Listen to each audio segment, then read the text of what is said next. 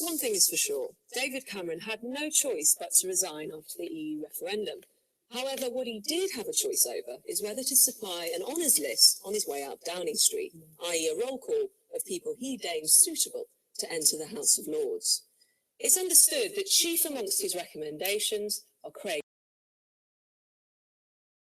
former head of policy, Camilla Cavendish, only in post a mere 14 months, and his former deputy of the policy unit, Chris Lockwood, who the PM listed as a personal friend at the Leveson inquiry.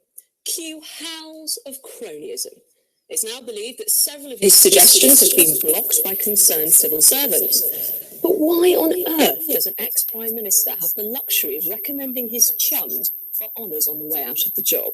Especially one that's left the country battling to thrash out Brexit. But a Prime Minister's resignation honours list? Do me a favour.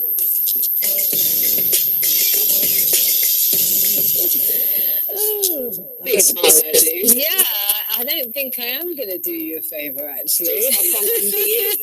June Sarpong MBE. It's got a nice ring to it, doesn't it? And it's true, God. I disagree. Okay. I think there are enough checks and balances in place, particularly with the Lords, because of the past abuses that there have been of the system, to make sure that, you know, somebody who does not belong in there doesn't end up in there now. You feel that all the systems there, because I'm specifically...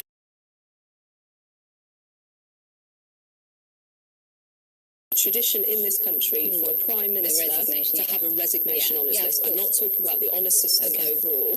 And did you know in 2012 that David Cameron created a panel that was expressly to do political honours at his behest? And interestingly, when I was looking into this, our Queen, wonderful Majesty the Queen, any of the ones that are only the honours just in her gift to give, there hasn't been any scandal associated with. It's only when the Prime Ministers have lent on that honours book, recommendation book, that there have been scandals.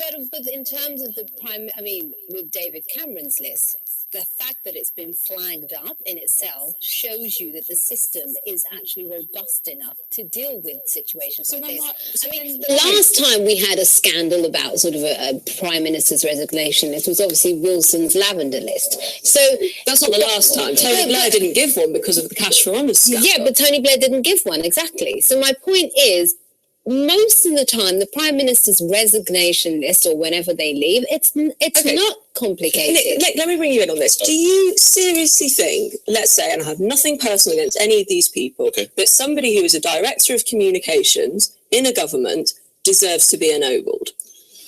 Emma, I respect you. You're a journalist, and I'm a great fan of your work, and well-read. And I'm well-read and I'm reasonable. I don't know why it's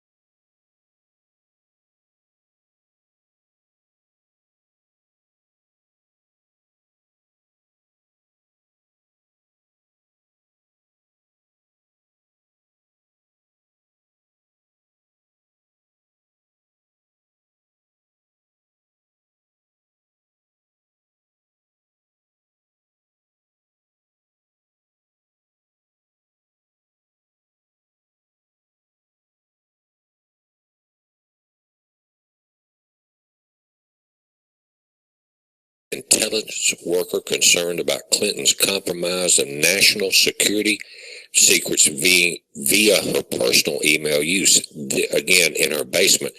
Bonnie was an architect of the NSA surveillance program, and he points out that back in 2011, Robert Mueller was the FBI director, and he testified before the Senate Judiciary Committee that the FBI had the ability to access the secret database of the NSA to recover any information they needed, and it was wide open to different agencies.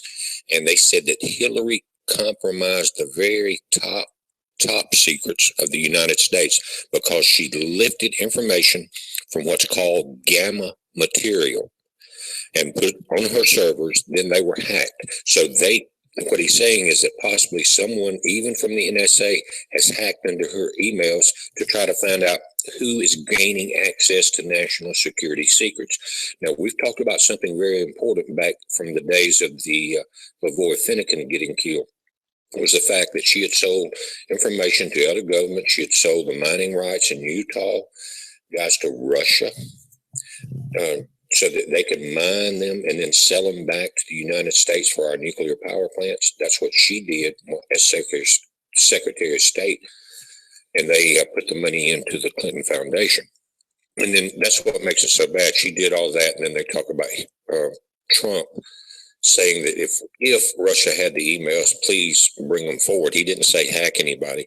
But what really got my attention about this whole Democratic convention was Joe Biden, who is notorious for putting his foot in his mouth, said during his speech, again, last week at the DNC, that do you want a president like Donald Trump, who had the Apprentice show, and he would always say, "You're fired," point his finger. He said, do you want someone that would look at you and point their finger and say you're fired? And what he did was show the fear that's in every one of the Democratic politicians that have sold their soul and sold out this country. He knows they're going to get rid of him. So he subconsciously told me when he did that, exactly their fear and why they will lie, cheat, and steal to protect their palace and their place in authority, because they do not want to go to jail. Every one of them will, if Trump gets it, his prosecutors will take care of them. And again, Bonnie could be very accurate.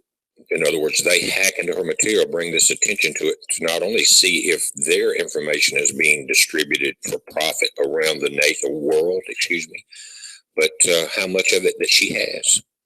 Because I've got another update coming up later about the coronal mass ejection that will be passing our planet tomorrow. This is a heads up, be safe. And it's going to be interesting to see if mainstream will take this information. Let's hope so. Heads up, be safe. All righty. That was kind of interesting. Have to look into that a little bit more. I'm all for getting the truth out. All right, I guess I need to do this update to let folks know, and I can get the gigantic ticker off the screen. Is it bothering you that much? Oh, it drives me nuts.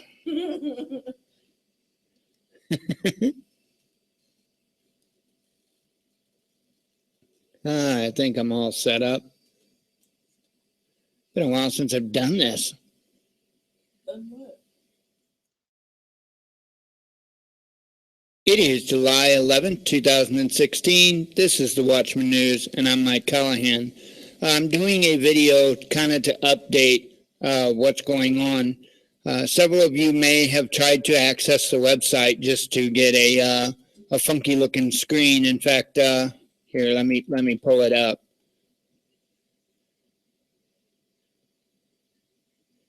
Oops.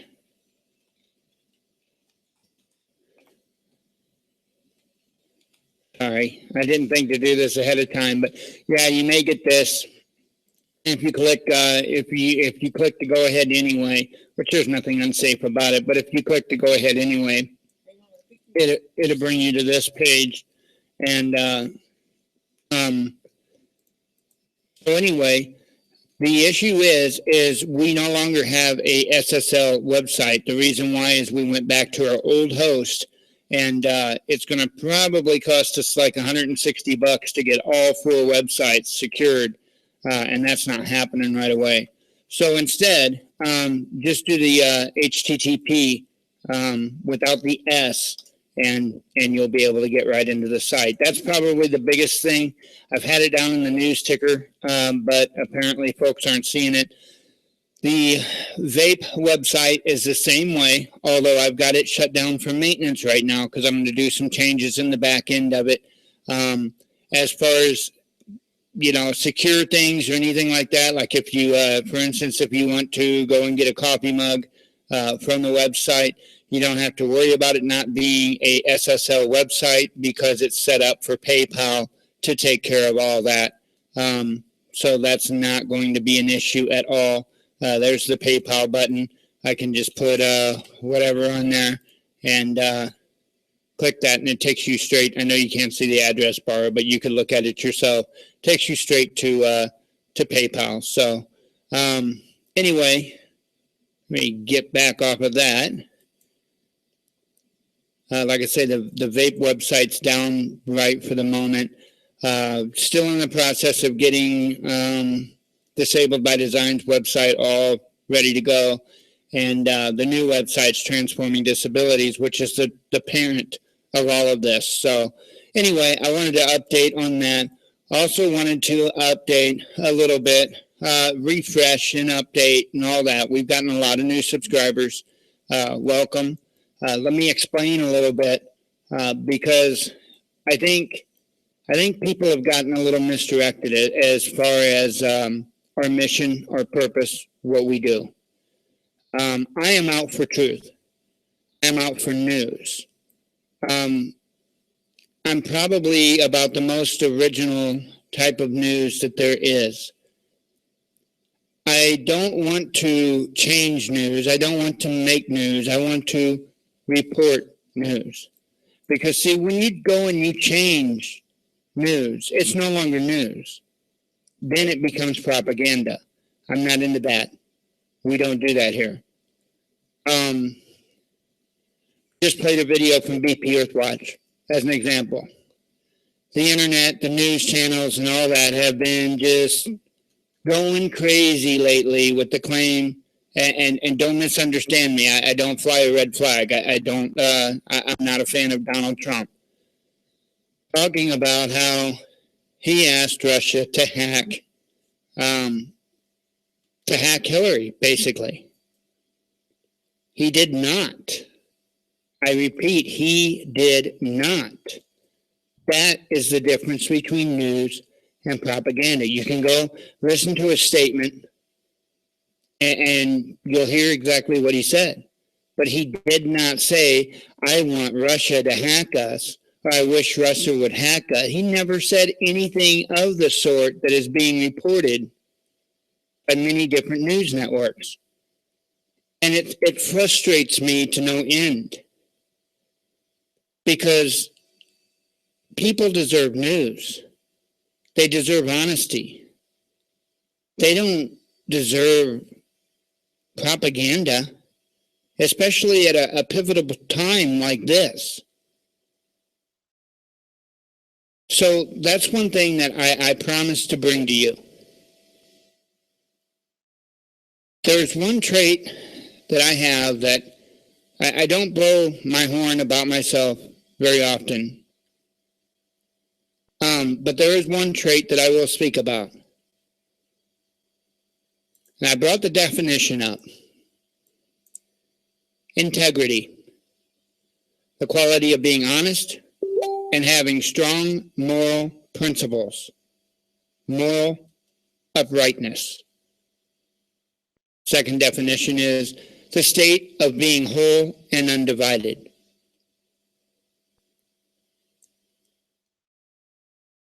It's that trait that I hold so close. Because without that, what are we? Without knowledge, what are we? Without truth, what are we? Right now, is an amazing time in the history of this planet. Right now, more and more people are turning off the television news and coming to alternative news like this to get answers, to find out the truth. I'm happy to be able to be here in this moment providing that for people. Without swaying it one way, without swaying it another. I don't have a dog in the fight here. I'll say that straight up front when it comes to the whole election business. I don't have a dog in the fight. Not at all.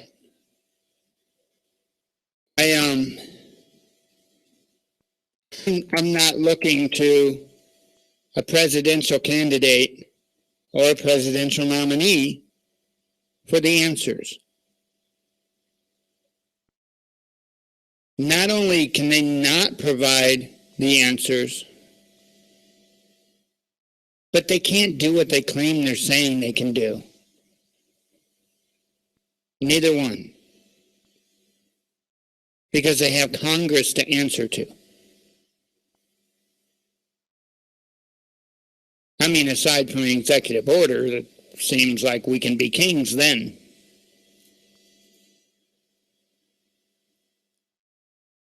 But we can't move forward and we can't do better without the truth.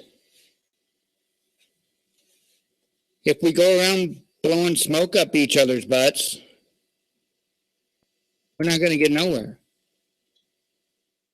All the while we're doing that, these people are laughing at us. I'm sentencing you to... Laughing at just how unorganized and how ungathered our thoughts are. I don't want to be a part of that crowd. I don't want to be a part of any crowd.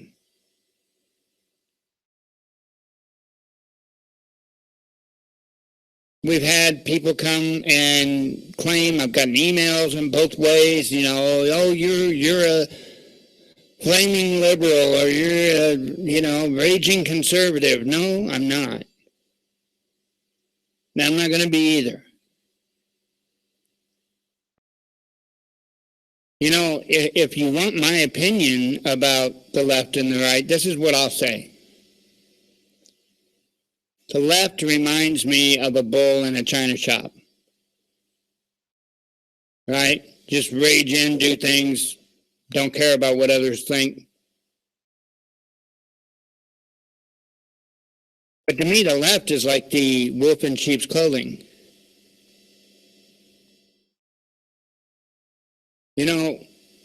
I don't want to support either one of those.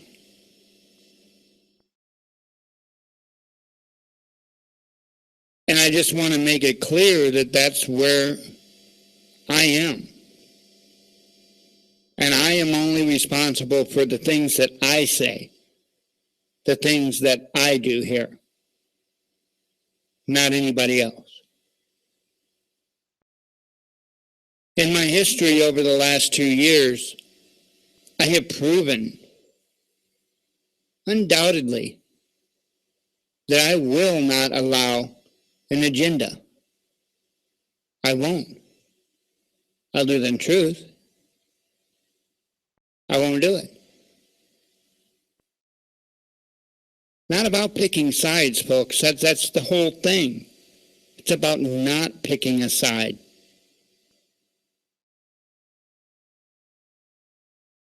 So anyway, just kind of wanted to give an update as to what's going on with the websites, why you may be getting that funky page.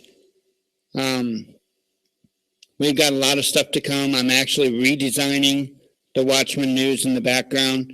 Totally new design. It'll be kind of the same structure, but it'll look different. The menus and the way it's set up will be a little different. Hopefully it'll make a little more sense, the navigation. Commencing. So I'm doing that, and like I say, we've got the coffee mugs up there. We do custom mugs, so if there's something custom you want, just contact me. other than that, it's just a bunch of the same old, getting these websites all together, trying to gather as much information as I can, and trying to provide it to you guys. So that's pretty much all I have for an update. So thanks for listening. God bless you all and be one with your spirit.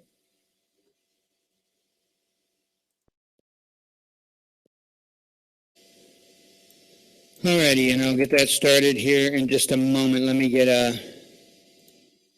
actually, I'll get it started real quick, then I'll grab a video because it only takes a second to drag it over. Okay.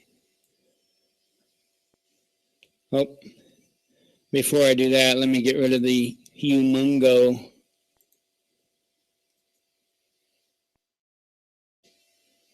There's another thing that's off too that I didn't notice about. I'm picky with stuff.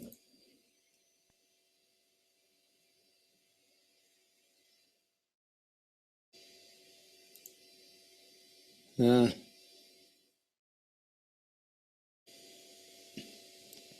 right, I'm getting this brought in real quick and then I'll get the screen switched back over for video.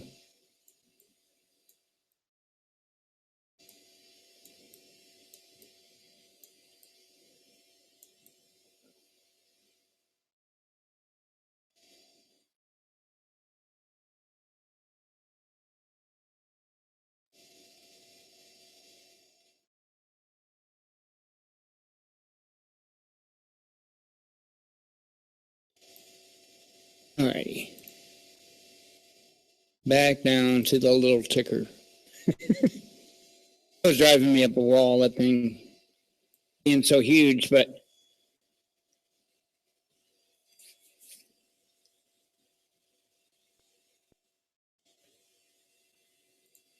alrighty, so let's get started here. Next News Network came out with one last night titled China Discovers Massive Dragon's Hole in South China Sea. And I kind of didn't understand what he was talking about, and I've been looking forward to hearing it. So here we go. The Next News Network is sponsored in part by GetTheTea.com, the powerful detox tea to support your health. Take a look at this massive, what's called the Dragon's Hole, and could you believe it? It's in the South China Sea. Yes, the contested zone that we have been following here, now weaponized by China.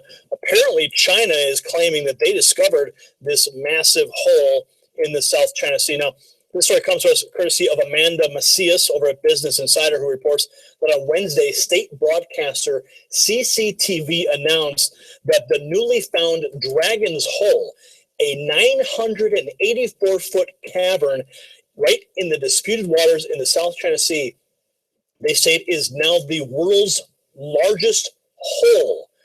And that, of course, if you don't include Hillary's mouth or her server, they say they state here that with territorial claims made by Vietnam, Malaysia, Indonesia, Brunei, the Philippines, Taiwan, and China, the South China Sea is rich in natural resources and crisscrossed by shipping routes. They say it's one of the most militarized areas now on the planet, according to the Xinhua news agency. They state that the blue hole is called the... Hang on, Jim made me aware that I said the wrong date. Let me make sure I didn't. Because if I did, then I need to do it over. Yeah, I know. That's why I was trying to stop you, but you kept. I kept talking because I didn't want to do it over. It is July 11th, 2016. Where the heck did I get 11th from? Okay. Let me cancel this. Good thing I tried to get you to stop, but you kept on. I am so fired. Grounded. All right, let me back this up a hair, and I'll I tried to get you to stop, and I'm like, okay. Well. And I'll redo it. So hang on. Let's finish with Gary real quick. Militarized areas now on the planet, according to the Xinhua news agency. They state that the blue hole is called the Eye by locals and lies directly within the disputed Parcel Islands, which is now claimed by China, Taiwan, and Vietnam. Apparently, the Chinese scientists will continue to study the marine life within the hole. They state because of its depth, water beyond a certain level has no oxygen, meaning there are few creatures likely to be found in the lowest reaches of it. Of course, we know Hillary Clinton, she doesn't breathe oxygen either. She's a living zombie, and she could probably take up residence in that deep hole. And we could all hope that maybe someday she will, or maybe just find herself at the bottom of it. Against her will. Nonetheless, we don't want any ill will against Hillary Clinton, just a trial and, of course, a conviction by a jury of her peers. So anyway, there you go. That's the deepest hole now in the South China Sea. We will keep bringing you more information as it becomes available, of course, right here at the Next News Network. I'm Gary Franchi.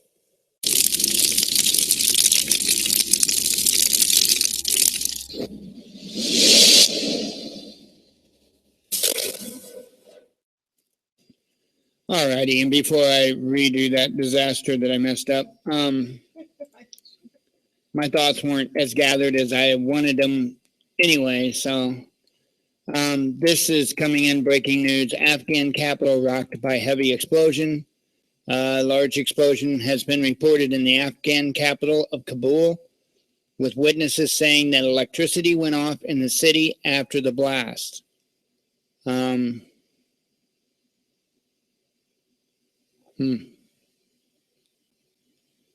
Very, very interesting stuff. I'm going to be paying attention to that, especially the report on the power going off. Let's see here. Let's see if I can get the date right this time. It's the 31st. The 31st of May. No, I'm kidding. Oh. Okay, my head's like a million places today, so bear with me. I'm so picky, I wait until a certain picture comes through on the... It is July 31st, 2016. This is the Watchman News, and I'm Mike Callahan.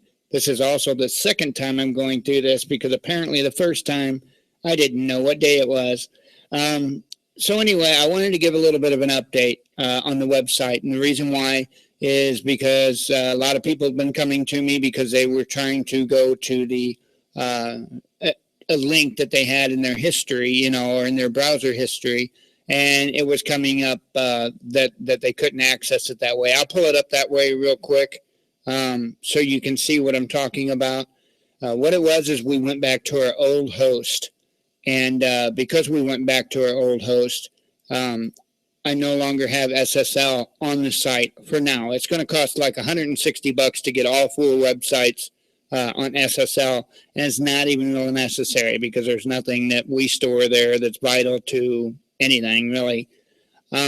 So if you try to go, what will happen? If you try to go to an old link or whatever, you're going to get this. Or first, before this, you'll get some stupid warning about, you know, maybe an unsecure site. That's been the reason why is because it's not an SSL site.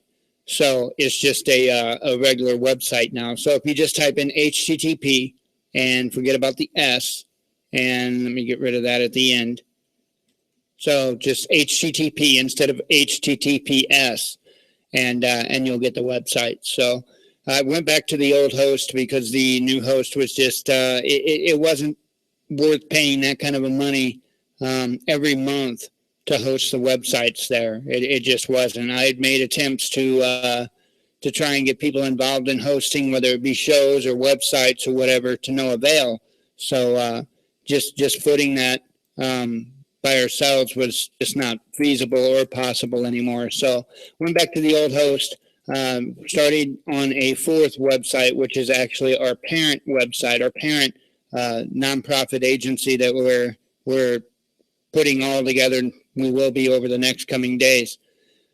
I've talked about it before. We work under the umbrella of transforming disabilities, which is an idea that me and Jen had come up with shortly after we had met. And so that's what the news, that's what the vaping website, that's what the merchandise, Disabled by Design site, all go up underneath of that transforming disabilities umbrella. So anyway, I've been doing a lot of stuff with that. The vaping site's the same way. If you try to get through their HTTPS, you'll get the same stuff. You have to go just HTTP. And as far as purchasing anything, right now the vaping website is down until I get everything switched around in the back of it. But like, let's say you go to the Watchman News and you want to get one of the mugs, whether it be the One Nation Under Surveillance, whether it be Hillary for Prison or a Nope Trump cup, you don't have to worry. That's all PayPal. So if you wanted, and say you wanted one of the personalized One Nation Under Surveillance cups, you just type in your name. I know that's probably not your name. It's not mine either. And you click on it, it takes you straight to PayPal. I know you can't see my address bar, but you'll see yours if that's if you want to go get a cup. But it takes you straight to PayPal, which they are an SSL, very secure site, I might add. So anyway, on to the other thing. We've gotten a lot of new subscribers to the channel, and I want to welcome you. I didn't mention earlier that at 4,000 subs, we will be having a giveaway. Have a Baofeng UV5R radio that I've actually had for some time to give out at 4,000 subs. So we're getting pretty close there. We're getting closer and closer. Once we get there, I'll make an announcement video. I'll give out a link. We'll either go through Rafflecopter or one of the sites similar to that, and we'll give away a radio. We'll probably give away a mug. I'm trying to look for first, second, and third place. So let's see. Next in line, I want to explain a little bit about who we are, what we do if you're new here. I'm big about truth. I'm big about news. I absolutely hate propaganda. I hate lies. I can't stand it. I gave one example earlier when I did this. I'll go back through it real quick because it's fresh in the news and people are still running around saying it. I want to make it a point, a real strong point, that I don't wave any flag. I don't wave a red flag. I don't wave a blue flag. So I'm not pro-Trump. I'm not anti-Trump. I'm anti whatever the heck is going on in our government right now. I'm not anti-government. I'm anti-corrupt government.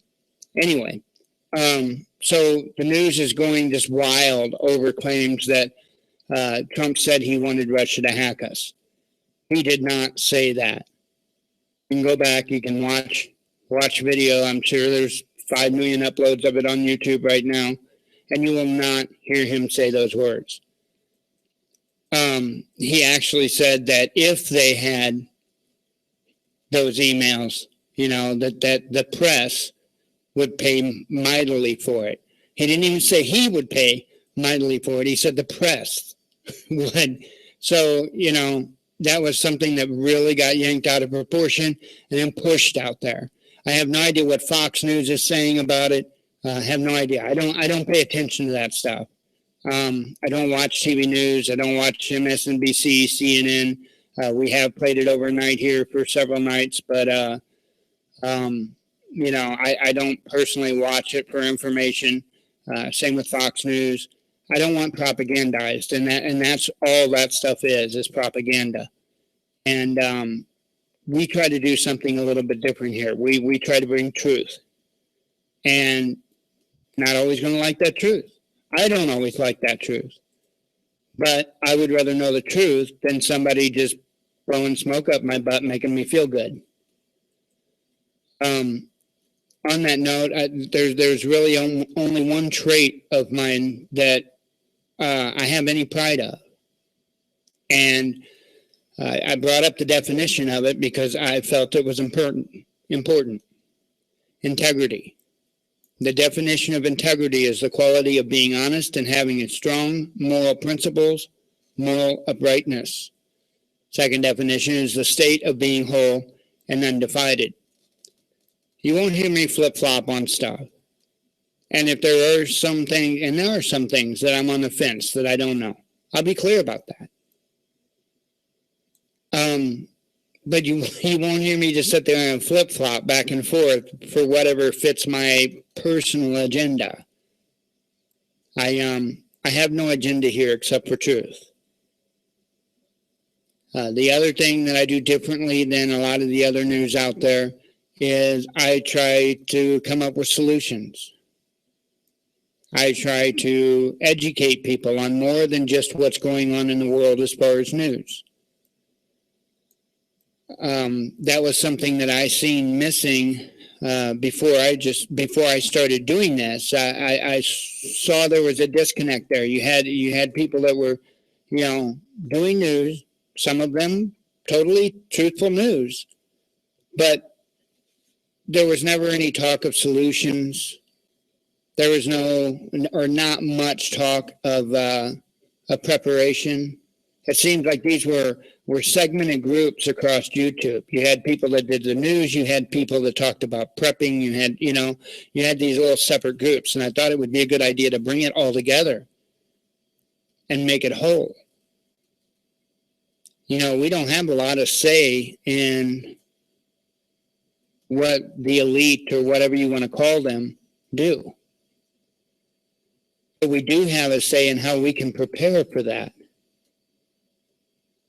So if you're new, welcome to Watchman News. Hang out, enjoy it. We try to have education. We try to have some humor with it. I definitely try to keep it honest.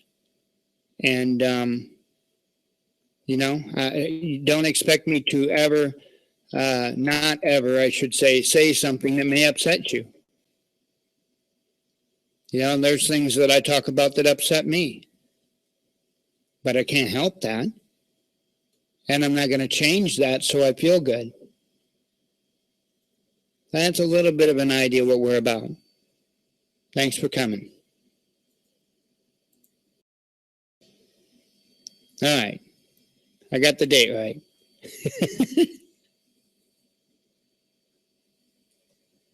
I've heard that story caging about 1 million different times about him getting impeached.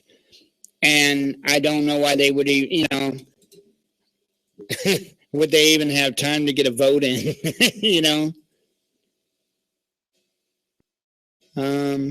Jinky says she's having problems. The only reason I would know that you would be having problems is if it kept pushing the HTTPS. See, I brought up that page to log in. Now, there won't be a chat room, so you know.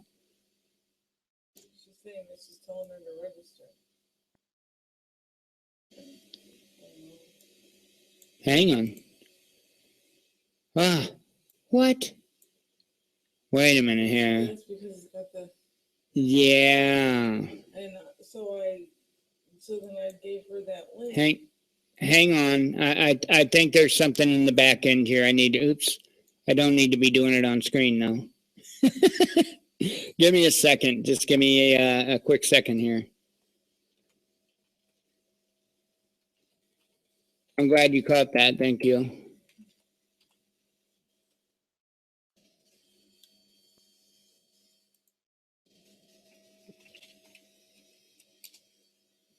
Yeah, I know exactly what it is. Yeah. She said she forgot her password anyway, but I didn't want her to have to go through.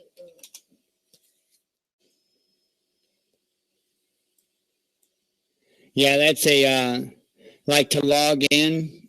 That's just a link. That button is just a link. Anyway, I've got the S in that link, so that's why it kind of puts you in that loop. This whole switching this website back over has been a nightmare. It wouldn't have been so bad if I wasn't going from SSL to non-SSL. That's what really got it. All right, so let me go into here.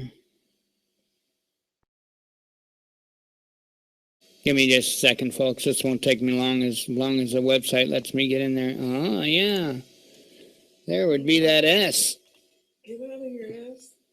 Yeah, get your S out of here.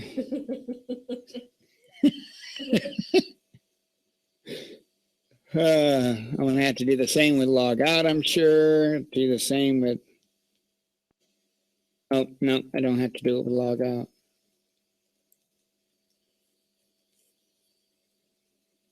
But I may have to do it with register.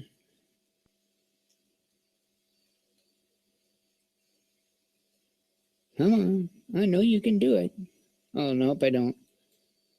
Okay, those are probably the real important ones. You log out of the back end here. Refresh the page. Otherwise, it won't make a difference. And click log in. Uh-huh. So that much works. Let me bring this up on the other side so I can actually log in to make sure that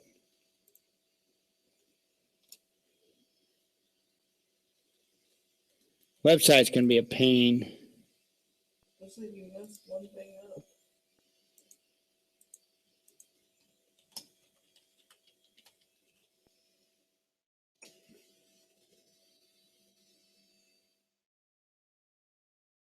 All right. Yeah, I logged in successfully, so.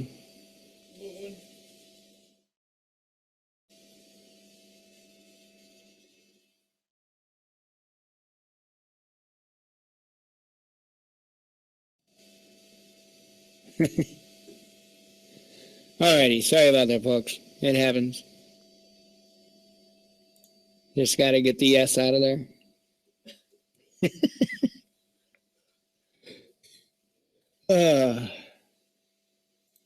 Let me get a video you guys' way. Let me start uploading that one again. It has the correct date. Oh my goodness. So we did the mystery dragon hole. That just sounds wrong. Here is Dark Knight Gnomed. The video titled Jaw Dropping, New 9/11 Footage Destroys the Mainstream Narrative. I have no idea what I'm about to show you, but the title of it caught my attention, that's for sure.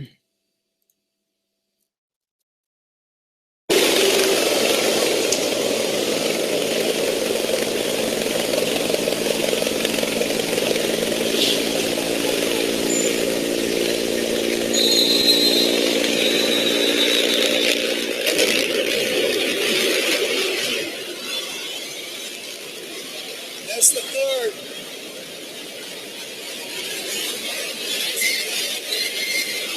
Down it went.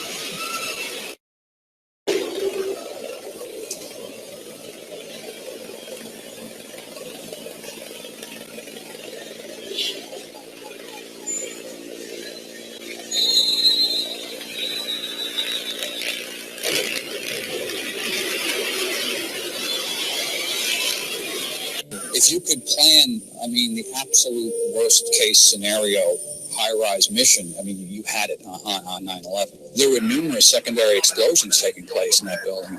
There were continuous explosions. Most people have never seen this angle of the first collapse at the World Trade Center on 9/11 simply because there isn't much to see. The action is hidden behind WTC-7 and the other tower. But what's important in this clip isn't what we can see, it's what we can hear. We can clearly hear an explosion. And that's where this rabbit trail begins, ladies and gentlemen. Most of the videos of the first building collapse are edited so that you cannot hear the explosion. Here's an example.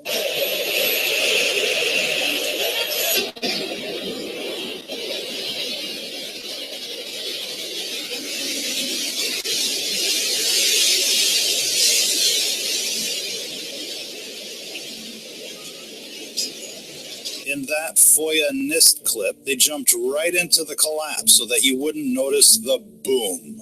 And in this chopper clip released to the public, they skipped right over the initiation sequence and jumped into the scene after it's pretty much done.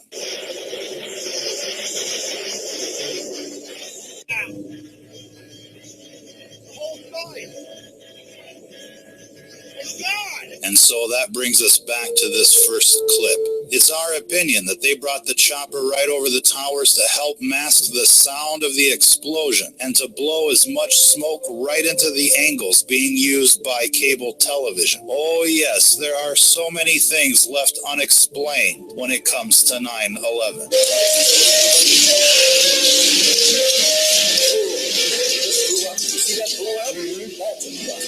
Imagine the explosive force necessary to blow a person straight out of a window. And it's just that window without any of the other windows or floors being affected. 9/11 deserves a second look.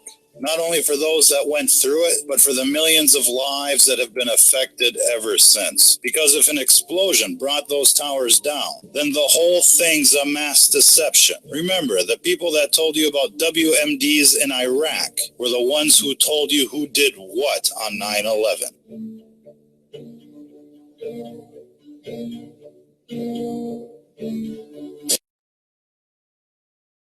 Well, I certainly wished I had even one more clip with that audio.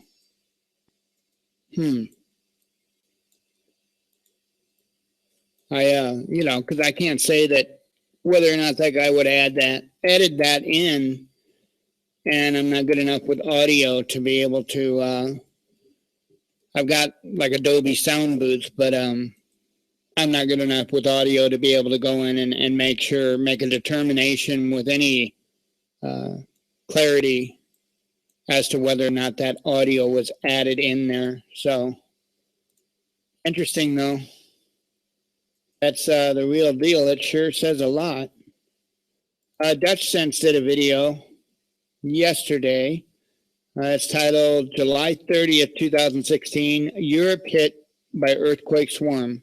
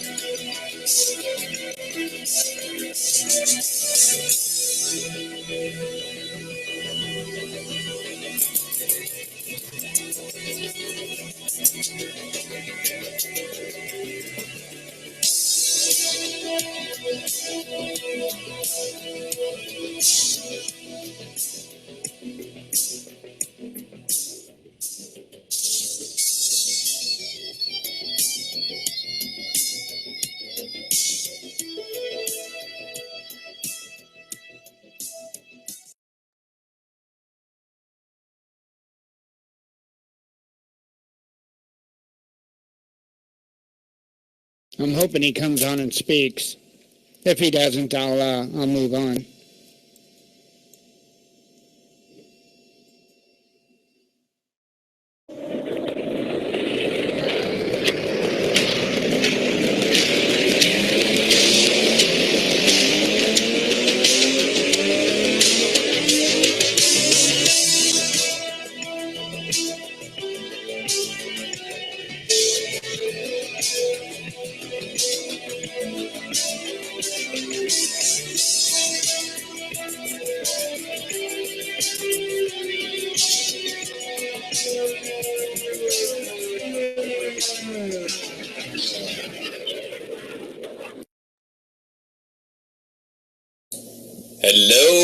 Hello everyone. It is 10 p.m. Central Time on July 30th, 2016, and you can see me here on camera. I'm going to say hi to everybody in chat. Jeff, Ashley, just people I'm seeing scroll by.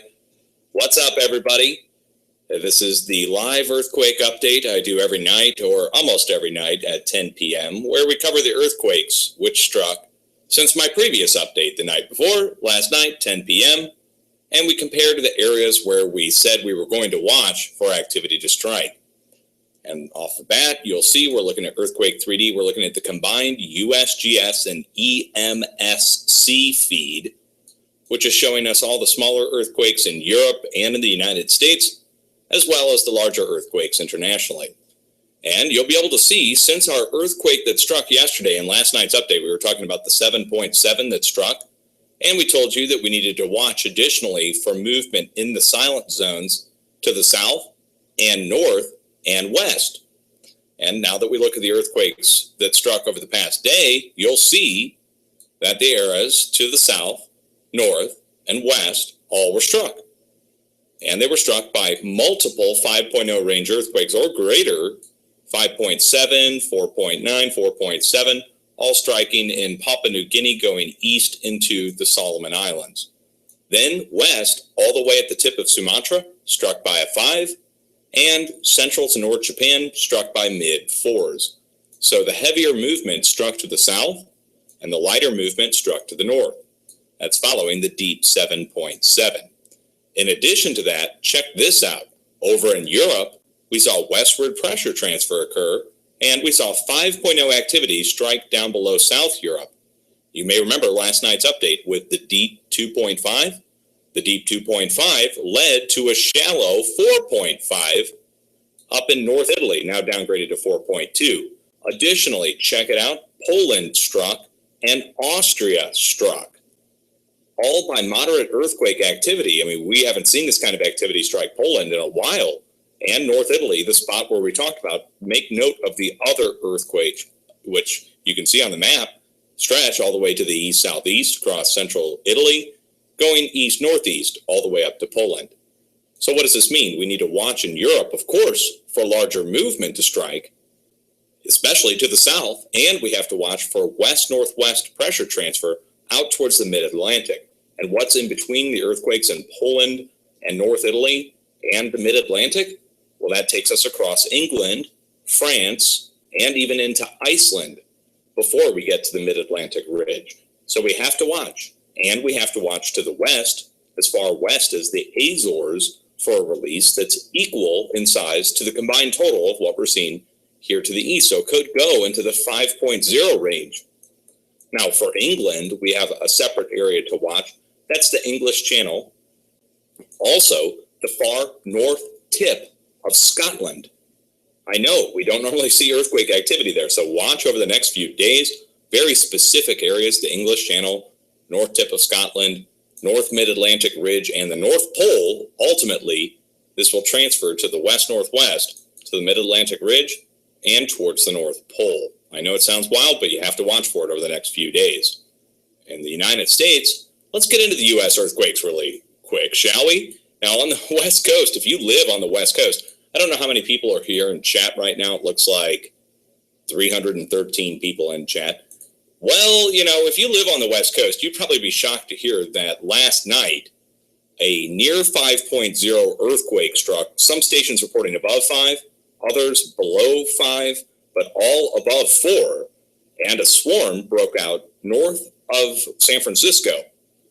And you'll see on the map, we've got the combined European and USGS feed on. And the Europeans still have a 3.6 on here, a subsequent earthquake, the other earthquake striking nearby last night. USGS had the earthquake originally, then they deleted it. Then another 2.2 struck, Europeans reported it, USGS didn't even report it. Then today, 3.6 struck, USGS didn't report it. This is a European reported earthquake you see on the map right now. Then a 2.5 struck, Europeans reported it, USGS didn't report it. What's going on there? Well, I mean, you guys, your guess is as good as mine, but I'm guessing that they are watching, we know they are, and that they're trying to omit earthquakes that make them look foolish. Now, we won't go into why they would be doing that. That's for a whole nother video. But we're looking at the last 24 hours of earthquake activity, 0.0 and greater in the U.S., and specifically on the West Coast. This is kind of more of the same of what we saw last night, but increased. Now, you have to take into account the 4 that struck up here you don't see on the map because the USGS isn't reporting it, and this is the USGS feed. Take that 4 into account, and then these swarms to the east and southeast make much more sense. And the new addition to all of this in the past 24 hours since my update last night, we covered the volcanoes already, Mono Lake, we covered the fault zones last night, San Francisco, where to watch, that got struck. Now, to the east, take a look at this new swarm, 2.0, 2.4, 2.2, 2.3, and a series of other smaller earthquakes, striking near Chester, California. Well, the USGS, if you go check it, they should have this listed at the flanks of Mount Lassen. That's the actual location in question. And I think I'd like to show that to you just to drive home how close it is to Mount Lassen and to drive home the point that the USGS isn't showing you guys where these earthquakes really are striking. So you have a swarm striking at Lassen Peak. This is a big deal. I mean, it erupted 100 years ago. Last eruption, 1914, 1915, so 101 years ago. And we'll zoom in on the area. We have our full screen capture on now. You'll still see me talking. Real time, no script. This is how I roll. So check it out. Take a look at this. Here's Lassen, and it's part of Lassen Volcanic Center. And there's so many volcanoes around here. These are the marked ones, but they go down to the south as well. The lava flows from Lassen, you can still make out here, especially down to the south. These are very high. These are about 200-foot high different lava flows that occurred off of Lassen before. And then we have more different volcanic buttes up here. These are all lava flows, right? Like this right here. This is not just forest fire burned away. That's actually coming from tumbled buttes north and south. And in the past, this erupted right here and spilled all that lava down to the south. And there's so many of these. There's many, many more. Bear Wallow Butte. Lava flows are very impressive here. And they surround Lassen Volcanic Center. And that's where the swarm is striking. Isn't that interesting? And then you go to the east, and we have Bittner Butte, 1.9, 1.2. Go to the south, and we go back to all the volcanoes that I showed you in last night's update, which is on my channel, even though YouTube tried to get rid of that. Now, one other thing I'd like to show you. The earthquakes have again returned to the nuclear operations. I mean, this is just too strange. We start to see earthquakes strike near these old nuclear test sites near Pahrump, Nevada. And I'd like to show that to you just to show you why they're occurring there. I think it's important to understand even the smaller earthquakes play into what's going to happen in the next few days on the West Coast. Okay, so here we go. All right, here's the Sedan Craters Volcanic Complex. But see all these craters here? Each one of these is a former nuclear test site. And the Google Earth community has done a pretty good job, I think, of marking these. Let me turn them on so you can see. All right, and you can move your mouse over each one. Download a copy of Google Earth. It'll give you information on each U.S. nuke test that happened here. And they go on for miles all the way down to the south. Further to the south, they have the famous village where they built that they blew up, and you see all the test footage from the 1950s of the houses that exploded with the mannequins inside. Well, there's earthquakes striking here now. Why? Why are there earthquakes striking here? Well, there's fractures in the crust man-made fractures due to the nuclear operations there, nuclear tests. And that connects to the magma chambers over to the west, the fractures do, which is directly related to Mono Lake supervolcano, where the other swarm is, directly to the west with all the big rings right there. Due west. And due south of there, right at the south tip of San Joaquin Valley going into North Los Angeles, well, that's our pumping operations, guys. We can go back down to Los Angeles, take a look, and you get down south of San Joaquin Valley, and in the south tip of San Joaquin Valley, we have huge pumping operations. And they go on for miles, but you're welcome to come in and check these out. They're fracking and oil extraction operations. Each one of these a different well. And we have earthquake swarm striking theirs. You know, I mean, it's no shock the pumping operations are being hit. At the same time, the volcanoes are being hit. At the same time, the nuclear test sites are being hit and the fault zones are being hit. Now, you might be asking yourself, what about the big stack of earthquakes to the south, Dutch? Well, if you've been paying attention to my videos of the past month and a half, since the 5.2 struck here originally, we've seen well over 3,000 to 4,000 earthquakes, somewhere between 3,000 and 4,000 earthquakes strike this location. And it's a rising portion of the magma chamber with Salton Sea volcanic buttes. And they elevated the buttes to active back in 2012 due to dating on some new rocks they found. But the swarm indicates that there's a magma chamber rising. The magma chamber coincides with all the other magma chambers that are being hit by the pressure coming up. So we had a 4 off the coast, or right along the coast last night. Some say 5, some say 4. USGS say none, and that's very suspect. Where do we watch now? Well, we watch our silent zone. Yet again, it seems to be the spot being struck, and now that the area to the north is struck, from San Francisco to the Gordo Escarpment, we watch the next area to the northwest. That's the Juan de Fuca going to the cleft segment. So Juan de Fuca to the north, cleft segment to the south, right here at the bend of the Juan de Fuca. Cascadia subduction zone, some people call it. It's off the coast of Oregon by several hundred miles. That's the new silent zone. We have movement to the north, movement to the south, silence in between. We watch for a combined total of everything that we've seen to the south so far combined with what we see to the north. Well, everything to the south, if you add in the hidden 4, this takes us up 1 notch back into that upper 4 range, and the upper 4 range should strike in the silent zone in the next few days. Furthermore, to the east, you can bet that we'll see additional earthquake strike at the fracking operations across Colorado, most likely at the western Colorado and southeastern Colorado fracking operations. Also, across Oklahoma, Kansas, well, we saw the 3.6 strike. We didn't see a 4 strike yet, but we have to keep watch for that for the next few days still, based upon a 4 striking last night. Up the East Coast, people on the East Coast, you were already struck in Maine yesterday by a 2.2. You do not see it on the map because the USGS deleted it off one feed. The feed that we have now doesn't show it. You can go to their site and see it, but it struck up here in the Northeast in Maine. Now, why did a 2 strike there? Well, we saw 3 strike in the Midwest. Usually there's always 1 magnitude less than what we see in the Midwest strike along the East Coast. So on the East Coast, you have to watch for what strikes in the Midwest over the next few days at the most, because then that's going to determine where we see activity on the East Coast in the next, well, let's say 4 days tops. We'll see activity on the East Coast following the 4 on the West Coast. That all being said, we can get into the rest of the forecast really quick and the international update.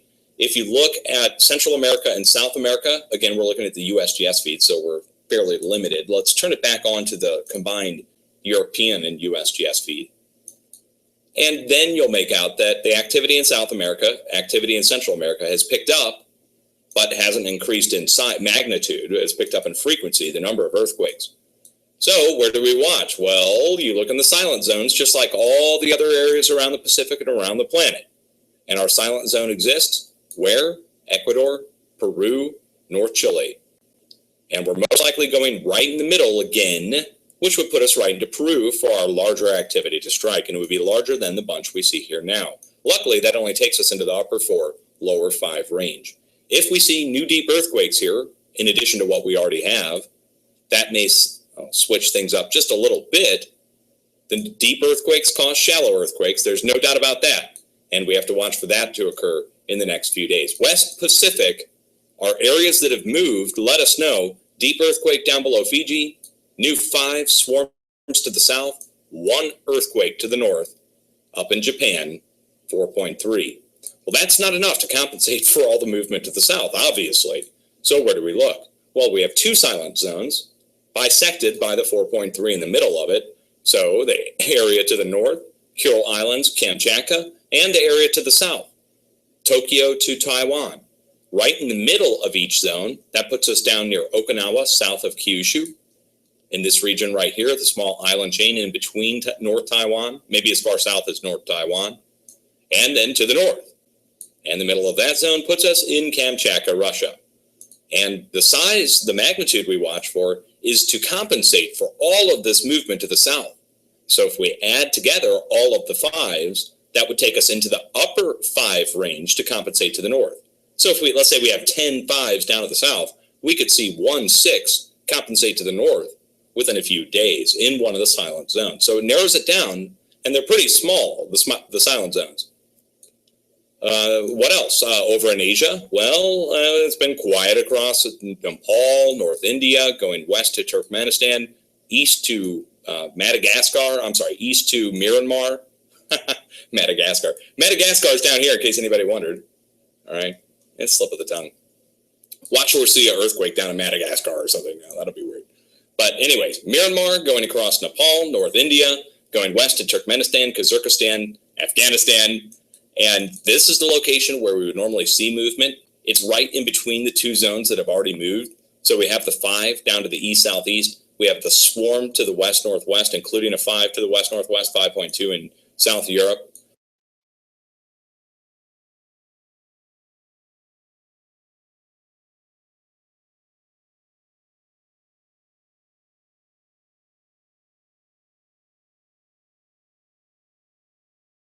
Alrighty, let me get you another link.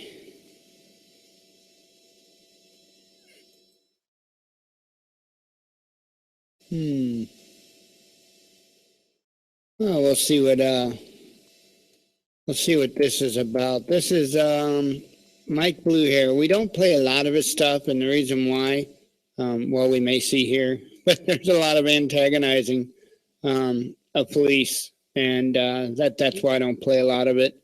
You know, you can't antagonize another human being and then them strike back, because that's human nature, and then claim victim. And I've seen a lot of that. Not necessarily saying from him or pointing fingers at him and doing it, but I've seen that a lot on the content. So anyway, the title's just kind of got me interested. It's titled "A Very Portland Cop Watch," featuring the Unipiper. I don't get it, but that's what's got me.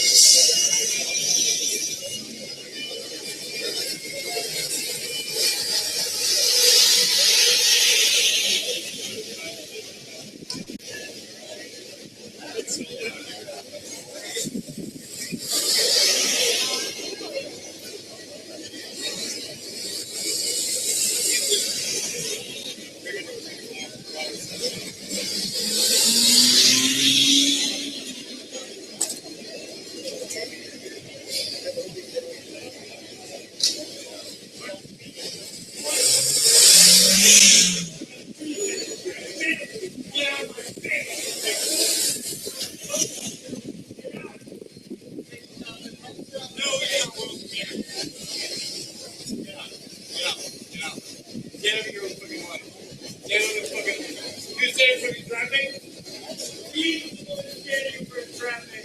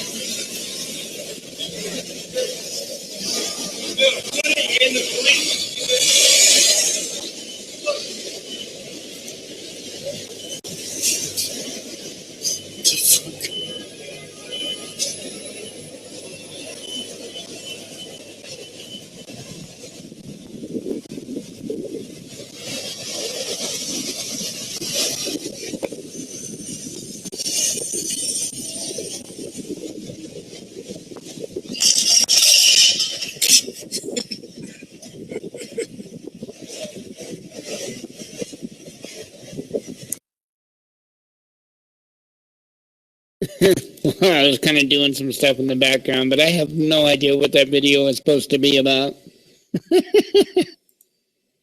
Maybe I'm better off that way. All right, this is interesting report from the Next News Network, and I've been speaking here lately about how, you know, those of us in alternative media, our time is marked. Our days are definitely numbered. And it's not, you know, I'm just saying it because it's fact, it's truth. If you don't believe that, and I would understand why a lot of people would think that's just crazy talk, but then I would ask you to take a look at the bills that they've tried putting through Congress for criminally charging climate deniers or climate change deniers. That is doing the exact same thing as what this is. His video is titled "Turkish Dictatorship Shuts Down 130 Opposition Media Outlets." We're going to be seeing this happen here. We're going to see them shutting us up. Because, like I had said earlier, you know, we are at an amazing time. What I'm seeing is awesome. I think it's great that people are more and more, they're turning off the TV, they're coming to alternative news. You know, it doesn't matter whether they're coming to me or whether, you know, any number of the other ones. The important thing is that they get the truth. There's a lot of different alternative media doing the truth. And it's a good thing. But again, our days are numbered. Here's Next News Network.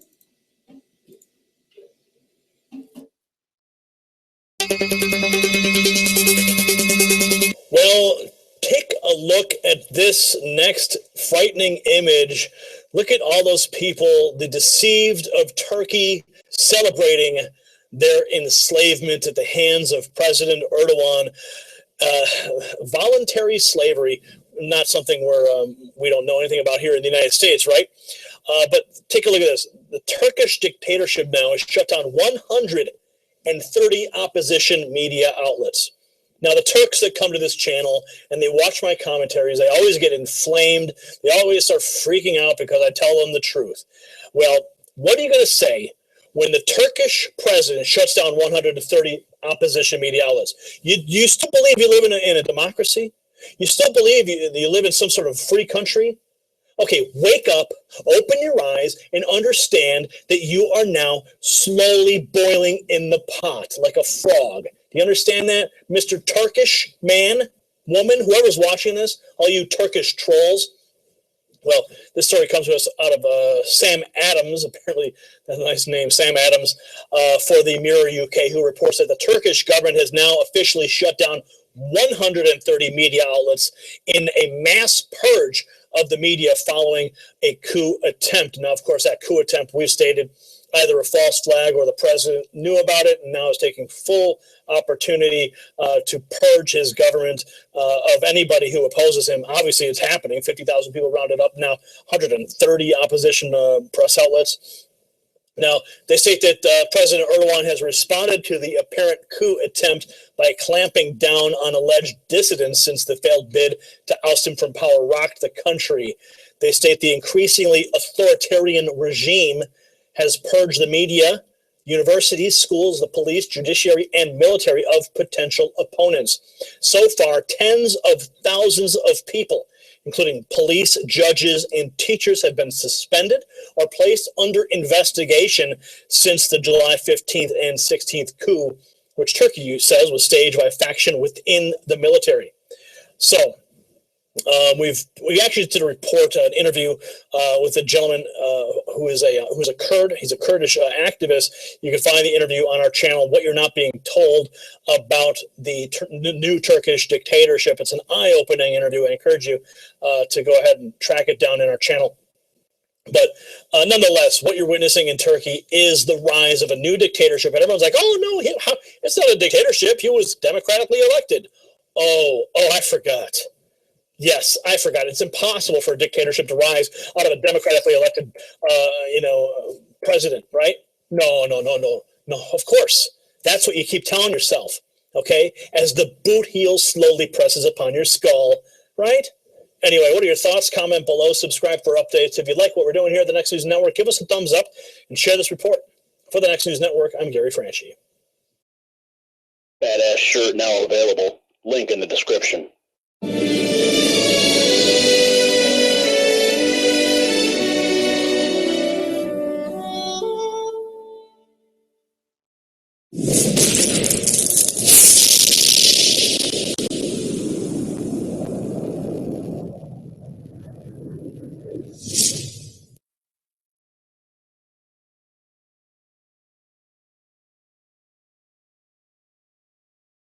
Well, I just got a notification from Google Play. The new Harry Potter is here. Wow.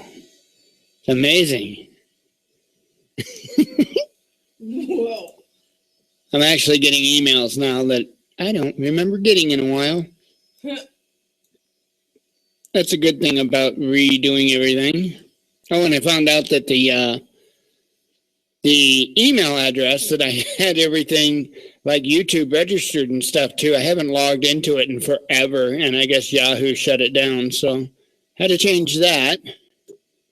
It's been some craziness here. Let's see. He's a little bit upset at Erdogan, wasn't he? he was coming out of his face. Man. All right, here's one from Call of Duty Goddess. It's titled Incrilic Update. General Dunford to done something to visit.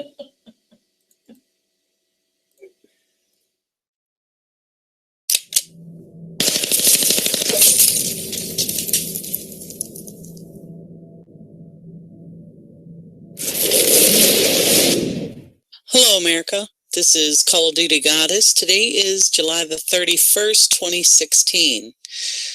I did a video here, breaking Interlink surrounded by 7,000 troops. I have been watching this. I've seen some of the posts taken down. I have seen one of them say that 7,000 police officers were activated in Adana and not Incirlink. But Incirlink Air Base is in Adana. So I think we should definitely keep our eyes out for this, because Joint Chiefs of Staff Chairman General Dunford is going to visit Turkey today. So I really cannot help but wonder if they are trying to cover up this story. I cannot help but wonder, and I don't want to alarm anyone, but I can't help but wonder if our soldiers possibly are being held hostage there. Because today, Dunford will be meeting with people in Turkey to talk about extraditing the cleric in Pennsylvania. According to Turkey, Gulen is even more dangerous than Osama bin Laden. And of course, Gulen is the self-exiled cleric living in Pennsylvania that Erdogan wants to get his hands on. According to Turkey again, Gulen has tried to annihilate the secular government of Turkey and replace it with deviant religious thought. They targeted Turkey's democratic state to install a military dictatorship instead. Dunford has made several phone calls with the Turkey's chief of general staff following the coup. Turkish officials, as well as citizens, claimed the U.S. was not standing firmly against a failed military coup, as they accused of harboring the plot's alleged mastermind. President Erdogan slammed an American military official who expressed concern that some of the coup leaders were jailed in Turkey. U.S. General Joseph Votel said Thursday, "We've certainly had relationships with a lot of Turkish leaders, military leaders in particular. And so I'm concerned about what the impact is on those relationships as we continue to move forward." Erdogan explains to him that it's not up to him to make that decision. Erdogan asked him, "Who are you?" Erdogan tells him to know his place. And who knows, possibly the 7,000 police officers that were activated in Adana, that's a lot of frickin' police officers, may have been just to make the place look nice for the Joint Chiefs. Who knows? I'm not even going to try to speculate on that. I'll leave it up to you. This is Call of Duty Goddess signing off, and as always, I've got your 6. Yay. I still have the question about the missiles. The only question I got. All right, next up, and this is an interesting title. Next News Network, it's U.S. spy plane makes emergency landing in Russia. Huh.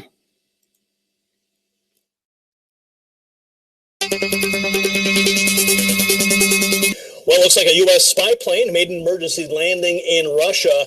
There it is in the open skies jet. Will Stewart for the Daily Mail UK is reporting that a United States, quote, spy plane made an emergency landing in eastern Russia. That is just coming to the press today. They write that the surveillance Boeing OC-135B aircraft was flying a mission over Siberia as permitted under the Treaty on Open Skies when it reported a problem with its landing gear. They say that the unarmed plane did make an emergency landing at Khabarovsk Airport. Yes, I'm an American. I do not speak Russian, so all these vowels and consonants mixed together, sometimes difficult for me to put together. Anyway, they say here, but a military source in Russia has now questioned whether the technical glitch was actually genuine. Oh, nice. Now, that would certainly give the United States a little bit closer look at what's happening there on the ground. They write here, under the treaty, signatories are allowed to overfly the skies of each other, gathering information about military forces and activities of concern to them. And they write the American military aircraft had left after a stopover in Ulan-Ude in the Republic of Buryatia, and was due to fly north to Yakutsk, the capital of Siberia's diamond-rich Sakha Republic. Instead, after takeoff, the crew noticed a problem in the Boeing and had to make the emergency landing. Of course, the Russians taking a look at this and going, I don't know. Maybe there wasn't a problem. Maybe the Americans wanted to take a closer look at what's going on the ground here, but I guess we will not know for sure. But of course, this is all happening as tensions between the United States and Russia continue to escalate over many hot spots on the planet. Of course, most notably in the Baltics, where you have NATO building up forces. We've been reporting on the rotational battalions, 4,000 new troops and military bases and anti-missile systems in Romania and Poland. Of course, the asymmetric response by Vladimir Putin's Russia. So what are your thoughts on this? Do you think the Americans landed? You think it was a legit reason, or do you think they want to take a closer look as Russia is claiming? Comment below. Subscribe for updates. If you like what we're doing, give us a thumbs up and share this report. For the Next News Network, I'm Gary Franchi. It's time to live the life you deserve. Trade Genius offers daily stock market alerts sent straight to your mobile device. We do the research on the market, then we text you when we buy and when we sell. We do all the work. You make the profits. It's that easy. Take advantage of our 70% average win. Alrighty, let's see here. Sign up today and start living. I'm still beat tired. All right, here's Suspicious Observer's report this morning. It's titled Magnetic Storm Watch, Earthquake Challenge.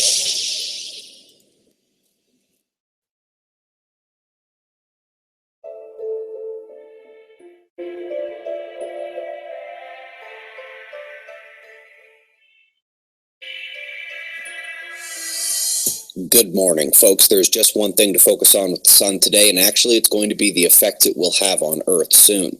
Volcano on alert. We'll do some weather as well, but let's run down the last day of our star and find the big dark coronal holes drawing all the attention.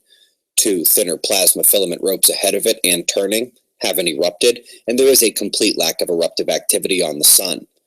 Solar flaring is practicing his flatline routine as there are almost no sunspots on the disk. Couple minuscule umbras departing. I'd be shocked if you can even see them. The real story, though, will be in the solar wind. Things are calming now as speed and yellow descends, but we've got a CME on the way. Remember, NASA and NOAA expect Earth impact tomorrow, but I'd have eyes open starting tonight. While the CME is likely to be weak to moderate in strength, on its heels will be the coronal hole stream from these big dark openings. A double impact could drive stronger storms and lead to the electrical and biological effects we expect from space weather. Top news beneath our feet was a volcano going on alert at Reunion Island, but the atmosphere is providing much more significant news at the moment. Typhoon at the northern areas of the Philippines, dropping heavy rain before rushing west across the South China Sea. Hong Kong, still expected to be under the gun. We expect another system to form in the East Pacific upon impact from the solar storms, but that won't affect much. But the systems in the Atlantic could be another story. Just as the Gulf of Mexico has set a record for the longest stretch without a hurricane, we see a storm potentially set to rush right in. This was the scene in Albuquerque last night. Column of rain and hail about as tight as you could want it. This cloudburst actually formed a horseshoe at one point, completely wrapping around the city. Monsoon is set to continue, along with areas to the north as well. The low's eastern convergence line will drive severe weather this evening up through the northern plains, where the available potential energy is forecast to allow for those major storm events tonight. Lows at Europe are easy to see. Rain bands across a large portion of the region to be affecting flash flood potential in low-lying areas as the next Icelandic low begins to creep in. We already saw the typhoon candidate to the north. To the south, it's once again the Antarctic lows reaching up to southern Australia and New Zealand. Earth spot low at the Chilean coastline grabs your attention, but just as relevant will be the convergence lines coming back up through the South Atlantic towards the eastern coastlines of South America. Folks, it's July 31st, so the opening window for one of Earth's top geophysicists is about to close. Clicking that link at the homepage of spaceweathernews.com takes you to spaceweathernews.com/challenge, and that's where we've playfully but also seriously laid out in the most basic and simple terms how the sun triggers earthquakes. For those who don't know, Jeffrey Love has not only suggested that the sun and earthquakes are not related, but he has issued a challenge of sorts to the world, It took years of observations, a statistics professor putting the model to the test, a NASA engineer to hypothesize the mechanisms at work, and now we see the future confirming the model at every turn. Yet Jeffrey Love not only doesn't want to remember that this challenge is actually his, not ours, but after the insults and a blind eye from his colleagues across the globe, he won't even speak to us. Dr. Love, let's see if we can't mitigate that high-pressure situation heading for Colorado, shall we? Updates coming at the challenge page today. It's 4:15 a.m. in the new Valley of the Sun. Eyes open, no fear. Be safe, everyone.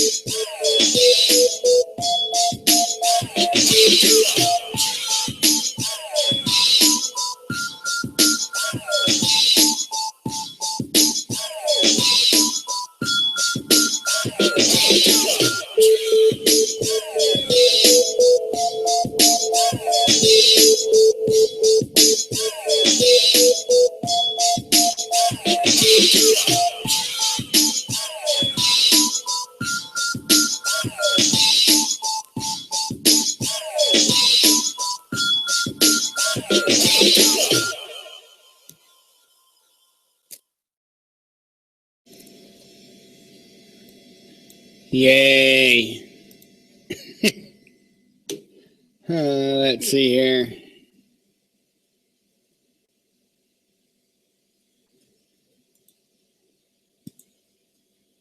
Here's Next News Network with one titled, Iran threatens to block Strait of Hormuz.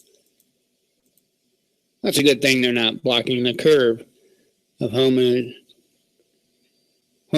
something like that. Here you go. I'm tired. Well, it looks like Iran now is threatening to block the Strait of Hormuz again. According to the Times of Israel, they're reporting that Iran has once again threatened to close the Strait of Hormuz if the nation faces military action by its enemies. Oh, wait, hold the phone. Gary's reporting from the Times of Israel. He must be a Mossad Zionist shill for Israel, getting a paycheck from Netanyahu. Watch out, folks. You better be careful. Better not pay any attention to this news. Yeah, they write here that the Iranian Army's Deputy Chief of Staff, Brigadier General Ali Shadmani, said Tuesday that, quote, if the enemy makes a small mistake, we will shut the Strait of Hormuz, we will kill their sedition in the bud and endanger the arrogant power's interests. That is according to the Fars news agency. Yes, the Fars news agency is the Iranian news outlet. So I guess now I'm an Iranian shill, right? Anyway, they say here that in May, the deputy commander of Iran's powerful Revolutionary Guard, General Hossein Salami, warned that Iranian forces would close the strategic gateway to the Persian Gulf to the United States and its allies if they threaten the Islamic Republic. Now, apparently, they also state here that Tehran and Washington have often clashed over the narrow strait through which nearly a third of all oil traded by sea passes. So there you have it. Once again, Iran coming out and threatening to shut down the Strait of Hormuz. Probably not going to happen because that would just lead to a serious regional escalation, possibly global conflict, as world powers would line up on either side. What are your thoughts? Do you think Iran's going to pull the trigger? Comment below, subscribe for updates. If you like what we're doing, give us a thumbs up and share this report. For the Next News Network, I'm Gary Franchi. Badass shirt now available. Link in the description.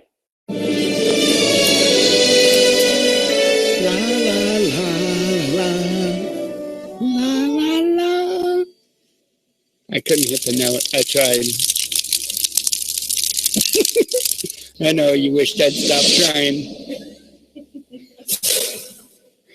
All right, I don't know what this is going to be about.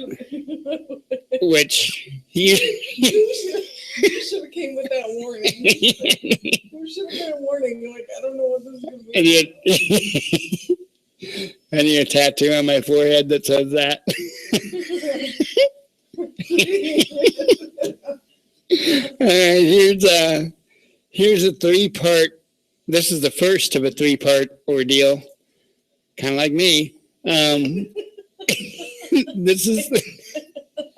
This is Ted Visner, and this is part 1.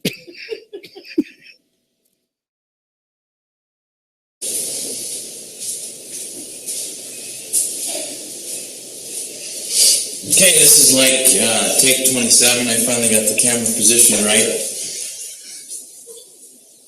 For those of you that don't know me, my name is Ted Visner, and what we're going to do here is create a documentary with regards to how I found myself at odds with the state of Michigan and its police officers and its lawyers and its judges. For those of you that are unfamiliar with the way things are going here in our courts and with our police, I'm going to start over from the beginning with the single issue that kind of put me, I guess, in direct conflict with the direction this country is being taken by the state bar, the national bar, its lawyers, its member lawyers, and the police and judges and prosecutors, and how they all are kind of working together right now to screw people over and screw them out of their rights. A lot of my friends tell me it's because of status. I don't agree with that. The presumption of my status as a state employee or as a U.S. citizen is basically an unfounded presumption that's not proven. There's some aspects that I agree with regard to that. There has to be an underlying reason, underlying cause that would pit me as an enemy of the state for trying to find justice in our courts. So in 2010 was a horrible year for myself and my family. My mom died in November 2010. That was a really rough time, but 2010 started a lot rougher than that. In April, a lender out of Grand Rapids by the name of Pinnacle Capital Group or Capital Fund or whatever hired a lawyer by the name of Winkler to take advantage of Michigan compiled law and violate actual Michigan compiled law to steal a house from my wife and I that had over $100,000 worth of equity. And I thought it would be simple, a simple case to pursue myself because it was so clear. Essentially, this lawyer fraudulently recorded a deed in the name of his client, Pinnacle Capital Fund, and came to the property and used this deed as though it were some sort of eviction. And this was all done under the presumption of abandonment that had been properly refuted. So obviously the bank and the bank's lawyer didn't care about us properly refuting, as according to Michigan compiled law 600.3241A from memory. I think that's right. And essentially this Michigan compiled law, this 3241A, which is in chapter 600, talks about the presumption of abandonment and what needs to be done, not only by the lender, but by the borrower to refute the presumption of abandonment. And I have it printed here, so I'm just going to read it really quick. This is in the Revised Judiciary Act of 1961, and 600.3241A, abandonment of premises, residential property not exceeding 4 units, presumption. Okay, section 3241A. For purposes of this chapter, if foreclosure proceedings have been commenced under this chapter against residential property not exceeding 4 units, there is a conclusive presumption that the premises have been abandoned if all of the following requirements are satisfied before the end of the redemption period. Okay, now this law was obviously lobbied for and petitioned for by lenders, banks, on the grounds that they didn't want to have to wait for the expiration of a redemption period before they could reacquire the property. The goal of this law was to minimize the losses accruing on any individual properties that have actually been abandoned. So the law in and of itself makes sense to the extent that it's complied with all the parties, by all the parties. You know, if I was a bank and somebody had skipped out on their mortgage and didn't have any interest in the property and they'd left voluntarily, I would want to be able to get that property back inside of the redemption period. And essentially that's what this law does. It allows the lender to get the property back in 30 days. So that obviously would minimize losses, continuing losses by the bank for having to wait for the full redemption period. So, you know, to a great extent, it makes a lot of sense. I'm just going to continue on. We're in 600.3241A, and we're now on Section A. The mortgagee has made a personal inspection of the mortgaged properties, and the inspection does not reveal that the mortgagor or persons claiming under the mortgagor are presently occupying or will occupy the premises.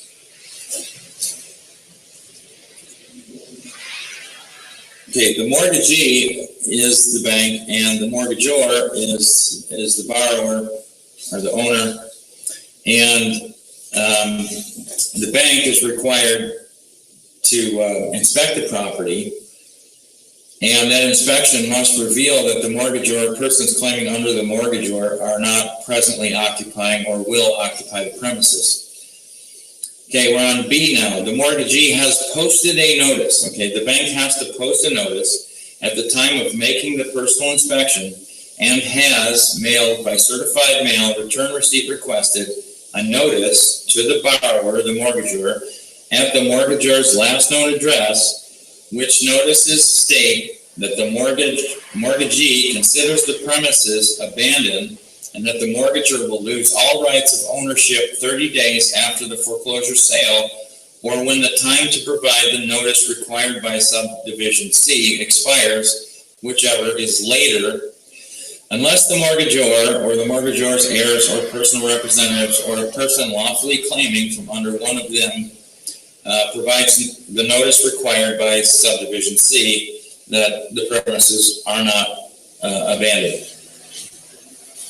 Okay, subdivision C, within 15 days after the notice required by subdivision B was posted and mailed, the mortgagor's heir, person representative, or person lawfully claiming under one of them has not given written notice by first-class mail to the mortgagee and an address provided by the mortgagee in the notices required by subdivision B, stating that the premises are not abandoned.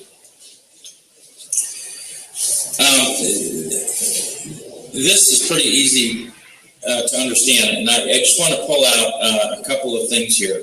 In subdivision B, the mortgagee has posted a notice at the time of making the personal inspection and has mailed by certified mail return receipt requested this notice of abandonment. Okay, this is the requirement of the lender. The mortgagee, the lender, has got to post the notice in a predominant place on the property, and this is not or, this is strictly and, so both of these items are specifically required. Mailed by certified mail, return receipt requested, the same notice of abandonment that the bank considers the property abandoned. So the bank is supposed to post the notice in a predominant position on the property, like the front door. And in my case here, they did the property at 1647 Franklin Street in East Grand Rapids, Michigan.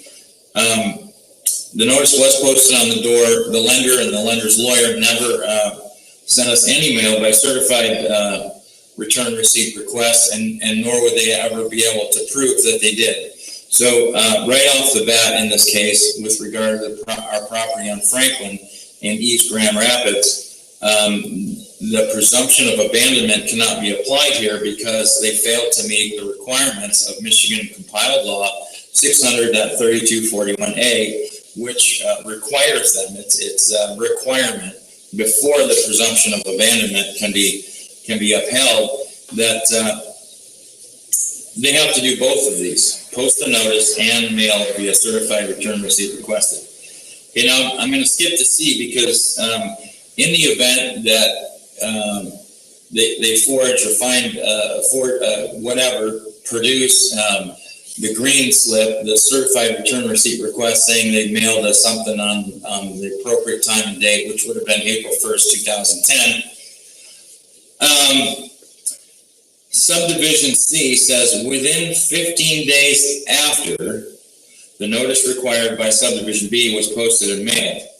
Okay, so the absolute presumption of abandonment had a 15-day provision in this same Michigan compiled law for us in this case to dispute the presumption. Okay, you can't just make a presumption and present it to somebody and then not give them the lawful time required to respond. So to figure out the day and the days, we have to do a little bit of math here. Now the law says 15 days after the notice was posted and mailed. So if the notice was posted on April 1st, then the 15 days start from April 2nd, which would make the deadline for us to rebut this presumption midnight of April 16th, 2010. Yeah, this is very important because this numbers thing is majorly important. And this Pinnacle Capital Fund hired Winkler, I forget his first name right now, to do all of this and to make it look and appear like the bank would reacquire possession of our property on April 15th. Now, April 15th was only 14 days after posting, and we still had a full day to rebut the presumptions. Now, in April 2010, the 15th fell on a Thursday, and coincidentally, we had till midnight on Friday, April 16th, to rebut these presumptions, which means that the bank and the lawyer, had they properly waited for our time to reply, to respond to these presumptions, would have only been able to record a new deed on Monday, April 19th. We had till Friday at midnight to rebut these presumptions. We rebutted them on and before Thursday. We actually hired a lawyer in Grand Rapids that paid with our $1,200 or whatever we paid him. He hired a messenger service to actually hand deliver notice that the premises at 1647 Franklin were specifically not abandoned. The same lawyer made multiple phone calls and talked to these people, telling them that the property was not abandoned. But on April 15th, we knew this was going to happen. We knew that the bank wanted this house back because it had over $100,000 worth of equity. Now, we bought the property as an investment. Okay, we bought the property for $44,500 or something like that, and we put about $100,000 in labor and materials into finishing the property, and got it to appraise northwards of $220,000. So there was a significant amount of equity in the property. Now the labor portion of this property was still due and owing to me. And when the house was stolen and we were not allowed to sell it, I never realized payment for my labor to fix the place up. The house was previously foreclosed 3 or 4 times before Kathy Smith and I bought it, and the last owner had actually jacked the house completely off the foundation, tore out the Michigan basement and put in a new cinder block foundation and a new gas furnace, and et cetera, et cetera. So when we bought it for $44,000, we recognized that we were getting a hell of a deal. And the fact that I have been a builder for my entire adult life, didn't see that as a problem to buy a house that was, floating in midair.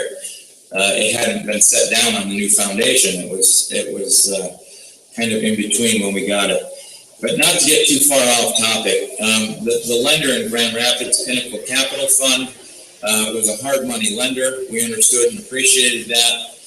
We wanted to borrow quick and pay off fast. And we had a buyer for this property before they stole it from us. And we had moved the buyer into the property on or about April 1st as a renter until his loan could close. So the property most definitely was not abandoned. The renter buyer was moving stuff in. He was basically shopping for different mortgages. It was very important for him to have a property in East Grand Rapids. The house across the street was appraised, or not appraised, but evaluated according to Zillow over $650,000. The house next door was a similar value according to Zillow. So we basically bought the worst house in the best neighborhood in East Grand Rapids. It was in the East Grand Rapids School District, very, very desirable home. We converted the home from a 3-bedroom, 1.5 bath to a 3-bedroom, 2.5 bath. We took the kitchen out. We put the kitchen where the dining room was. We put the dining room where the kitchen was. We had hardwood floors throughout. We had a forced air gas fireplace on the main level. And we just really did a cherry job with this property. And the bank recognized the quality of our work and the fact that there was so much equity in the property. And keep in mind, this is 2010, where valuations were fluctuating like crazy. And they wanted it. Pinnacle was in their own financial straits at this time, and they were being accused of securities frauds and violations, etc. And they wanted to realize the equity that we had in the property, and I believe that's why they did what they did. Now, they hired a lawyer by the name of Winkler, who recorded the deed on April 15th when we had through April 16th to rebut the presumption of abandonment. And I think it's really important to show you guys here and to explain what we're doing. Now, on April 15th, when this lawyer Winkler went to the Register of Deeds in Kent County, had recorded a new deed for our property with his client's name on it, he brought this wet ink deed to the property. And like I said, I called the East Grand Rapids Police Department. There were 2 of them there. And Winkler showed this wet ink deed that he had just recorded in fraud to these 2 East Grand Rapids police officers. And you can imagine what the police officers thought and felt about seeing this, freshly recorded deed. They didn't know how fresh it was. They just saw that the property was now deeded to the bank and that I was, in fact, the imposter. And the police apologized. They said, "We feel for you, but really there's nothing we can do. This guy's got a deed." So right now what we're going to do is reverse engineer this entire problem from 2010, because the fact that this lawyer did what he did through fraud, there are no statute of limitations on fraud, so we kind of backburnered this. But in light of recent events and the events that have transpired against my family, including the theft and loss of 2 more properties by the Isabella County Sheriff's Department in fraud, what we're doing is we're drawing a line. We're enveloping everything that's happened into a single scenario to demonstrate how us having named this Winkler in our original complaint in 2010 has evolved into protection and preservation of not just lawyers and the bar, but the state and the state's interest and self-preservation efforts to preserve the public trust in, these things that are going on with our courts, with our judges, with the lawyers. So having named this lawyer in the claim originally is believed most wholeheartedly to be the reason and the cause for us being under the gun in every scenario that's happened since 2010. And what we're going to do is we're going to present an affidavit to the East Grand Rapids Police Department. We're going to make these charges and allegations as criminal frauds against my family, and we're going to ask them to get involved. Now, it was the East Grand Rapids Police Department that responded to my 911 call for assistance that said they couldn't do anything because of this freshly recorded deed. But now we're going to go talk to the chief of the East Grand Rapids Police Department, and we're going to show him the recorded deed. We're going to show him Michigan Compiled Law 600.3241 alpha, and we're going to explain to him that this deed was recorded in fraud by Winkler, and that it had the specific intent to deprive us of our constitutionally secured right to due process. If we had 15 days, this is Michigan law, that's our due process. Our due process was violated when Winkler showed up on the 15th with this fraudulently recorded deed that he had recorded that morning on the 15th, when we had through the 16th to rebut the presumption of abandonment. Now, you can see kind of how cloudy this got right out of the gate. And this is what gives bar attorneys and judges and everybody else kind of this carte blanche okay to do whatever they want to do, because it's very easily misunderstood by the people. So it's our intent and our focus and our goal here to kind of cut the fat off and just show you what actually happened that allowed this bar attorney to steal a piece of real property with $100,000+ worth of equity from my wife, Kathy Smith, and I in 2010. Now, Kathy Smith and I obviously are no longer together. And that's not even really important here, but what's important to know, people that are following me know I just had a baby, and everything's copacetic there. In fact, yeah. But anyways, just to kind of explain from that perspective, Kathy and I were together in 2010. We owned this property together. I fixed it up, and it was in her name, and it was actually a project of ours. Like at the time, we actually owned 6 or 7 different pieces of real property, and this was just one of them.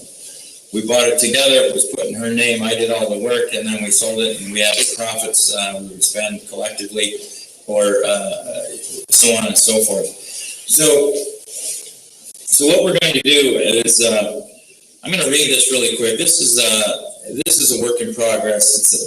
We're presenting an affidavit of truth along with a claim for criminal fraud, and this is really quite simple.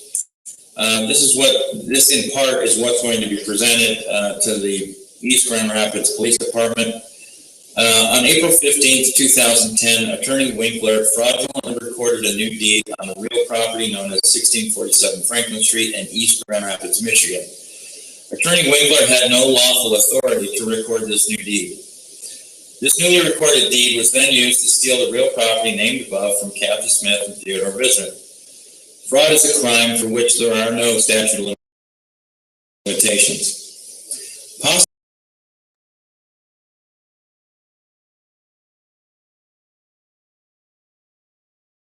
defenses to these criminal actions. Number 1, stupidity.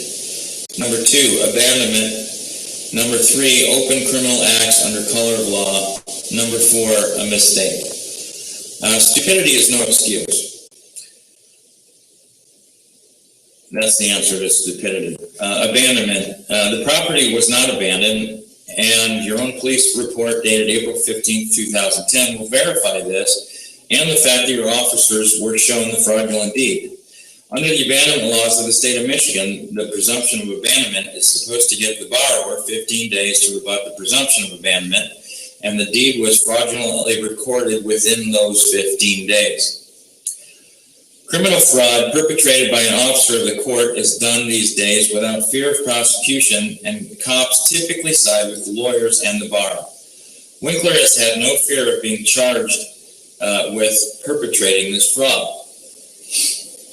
Mistake is not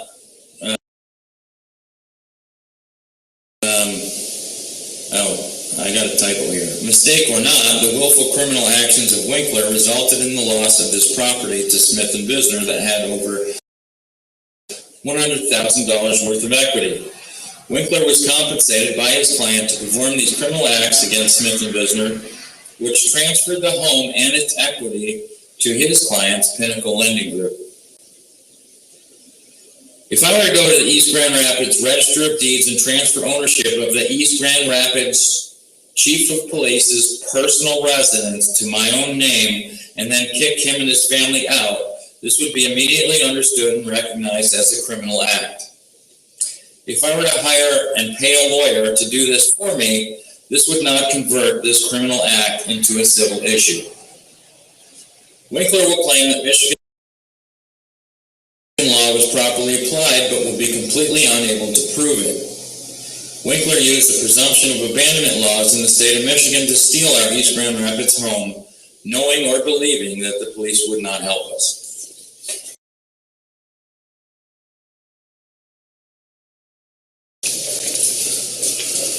And I printed Merriam-Webster's 1928 definition of fraud. The simple definition of fraud: the crime of using dishonest methods to take something valuable from another person. It was dishonest of Winkler to create and record a deed when we still had a day and a half to rebut the presumption of abandonment as required by law in MCL 600.3241A. That was dishonest. The result took our home at 1647 Franklin with $100,000 worth of equity and gave it to Pinnacle Lending Group.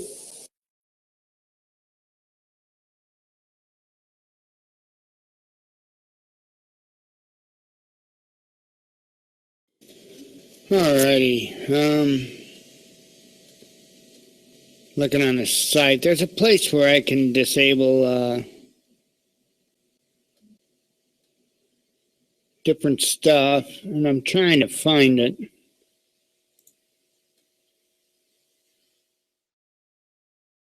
Hang on here.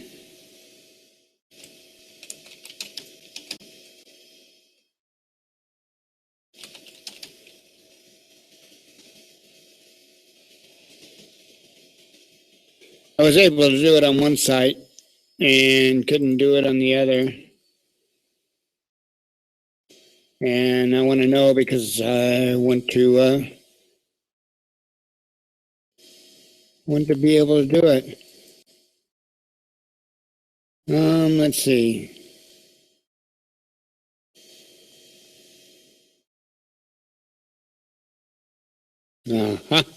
Okay, let me bring you part 2 of his video. Here is part 2. This guy's really gone through some hell, and we got a neighbor that's kind of going through some of the same stuff, so pretty crazy.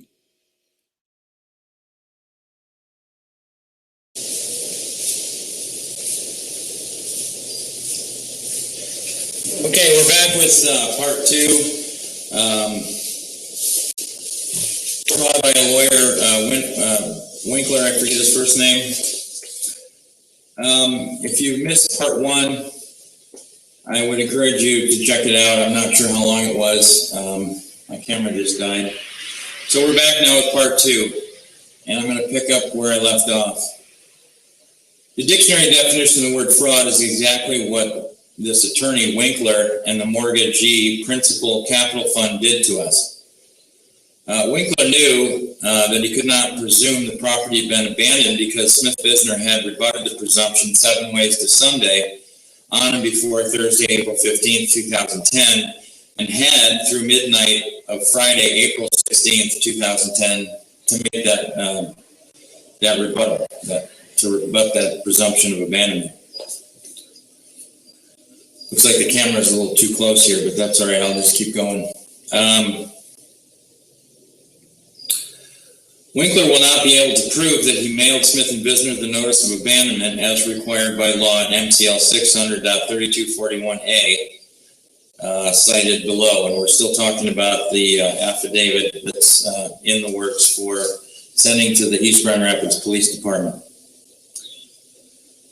Even if Winkler could prove that he somehow mailed us, he'd have to produce the green certified return receipt requested that we actually received it, and he's not going to be able to do that. But even if he could, we still had through midnight of Friday, April 16, 2010 to rebut the presumption to begin with. So we were still within that 15-day period.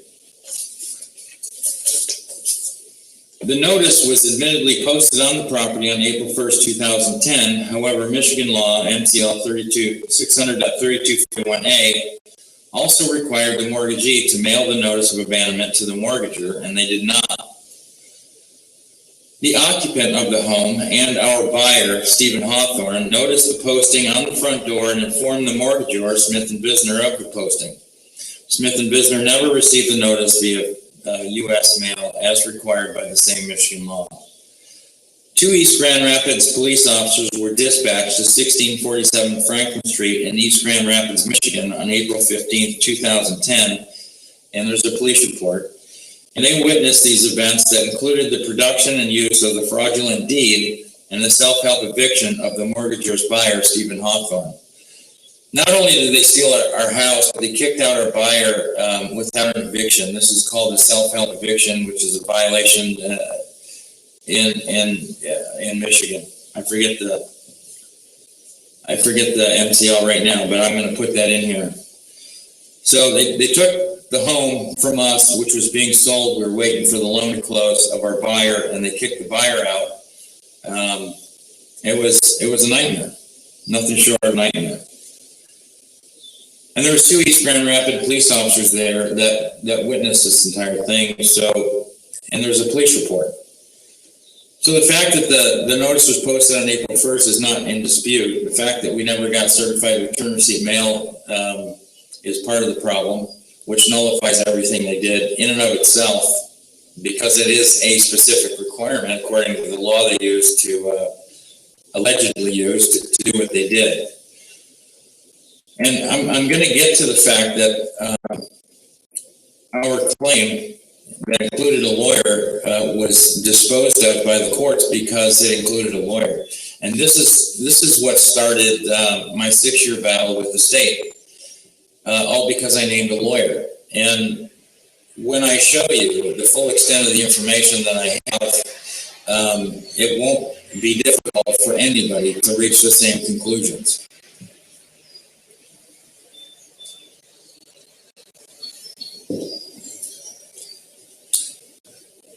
Keep in mind, this is going to the East Grand Rapids Police Department. I'm here today seeking help of the East Grand Rapids Police Department, law enforcement, as Michigan laws have been violated for the financial gain of those committing the fraud against the mortgagors, Kathy Smith and Ted Visner, that resulted in the theft of their home located at 1647 Franklin in East Grand Rapids, Michigan. The failure or refusal of the East Grand Rapids Police Department to conduct an investigation into these claims of fraud and present the findings to the Kent County prosecutor will be considered aiding and abetting, misprision of felony, and the obstruction of justice by the East Grand Rapids Police Department. What we're trying to do is secure law enforcement involvement in this situation. And as recently discussed in my own trial for misdemeanors of trespassing on my own property and driving without insurance and registration and squatting on my own property, there's 4 charges. I had Under Sheriff John Tellis on the stand as a witness, and I asked him if he swore an oath to the Constitution of the state of Michigan and the Constitution of the United States. And 4 times he replied he swore an oath to uphold the laws of the state of Michigan.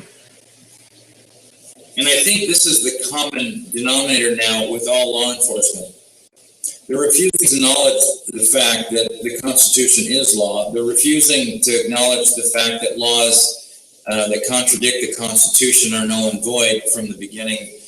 And they are starting to adamantly infer that their oath of office is to the laws of the state. Now, what I'm doing here is specifically pointing to the laws of the state of Michigan. MCL, it stands for Michigan Compiled Law. MCL Chapter 600 has everything to do with real estate, and 600.3241A in Michigan is the laws regarding abandonment. So this part 2 is going to be a little bit shorter, and that basically concludes this 2-part series. And what we're going to do is we're going to put together a film crew. We're going to take an affidavit to the East Grand Rapids Police Department. We're going to serve it on them while we're video recording. And we're also going to serve Winkler. And we're going to report on the response from the East Grand Rapids Chief of Police. I don't know his name yet, but I'll figure that out before we go. And we'll make sure that we have an audience with him. We'll make sure that this interview is recorded. We have every right to record our public officials. If we're not able to, or if they make it impossible for us to do that, or if they throw us in jail or whatever for doing that, we'll of course report on that as well. And again, the reason we're starting off from ground zero here is because prior to this incident in 2010, you know, I really had a lot of respect for state actors and for our police. And having been an employer since 1991, I had a particular problem with my employees that lacked respect for law enforcement. And it wasn't until I went through this stuff myself that, you know, I had to question that blind, instinctual respect for authority. And after the events of 2010 happened, later in 2010, the Isabella County Sheriff's Department stole our house at on Walton Road in Mount Pleasant that we had bought from a Sheriff's Department employee by the name of Shelley Sweet. And somehow Sweet had convinced her coworkers that we'd not made any payments, we'd forced her into foreclosure, and that we were trashing the property. And the entire Isabella County Sheriff's Department jumped into this self-help eviction for one of its own, employee Shelley Sweet. So just to summarize here on this part, in this part 2, I've got a massive amount of experience, personal experience with how and why law enforcement has gotten derailed, how and why we need to pay attention to these things. And even if you've not had your own brush with law enforcement with regard to the theft of real property, you know, Isabella County Prosecutor Risa Scully and social worker by the name of Melody Lake and a few others, actually without any due process, and the intentional deprivation of due process as permitted, which isn't even possible, by the Michigan Supreme Court and their creation of Michigan court rules that now supersede Michigan law in violation of the separation of powers provisions in the state and federal constitutions, created this court rule that intentionally sets out to deprive respondent parents in CPS child protective proceedings of their right to due process, intentionally. the Michigan Supreme Court rules intentionally deprive people of their due process rights. So everything under the sun basically has been thrown at me since I started this pursuit, which ultimately initially was against a bar lawyer by the name of Winkler.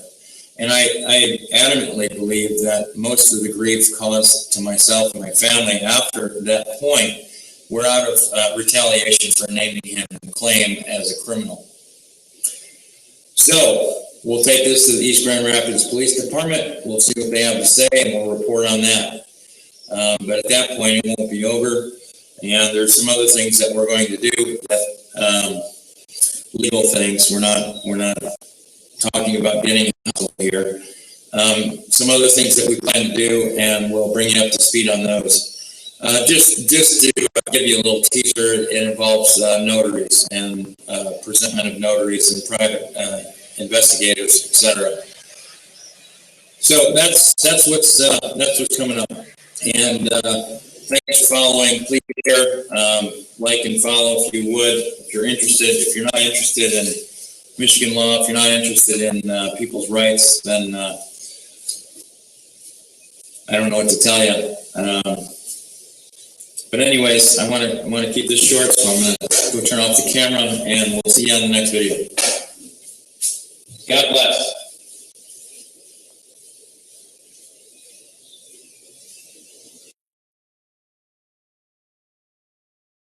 Yay, it's a success. I just wanted to find it for the other site, and I'm going to be changing it on that real quick. What it was, when you went to go register under a website, it had a section that asked you if you're male or female, and then it had like we could just type something about yourself. It was real goofy, and it looked, I don't know, just didn't look good. And it was what they call a K2 component for registration. And I know it's probably no big deal to you guys, but little stuff like that drives me nuts. So I finally found the place to disable that stupid thing. And this is on the old site. I found it on the old site so I can do that on the new site. So I'm going to be doing that on the new site here in just a moment. Let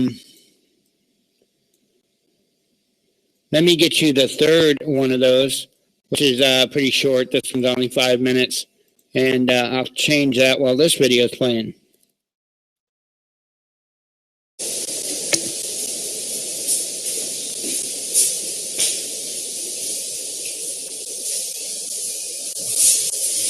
One more quick thing. This will be part 3. Something that I haven't mentioned yet is that I've been doing this work since 2010. And recently, on September 17th of last year, which was Constitution Day, the Isabella County Sheriff's Department, with about 30 or 40, according to John Tellis, the undersheriff of the Isabella County Sheriff's Department, suited up in riot gear and took me down. When they took me down, they called me a terrorist. They had 9 and 10 News on the scene immediately. They were in full cooperation with the Bank of America and Bank of America's subcontractors to throw the contents of my house in 7 dumpsters, destroying most of it. We did pick through them. Our computers weren't there, missing 3 laptop computers, 2 digital cameras, and all of our digital media in that raid on my home. And that has defrayed and stalled the work that I'm doing right here today. And this is why I was raided. This is why 30 or 40 different police officers from different policing agencies in my county all participated in this, was to keep me from putting this truth out to the people.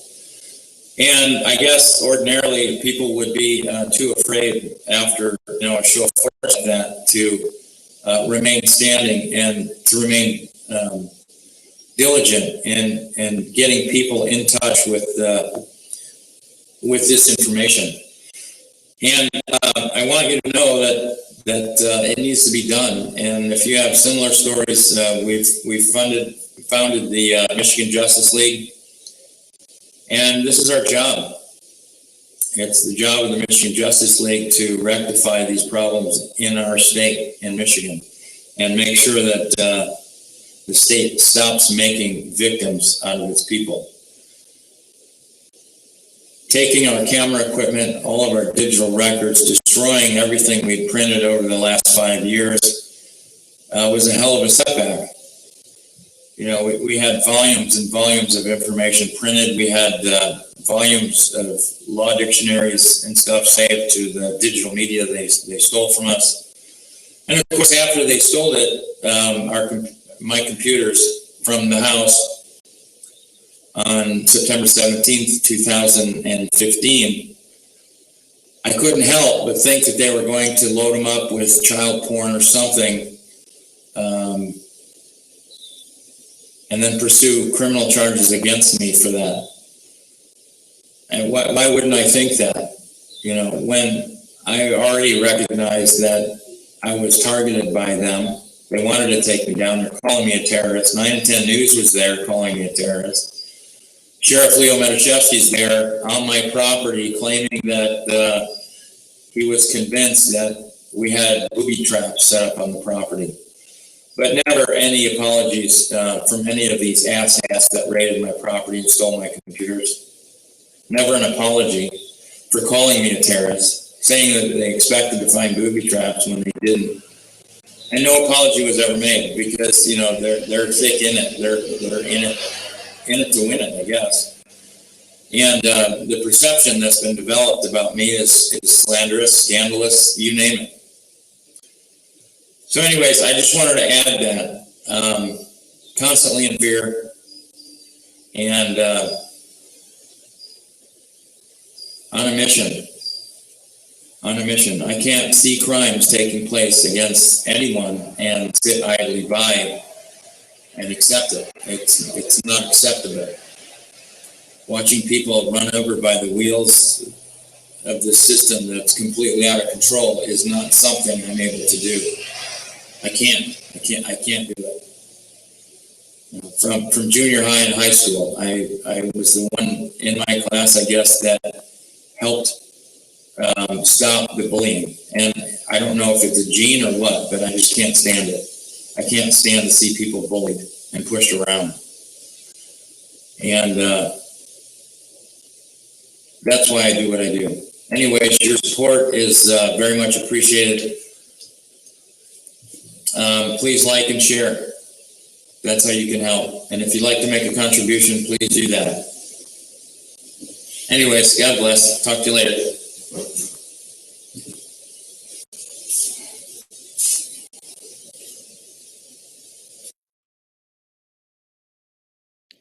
And I'm here. Give me one moment. I'm just copying a couple of codes over.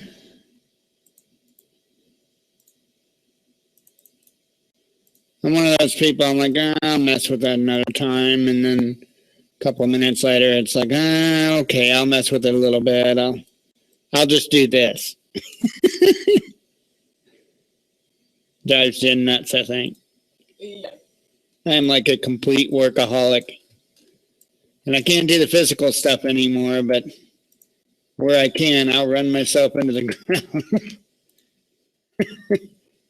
And there's no talking to you when you're working because you can't Nope. do two things at once. I don't do two things at once. Let's see here. There was one other change I needed to make. Oh, yeah.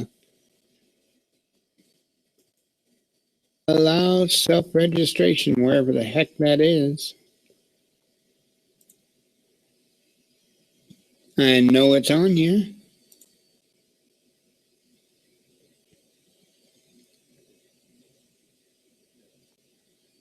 What?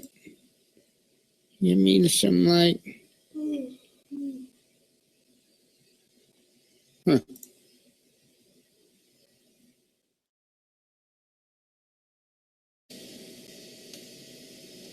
I'm looking for, America. America! I was looking for Chicago, but... Why? It says America right there, right? But, and they used to have Chicago like as an option in there, but I don't see it. I guess they changed where it's at. Chicago. Chicago. Let's see. I think all that stuff is good. I better save it before I... But there's something else that allows you guys to register your own. I'm in the back end of the new website that you guys can't see yet, so... What the hell? Oh, I wanted to transfer something over from that page.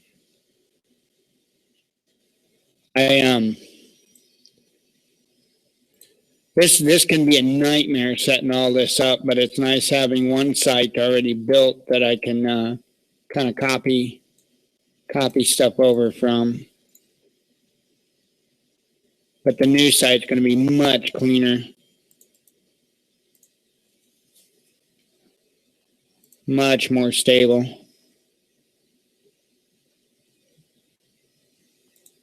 That is the idea.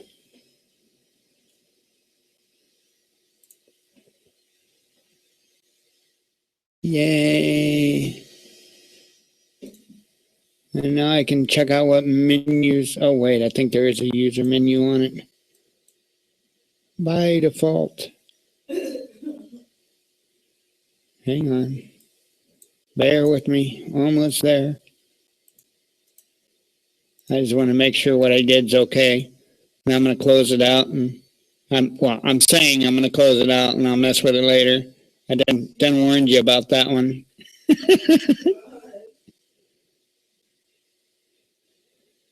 I thought there was a place where I could,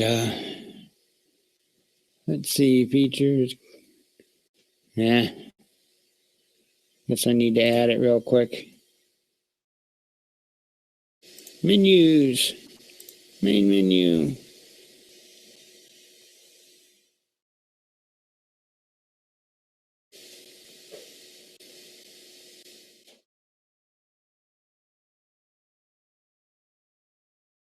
Come on. I know you can do it.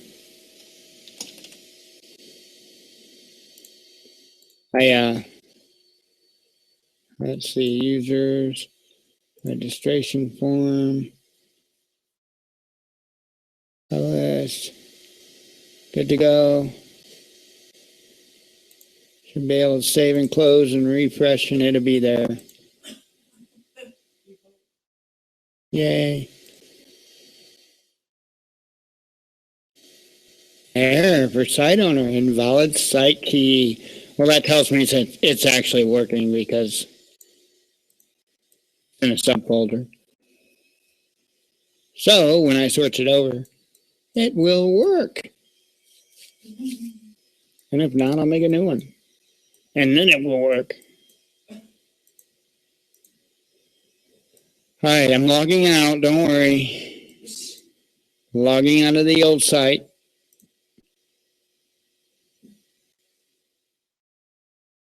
Trying to. There we go.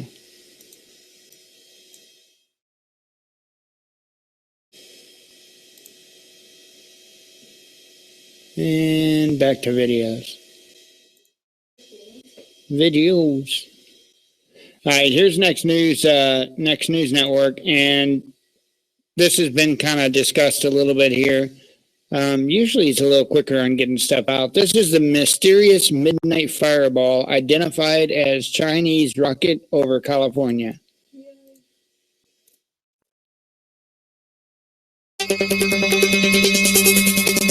Well, a mysterious midnight fireball has now been identified as a Chinese rocket over California.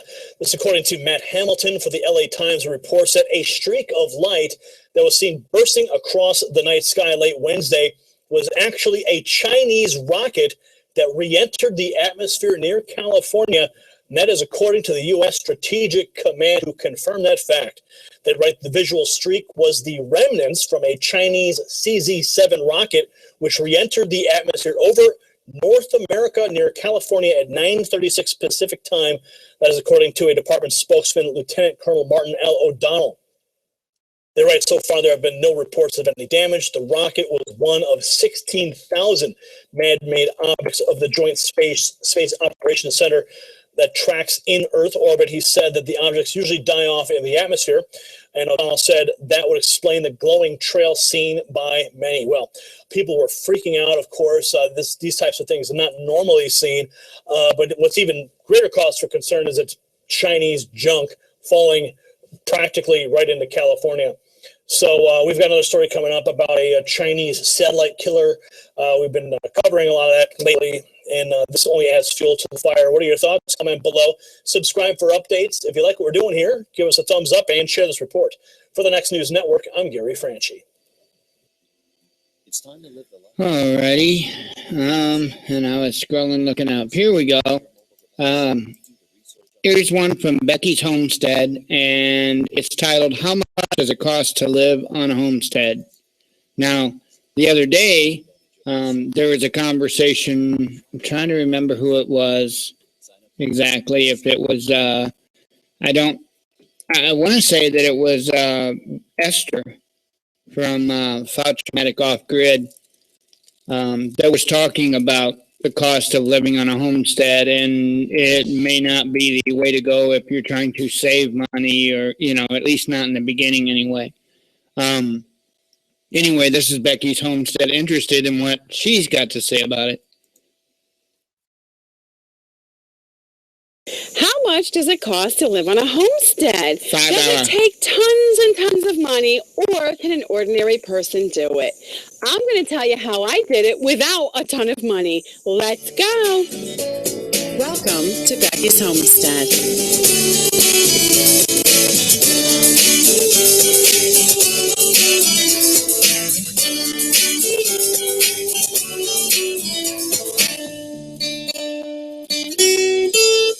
Let me tell you about my bills on my homestead.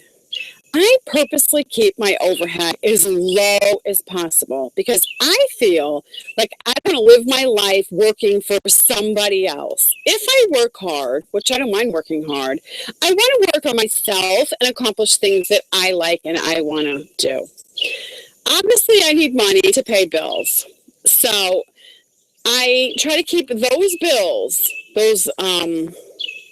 just monthly bills that everybody has, to an absolute bare minimum. So that's the reason I built a little house. So I'm mortgage free on that. There's no bill for that. Although there's taxes every year. So I do have to put a little bit of money away to save and pay the taxes at the end of the year. I chose a county on purpose where taxes are low. So that bill is even brought down as low as I could get it. My electric bill, my car, I have internet, food, gas, I'm trying to think what else, insurance on the car, all that, all my bills together don't even come to $900 a month. That puts me in a really good position to work way less hours and to spend more time on my homestead, trying to get things going here and keep things going here, which is, a job in itself. But for me, that's a job I enjoy doing, and I love to wake up to that job every morning. When you're looking to get into a homestead, that's why I always say small, small, small, go simple, simple, simple. You don't need a huge piece of land because you just have to think about that. You're going to have to pay taxes on that from here on out. That's going to be a monthly bill. Obviously, the more land you have, the more taxes you're going to pay on that. So that's very important to keep in mind when you're looking for land. When choosing a house, it's the same thing. Obviously, the bigger the house, the more expensive it is to run the house. So really think about it and try to get the size of your house down to the bare minimum of where you're comfortable. I mean, obviously, you don't want to live in an outhouse, so you want to be comfortable. But truthfully, you can size down to quite a small area, quite a small house, which is really, really nice and comfortable and convenient once you're in it. And that will definitely keep your expenses down. Heating, cooling, electric will all be cheaper, as well as building the house itself.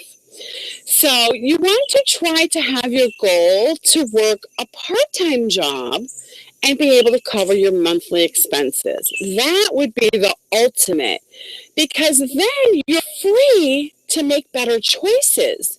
You can earn more money if you want to, because you'll have more time to pursue the job that you really think you love. You will be free to develop your homestead more. You just have freedom to make choices that you want to make, and you're not under pressure to make them. You have time to think about it. You're more relaxed, and you'll make better choices. When you're stuck in the consumer rat race and you're living paycheck to paycheck, that is a lot of pressure. It's a grind. We all know it. We all say it. It's a grind. You know, it just wears you down. And it's very hard to even mentally think about, you know, where you want to be. That is a very hard first step, you know, to start thinking about, gee, this really sucks. You know, I don't want to be doing this in 10 years. And you just want to be somewhere else, which, you know, let's face it, that's a sucky place to be in life. You know, you're somewhere and you're like, ugh, I want to be somewhere else. You know, you might have children at that point in your life, and you can't just quit. You know, you have responsibility. So you have to plan that out, but it is possible. Start by wherever you are, cutting back to the bare minimum. And that will start saving you money. And then it'll free up a little bit of money, and then you can possibly purchase a cheap piece of land. That's what I did. I was in that exact situation. Also, you don't want to have the mindset, okay, I'm leaving, you know, the rat race. I'm going to move to the country. I'm going to just have my dream homestead. And a lot of people in the beginning, it's such a wonderful thought. They're like, I want to have this and I want to have that. And I'm going to get this and I'm going to get that. And then, you know, careful, like slow down, because you don't want to like recreate the rat race in the country. You know, you're trying to leave that lifestyle. You don't want to move to the country and recreate it. It's just a country version of the city rat race, you know, and you can do that, believe me, because everything you have obviously takes expenses to keep it running, and there's repairs and upkeep. So, you know, when you're building, it's so much fun and you get so excited, and, you know, you forget that, okay, now that I have all this stuff, I have to maintain it, take care of it, feed it, and whatever else it needs. When you're learning new skills, you know, you kind of bumble through them, and it is difficult, you know, to learn new skills, to run your homestead, and, you know, it's a new life. It's fun, it's exciting, but, you know, there's still a learning curve there. So you want to go slow, build up slow, and once you master a skill, you know, it's easier to, like, come out, take care of the animals, you know exactly what they like, what they need. You can set the pens up so it's convenient. You can just boop, boop, boop, boop, go around and feed everybody. But in the beginning, it's not that easy, you know, you just don't have that skill set yet. So that's another reason to go small and start slow. You know, you can always build. If you want to, you know, if you have a big family, a lot of kids, workers on your farm, and everybody's pitching in, yes, you probably can have a bigger homestead than, you know, like I want. It's just me running my homestead. So I keep it to a size I can manage. But every family's different. A good way to think about it is you don't want to live within your means. For now, when you're planning your move, you want to live below your means. So you can save a little bit of money, and then you can start taking steps towards your homestead. That is the way, it's the only way to accomplish it, you know, especially if you're stuck, you know, you're just stuck in the rat race, and, you know, you feel so boxed in, and, you know, you just almost don't know which way to turn. That is where you have to start. Cut expensive and start living below your means, even if it's just a little tiny bit. Believe me, that gives you wiggle room over time, and then you can start seeing, you know, other decisions you can make to find a way to your homestead. There are people out there that just refuse to lower their lifestyle. Even if they have a goal they want to accomplish and they want to be somewhere else, where they are right now, they just refuse to lower their lifestyle and sacrifice. They will complain endlessly. Oh, you could just fall over backwards listening to them. And yet, they will not lower that lifestyle to make a change. So, you know, we all know as adults, you do have to make sacrifices to accomplish things you want in life. I mean, there's not very many of us that can just get what we want. You know, we're just not in that position. So, you know, you have to be willing to suffer a little in the beginning, but it's so worth it in the end, because that's your goal. That's what you have to stay focused on, because once you're there, you are so much happier. And you're just going to remember it as just this awesome journey that got you there. And you're just going to be so happy and healthy. And you're just going to look forward to just more and more and more of the same. So it's so worth it. And I'm always trying to encourage people to do it, to take the step and just go for it, because I know personally it's so awesome. And I hope other people do it too. So just to wrap up and to go over what we said is, number one, just bring your lifestyle down below your means. Live below your means. Not even, not above. That takes a sacrifice. And from there, map out your plan, and so you can get some wiggle room to get some land. And it's really just step one, step two, step three from there. If you enjoyed this video, please push the like button.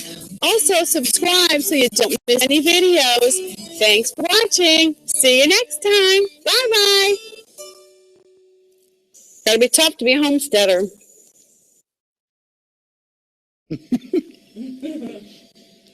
Sum it down and out. Her first comment I want to comment on. She said something about living in an outhouse, that you didn't want to do that. Well, maybe somebody would want to live in an outhouse. I mean, think of how quick and convenient your mornings would be getting ready for work. I mean, you're right there. You just wake up, stand up, and get ready. Anyway. Did you really just say that? No, I didn't say that. I wouldn't say something like that. The next video is from Be Rich. This was from a moment from the RNC.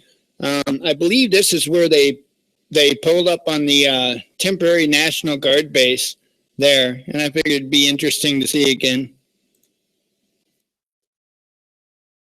That visitor's gate is always open. I've never seen it closed. That's how I pulled in and did a full circle of this facility. And nothing, dude. There wasn't sign of life. And so I pulled it, and I found one open garage door, and I pulled up to it and seen the inside, and it was nuts. The whole thing was full, but it wasn't with any of that.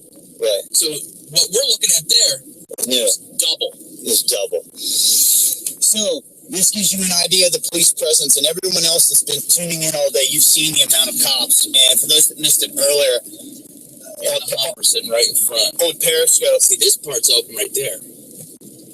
Should fucking pull out of this motherfucker. Fucking see, we're gonna get it. Oh my god, I can't believe we're going in there.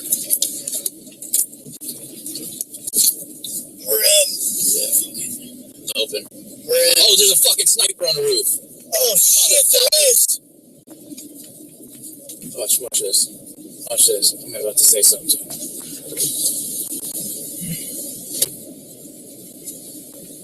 Hey, this building's listed for sale. Could I drive around and take a look? Oh, it is? Oh, well, what are you doing up there then? Yeah? Are you National Guard? Yeah?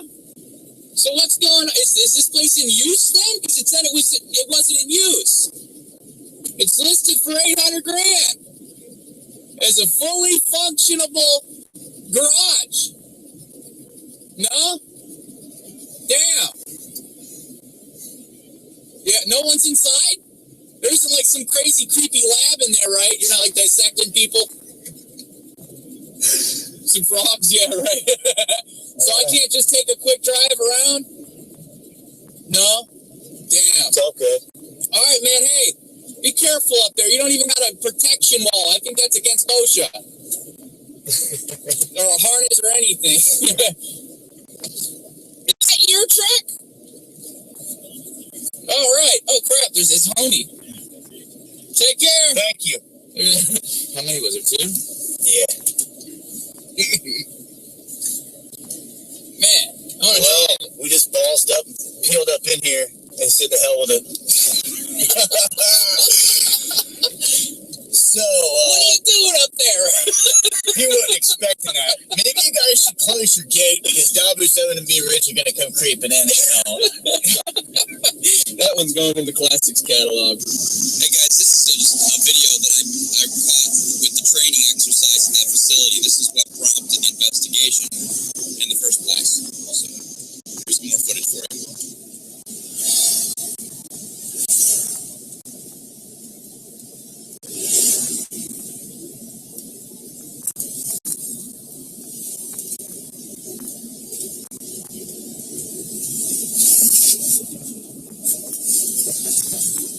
How is all that?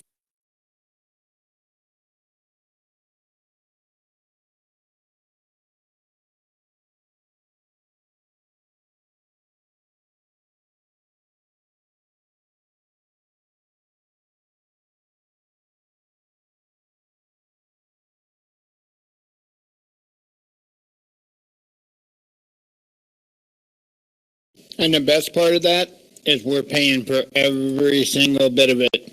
Where's my radar truck?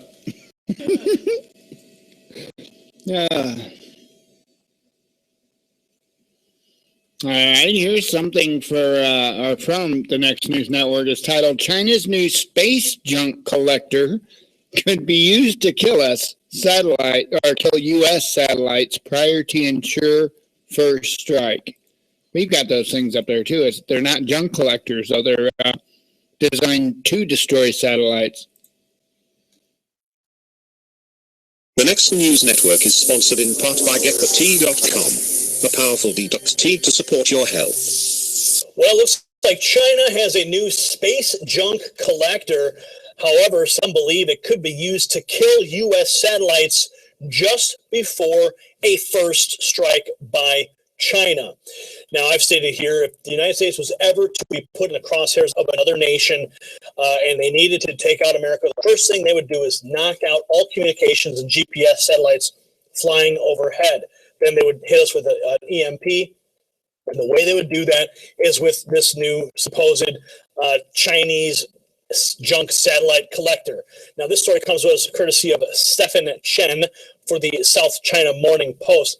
They report that a small spacecraft sent into orbit by the Long March 7 rocket launched from Hainan in southern China on Saturday. They state that it's tasked with cleaning up space junk. That's according to the Chinese government, but some analysts claim it may serve a military purpose. They write the Oolong 1, or the roaming dragon, is equipped with a robotic arm to remove large debris such as old satellites. Now, according to Tang Yagang, a senior satellite scientist with the China Aerospace Science and Technology Corporation, they said that the Oolong 1 was the first in a series of craft that would be tasked with collecting man-made debris in space.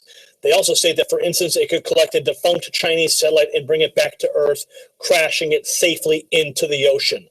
Okay, so just replace the word Chinese satellite with American satellite, or Russian satellite, or any other nation's satellite. So this thing has multiple purposes. And as I said at the beginning, sure, if any nation wanted to take the United States out, the first thing to do, knock out satellite communications, and this would be the tool to do so. What are your thoughts? Comment below. Should the United States be concerned? Should the Pentagon be concerned about this tool? I'd love to hear your comments. If you like what we're doing here at the Next News Network, subscribe for more and give us a thumbs up. For the Next News Network, I'm Gary Franchi.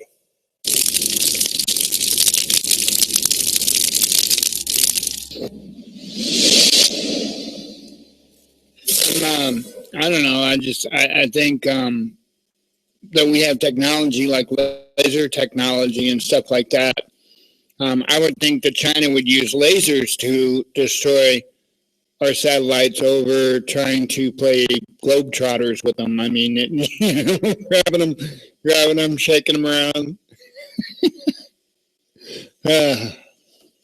No, I do think that's a possibility that it could be for that. But I'm just kind of curious if that thing grabs a satellite, carries it down more towards the Earth's gravitational field, or magnetic field, as I like to call it, and gives it a little push. How is that satellite going to get back up to its orbit unless it's got some type of boosters? And then at some point, those boosters are going to need refueled. So, interesting. Let's see. All right, we're up to Full Spectrum Survivals Report this morning. And it is titled July 31st, 2016, Biohazard, Gun Law, Headquarters Attack in Crimea River.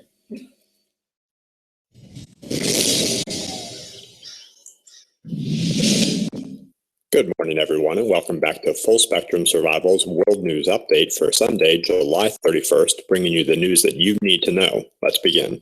Terrorists with the Islamic extremist group Al-Shabaab are claiming responsibility for a deadly attack on the Somali capital of Mogadishu after two suicide bombers sped toward the main gate of the Criminal Investigation Department headquarters, one exploding at the front gate of the complex and the other in the middle of the road.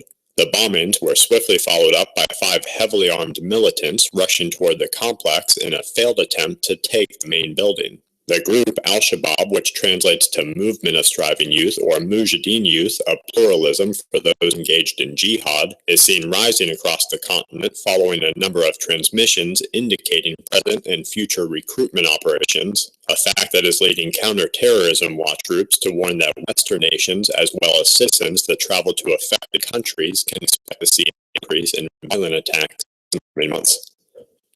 After violent criminals set precedents for anti-gun hatred throughout American college campuses, ultimately leading to an increase in on-campus crime, including but not limited to criminal gun crime, universities across the southern state of Texas will begin complying with legislation that allows law-abiding and aware citizens to carry firearms on campus grounds in order to protect themselves and to protect others from criminals that seek to harm those rendered less protected, and ultimately easier targets by current anti-gun laws. Biohazard teams with the Russian military will begin decontamination operations across Siberia after a cycle of extreme heat melted an area of permafrost that held anthrax spores for tens, possibly hundreds of years. The spores are thought to survive hundreds of years of dormancy and can reactivate when exposed to the atmosphere, a danger that marks the bacteria's prominent danger as a large-scale bioweapon. Disease experts in Indonesia have detected a sharp increase in bird flu cases since the country's last report of an unexpected climb earlier this year, a move that some virologists warn could signal a shift in the seasons that the disease is most likely to spread and could exacerbate the likelihood of a dangerous mutation in the virus. Continue to push a fear of nuclear terror events even as Islamic terror groups increase the use of smaller-scale soft target attacks across the Western world.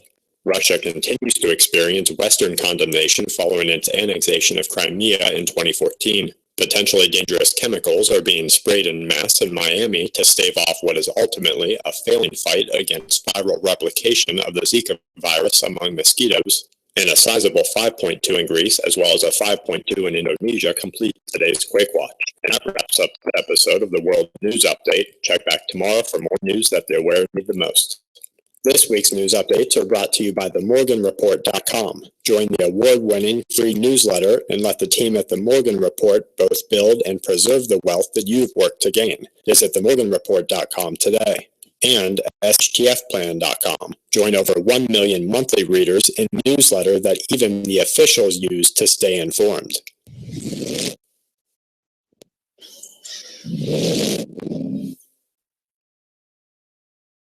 The beginning of that news report reminded me of a little bit of my past. Once I started a military group, and we went around and we called ourselves Shish Kebab, but nobody took us seriously, and we never did figure out why. I don't get it. Al Kebab, Shish Kebab. I mean, I'm sure it means something, but since I don't know what it is, I'll make fun of it. Here's Next News Network with Pope Francis collapses at altar at Poland's holiest site. Wonder if that's a sign. Take a look at this picture. It is Pope Francis collapsing at an altar at Poland's holiest site. Yes, even the Pope, probably burdened down with all the evil of the world, just couldn't stand his feet. Story comes to us courtesy of Julian Robinson for the Daily Mail UK, who reports this is the moment.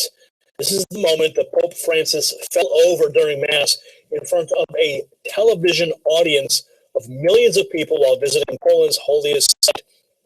They state that the 79-year-old Pope stumbled at the altar and had to be helped to his feet as he celebrated a Mass at the Jansa Gora Monastery in the southern city of Sechwała.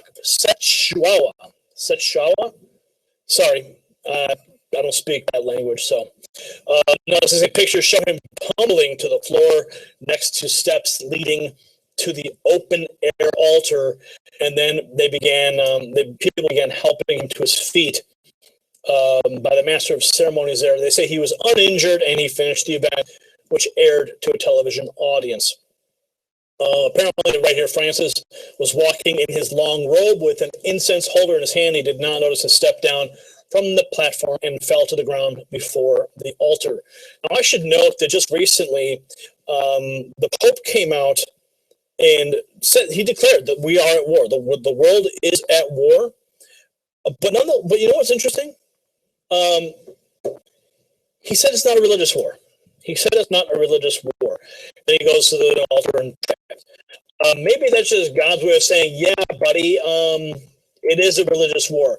I mean, you've got radical Islamists running around beheading priests in their own churches, and our own Pope, not our minor, or I should say the Catholic Pope, can't even see the forest for the trees. So what are your thoughts on that? Comment below, subscribe for updates. If you like what we're doing, give us a thumbs up and share this report. For the Next News Network, I'm Gary Franchi. Badass shirt now available. Link in the description.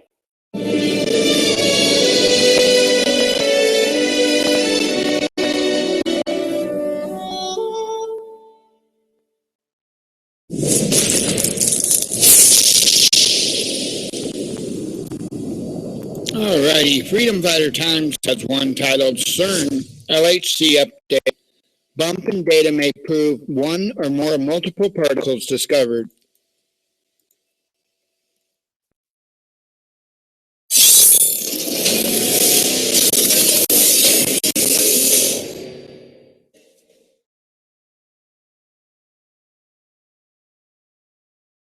Time to wake up, folks. Too many people all over the world are walking around sleepwalking. And it is our duty to wake them up. This is just short of an epidemic with people. So what we've come up with is an opportunity for you all and for us. We wanted to sell a product that helped others wake others up, if you would. So what we came up with was a coffee mug, Awake, O Sleeper. You can purchase this coffee mug at freedomfightertimes.com/shop. For all of those who do go to the website and purchase a cup, thank you, because you are greatly helping us out. Currently, YouTube, let's just put it this way. I plan to do a video on what's actually going on with Google and YouTube and the assault that we're under. I don't know when I'm going to do it, but let's just put it this way. We're in a very defensive position right now. So let's put it like that, and then let's get into this, and I'm going to leave it at that. Sorry for taking your time. Thank you for those who buy a cup. God bless you.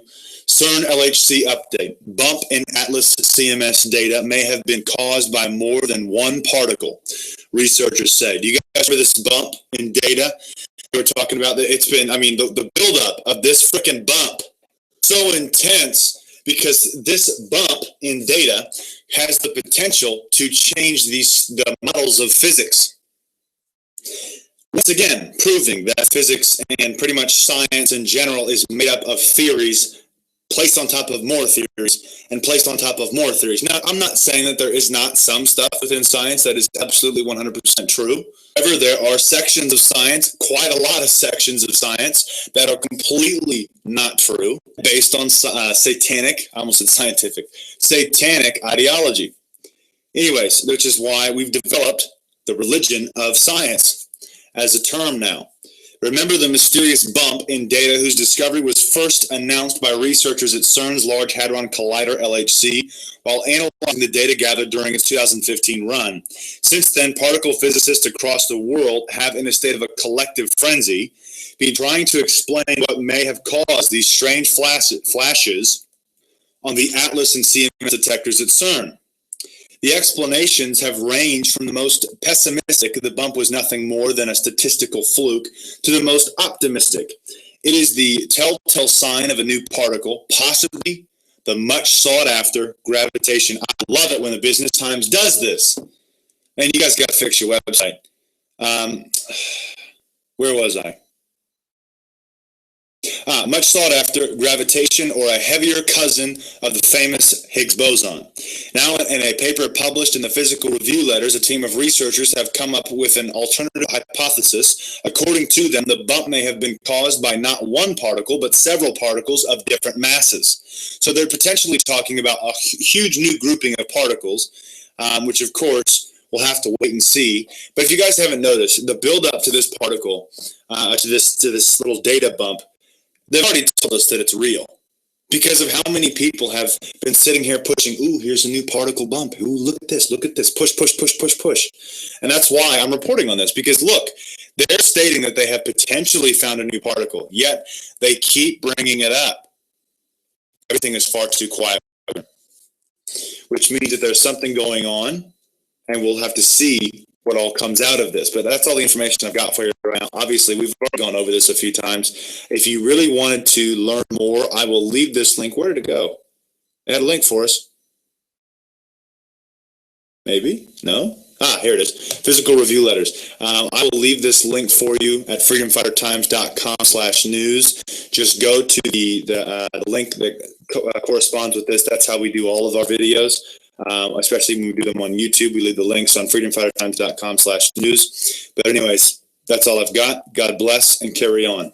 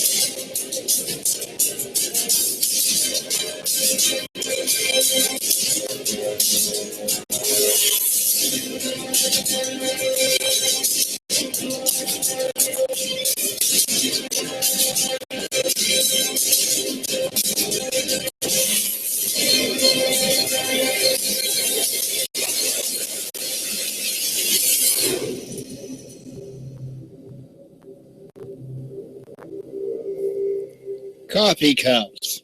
What a novel idea. No, I just thought it was kind of funny because been talking about coffee cups for probably a good month or so. And, oh,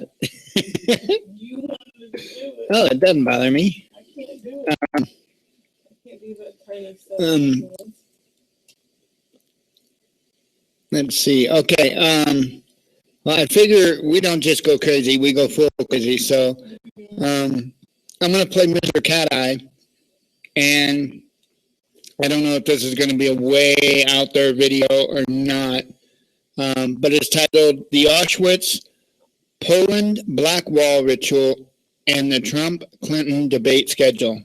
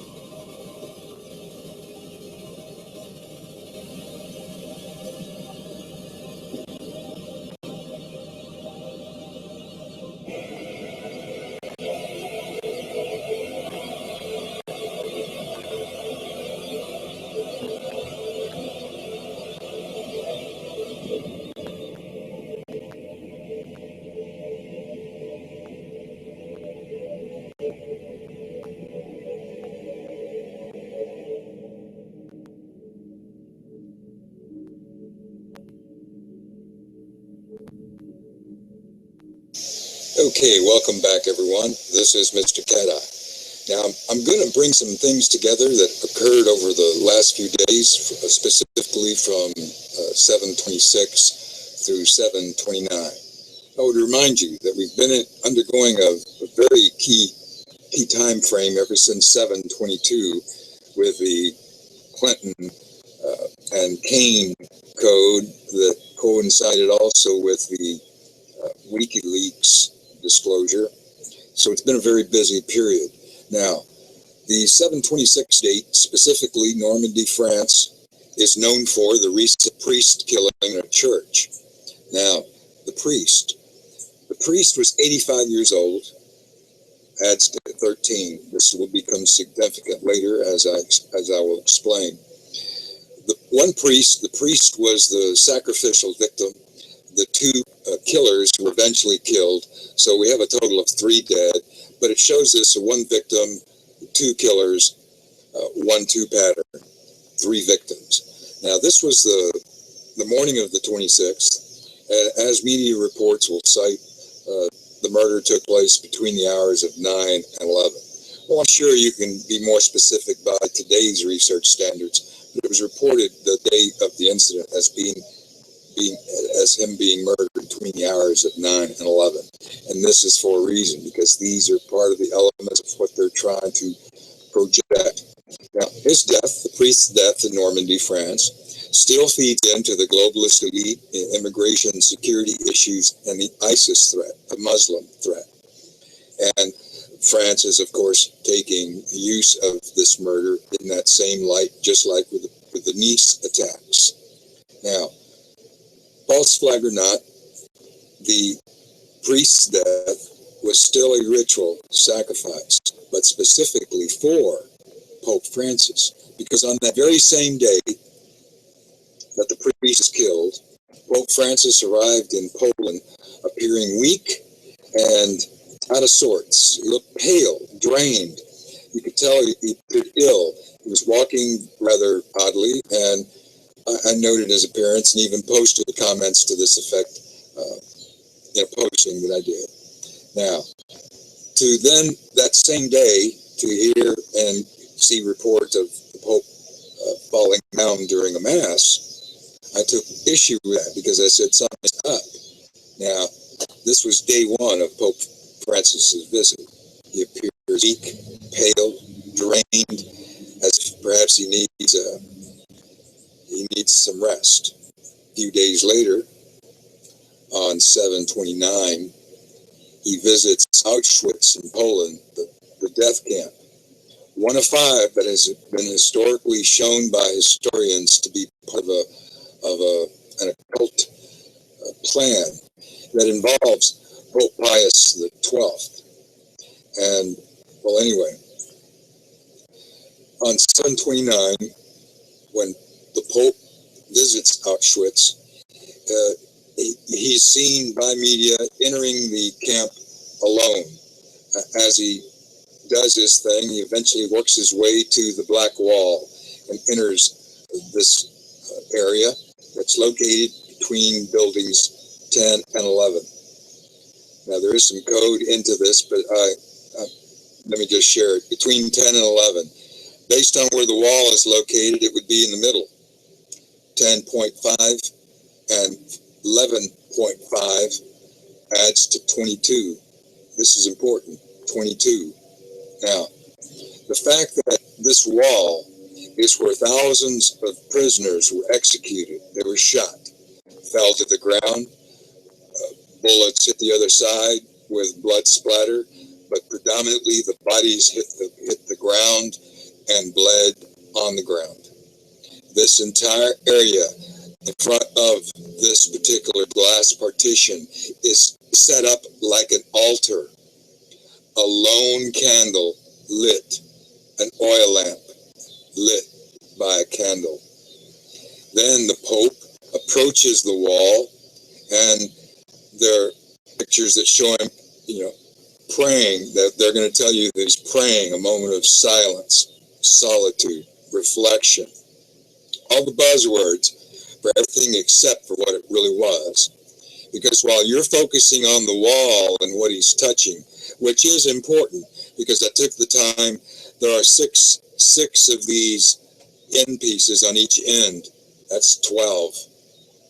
1, 2, 12 is in play. And then when I counted the bottoms, I noticed there was a specific count. A 1, 2, 3, 4, 5, 6, 7, 8, 9, and 10 is exactly where he is touching with his hand. It is where he stays for quite a while. This is position 10. X is in play, which is 10.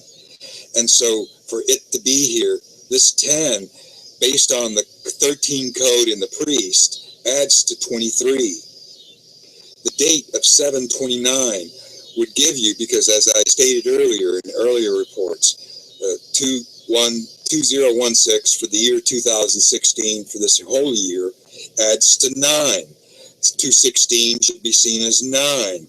Now that means that 7 and 2, 9 is 711. Okay, now that 11 is in itself the 711 code, was seen here recently. But anyway, X position 10 of this wall, and where he stands and communes and he turns around, and you have to ask yourself, because I did, if his positioning is marked numerically, he is communing, he is in essence communing with demonic elements that are in the earth that used this blood, because this entire location was sacrificial. This entire camp was sacrificial. It was one of 5. And so this killing spot where thousands of prisoners died, being shot and executed, right here, for him to be touching position 10, that I realize all of this was very well done to be acceptable to today's observation. But the dirt, the earth in this material is darkened with the thousands of victims' blood. This is a very, very special spot for the Pope to be standing in, because in order to stand here, he offered up a human life, a priest in a church, no less, at an altar, sacrificed to his coming visit to this location. And having visited, he then proceeds to this dark chamber where he sits in a chair and supposedly communes and reflects, but I see him as communing with darkness. Because if he has in fact been communicated with by dark elements that came out of the earth into him at this special time, with him being the vessel and the vehicle, then it is moving along in relation to a code. This X, which we've seen in a number of things, specifically starting with the Dallas shooting with Micah Xavier Johnson, whose middle name Xavier, and X was coded very specifically and very specially for this entire ritual. It's where X became apparent. And it's been used in many things that I've seen since, to include the Washington Monument finding, and most recently with the Manhattan Island Red Zone, Drop Zone X, the Drop Zone Hotel location, that the X was formed from the alignment off the corner of a building shaped like a triangle, like a pyramid, pointed and aligned directly to Cleopatra's Needle in Central Park. And that alignment, then the corner edge of the building, the west edge, creates, to the opposite side, creates a location, an X, that places the Drop Zone Hotel as ground zero for as they planned and as they conducted on 10/22/2015, they conducted a 10 kiloton nuclear device simulation and test to test emergency management systems. Now, the fact that the Trump code, Trump and Pence, is a 10 code and X equals 10, this is why I'm keeping certain things in perspective. But as a ritual, because of these events that started from the priest's death and moved us to the Black Wall, at the end of the day, on the same day, Trump complains about the presidential debate schedule with Hillary that's upcoming. That's what allowed me to look into the schedule to realize that the first presidential debate is set for 9/26. And I said, and then when I looked into how did this come about? Well, the schedule was established back on 9/23/2015. And because of some things involving money, some private donors, three of them, came forth to host and to pay for the location at Hofstra University in Hempstead, New York. That is where the first presidential debate is going to be conducted between Hillary and Trump. But since this date is key, consider this 9/23 date event date for this false flag. This puts things in a perspective that you need to keep in perspective, because even though many of you may not ever think that this event with the Pope is related, it is, as it is related to the priest being killed in Normandy, France. That appears, once again, to have all the ISIS, CIA, false flag elements, which are all there, but it's still a false flag, but a ritual specifically for the Pope. Because as the priest was dying, then the Pope landed in Poland upon his arrival, looking weak, in which 3 days later, he looks energized enough to be able to alone enter Auschwitz camp through the gates alone, and we then experience what happened. But to see this code right here in this wall, this is, to me, it can't get any more clear. And so I'm not going to argue with anybody, but it relates specifically to this ritual is moving along as it relates to Trump. Because I still believe what I said. 9/23, if he's anywhere in this vicinity, anywhere, news media conducting, some interview with some notable, anybody, anywhere in this vicinity on 9/23, it's game up, which means there won't be a Trump presidential debate. Okay? All kinds of things will happen from that date forth, from the false flag moment forward. Everything is going to be altered. Everything. So to see this planning, the way this was conducted a year ago, says that they know something already. Okay? Here's the hint, people, right here. They did this back on 9/23/2015, the date of the big date when Pope Francis was visiting Washington, D.C. Remember? This was big. This schedule was being set to the timing of the Pope Francis visit in Washington, D.C. And the fact that Pope Francis is a part of this, moving this right along, involving France, you need to see this from the bigger picture, because this bigger picture is that we're dealing with Jesuits, Zionist Jesuits, who want to take over the world and kill anyone who doesn't see it their way. End of discussion. Now, that's what I wanted to say. That's what I wanted to show. I'm going to try to get into the Rio material, but every time I do, something pulls me away. So, with that being shown to you and explained, I hope it matters to you, because it should. Because we're moving right along in a way that's frightening. Well, anyway, have a good night. Take care. Bye-bye.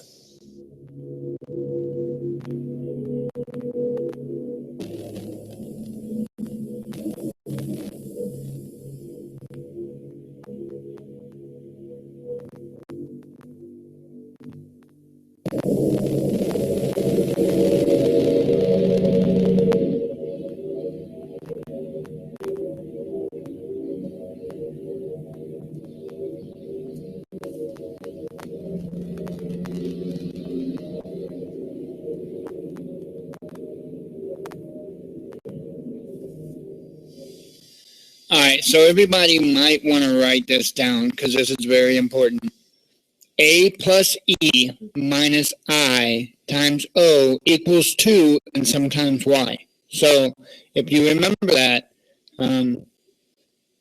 Yeah, people will probably look at you funny, but anyway, it's important. I don't, there's probably stuff to numerology. There probably is on some level, but numbers are awful easy to run around looking at and going, oh, looky here, I can put this together and put that together, it just,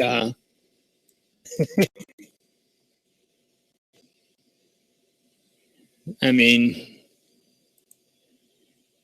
awful easy to do that. All right, Canadian Prepper had released one today titled After the Collapse, Martial Law and Phases of SHTF. Sounds pretty good.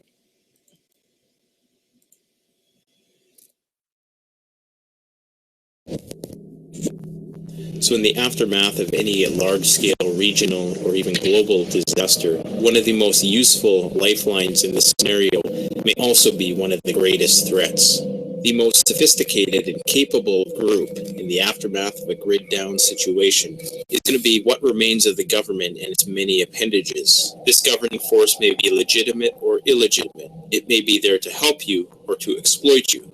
The reality is, excessive use of force or martial law will be an inevitable phase of the collapse.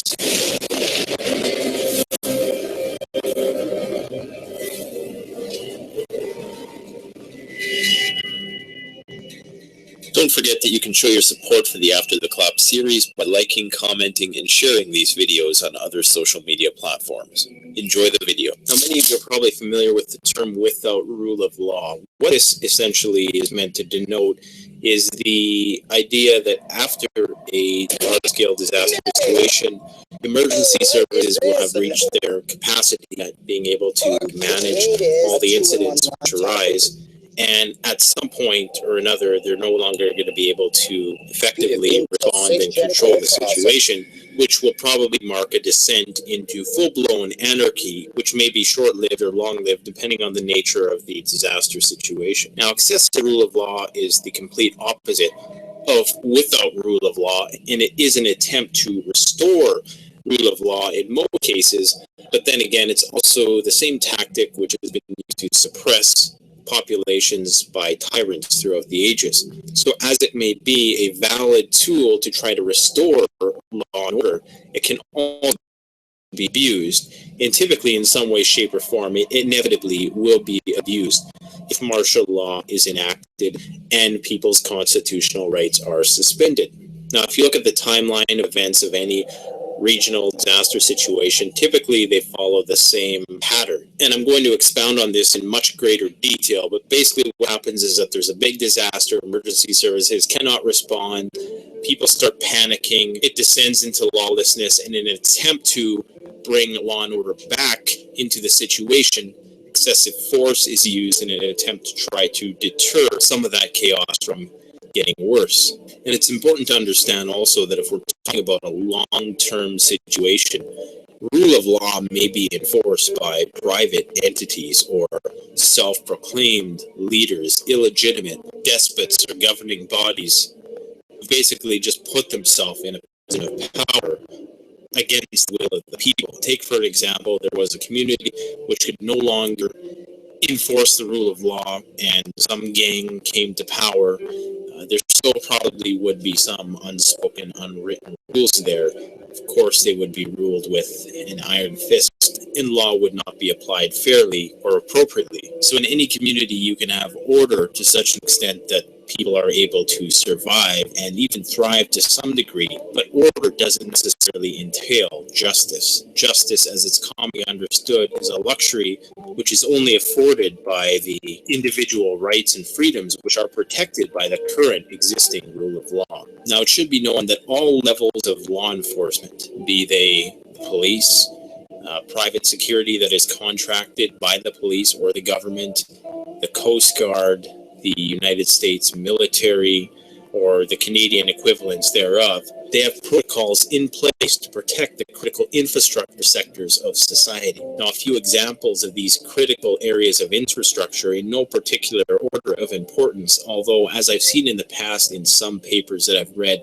There has been a priority list, and that priority list is going to differ depending on which country you're in and what that country deems as most necessary to its functioning. So some of these are as follows: government facilities, transportation systems, communication systems, information technology, nuclear reactors, material and waste, emergency services, that should go without saying, dams, critical manufacturing, commercial facilities would probably be further down on the list, chemical manufacturing and warehousing plants, water, banking and finance, healthcare and public health, energy, agriculture and food, and of course the industrial base of whatever military that country might possess, as that may be the only way that they can ensure their own security as a nation in the years following any disaster, or if there was some sort of enduring conflict in particular. Now, this is my own meta-analysis of how a disaster timeline would ensue, and it's based on some of the amateur research that I've done, and I'm going to relate it all to the progression of excessive rule of law, or martial law as it's commonly understood. So the first phase of disaster is going to be the pre-disaster phase. So disaster may be gradual or it may be sudden. Now, usually there's going to be some knowledge that something will happen, except in the case of, sudden weather anomalies, terrorist attacks, or large-scale active shooter scenarios, as we've seen in the recent weeks. Now, it's important to understand that there's always going to be a discrepancy between what the media or the powers that be actually know and what they're telling you. So while they might know that there's a disaster that is imminent, they may not tell you for the sake of preventing panic and trying to maintain order. Now, the timeline for this is going to vary significantly. So this could be something as short as a mutually assured destruction global nuclear exchange with the superpowers of the world launching all their missiles at one another. Or this could be something that was far more drawn out, like a pandemic scenario, which could go on for years. In such case, if it did go on for years, you're going to see a much more refined state of martial law than would be characterized by the typical hard-lined, iron-fisted justice that we commonly associate martial law with. Now, it's important to understand that the media is the first line of defense and offense for a country's military.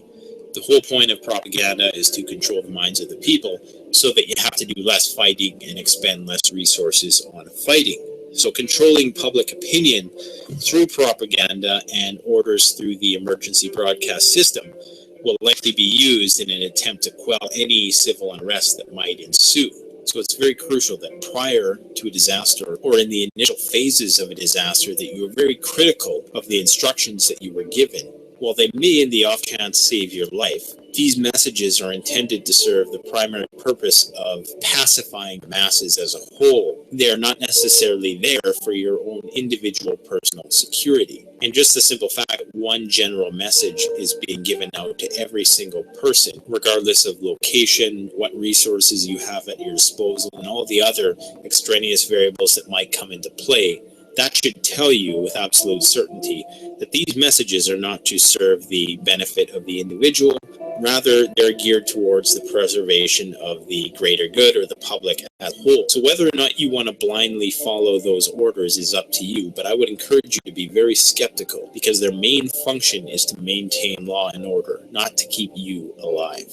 Now, it's important to note that throughout the pre-disaster phase, if the media is incapable of placating the masses, then the pre-disaster environment can come to resemble the post-disaster environment in a without rule of law sense, as a situation like this can quickly deteriorate into full-blown anarchy. In such case, there will be a smooth transition into phase 3.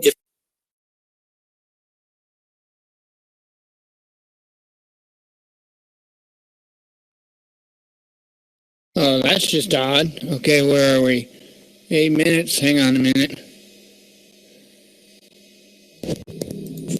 Will happen a nuclear exchange with the superpowers of the world launching. Here we go. Media is incapable of placating the masses, then the pre-disaster environment can come to resemble the post-disaster environment in a without rule of law sense, as a situation like this can quickly deteriorate into full-blown anarchy. In such case, there will be a smooth transition into phase 3. If the public panic is able to be alleviated, we move on to phase 2. Now, the second phase is the disaster phase. Now, this is the point, obviously, disaster hits, people are displaced, many people are hunkering down, many people are hiding. And in this phase, people are just in survival mode. They're not quite in that scavenging or salvage mode just yet. Now, depending on the scope of the disaster and how long it lasts, this phase, once again, may be ongoing, and it may not be an isolated event. It may be a series of smaller, less intense events, as I said, in the instance of a pandemic, or even an EMP, which could be triggered by a nuclear exchange or a solar flare. Now, isolated and localized events, of course, would follow more predictable trajectories. Now, something that I originally heard Keiko talk about was the fog of SHF, and that's going to ensue immediately after a disaster. Basically, what this is it's the lack of information about what has happened, or the extent of the damage that's been done, how long it will persist, and what help may or may not be coming your way. Now, chances are attempts will be made by the many modalities of the emergency alert systems that are in place to notify the public of the state of the disaster. But once again, this information may be misleading and have the primary purpose of maintaining the social order and not maintaining your individual safety.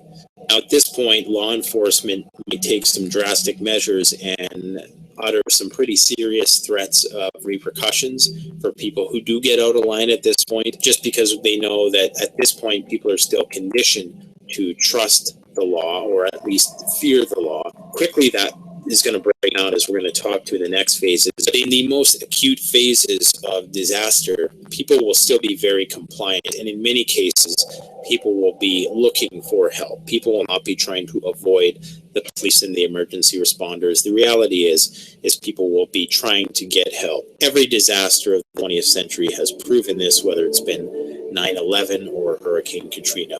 First thing people do is put up a help sign. Now, a society's critical infrastructure resiliency and the scope of the disaster will determine how much martial enforcement would have to be implemented in order to bring in law and order. Now, in order to effectively predict when things are going to get out of control, you need to understand the capacity of your emergency response system in your area in order to respond to the calls for help they get. And right now, especially in places where it's publicly funded, most of these emergency response systems are functioning always at capacity or just under capacity. So it only takes a very small disaster to easily overwhelm an emergency services department.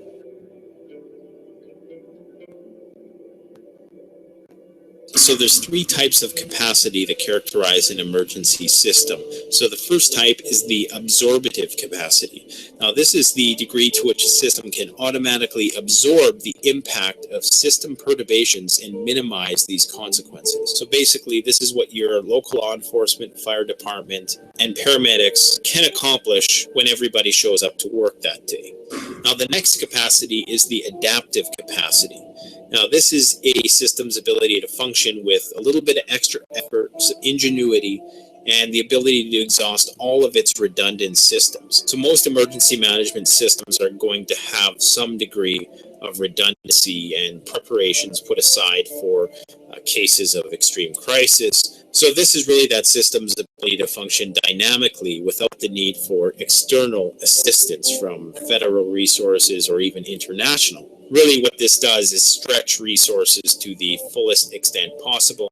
So you're going to have people working double, maybe triple shifts. You're going to be warehousing people in the hospitals. It's going to be wall-to-wall chaos. Now, the restorative capacity of a system is the ability of a system or rule of law to be restored with the help of some external force. So in order for a system to have some sort of restorative capacity, it would necessitate that the disaster probably was regional at best in scope. If it was national, chances are federal resources would be spread out so thin, states, counties, provinces, townships would be left to their own devices to fend for themselves and come up with their own innovative ways to mitigate these issues. Now, the third phase is the interesting phase, and this really is the shit hits the fan phase.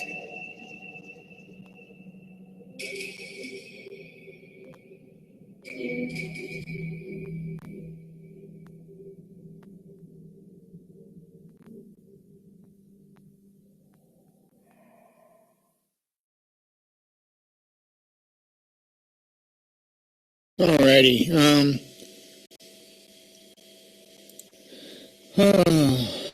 Let's see. Next up, I have one from Dabu 7, and it's titled Historic Flooding Sweeps Away Cars, Damages Buildings in Baltimore and Elliott City. I think Anna was talking about this earlier. We have a massive storm system that swept through Baltimore, Elliott City.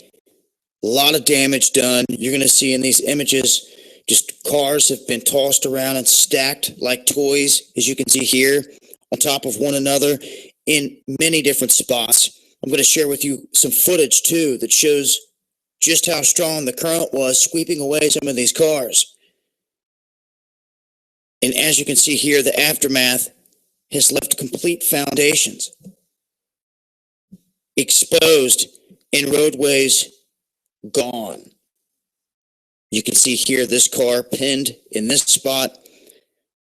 Several of these businesses that were in low-lying areas were gutted. The waters just rushed right through them, took everything with it in its path,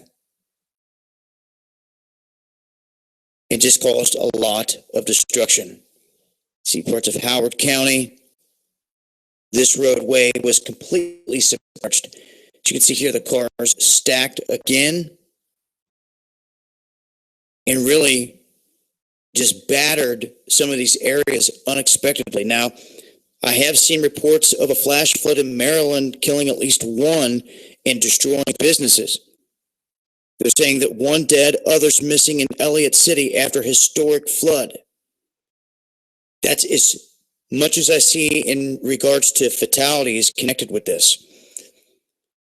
I just wanted to let people know this was a massive system. I'm going to leave links in the description box, and I'll leave you guys here on this footage that shows just how strong it was. It's been Dabu 7.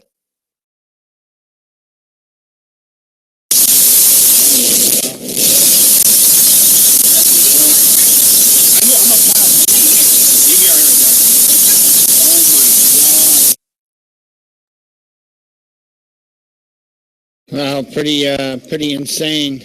I'm doing what I said I was probably gonna wind up doing. Playing on the side, trying to edit stuff, messages,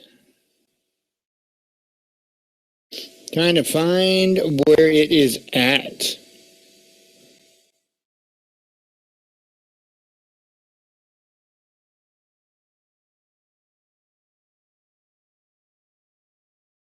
What? What? Okay. What are you talking about? It's still done. Oh, okay. That's, yeah, I didn't do that.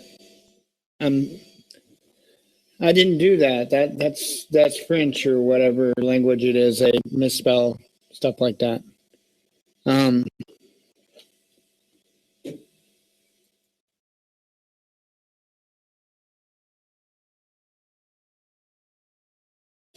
looking for a particular file real quick, and then I'll get the next video going.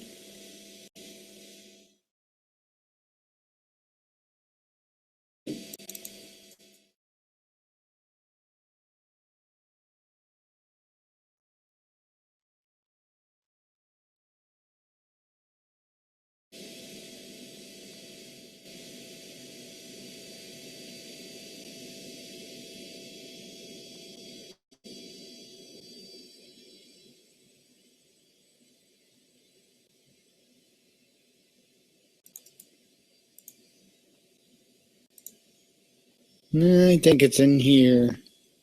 Yikes.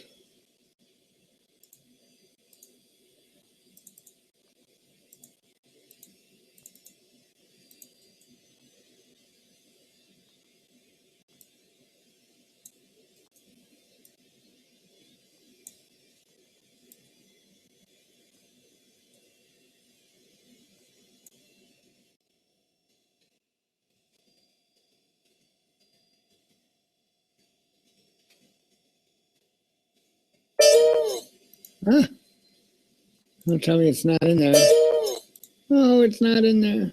All right. Let me get your video. All right. Here is from Dabu7, and it's titled New Neutrino Anomaly Hints at Matter Antimatter Rift.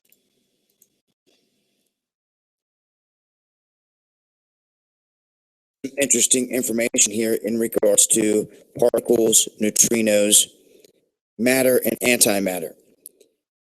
Now, most of the time, when they come out with big revelations on antimatter, it's connected with CERN and the collider because of the work they're doing there. And that has brought about a lot of information and will continue to do so.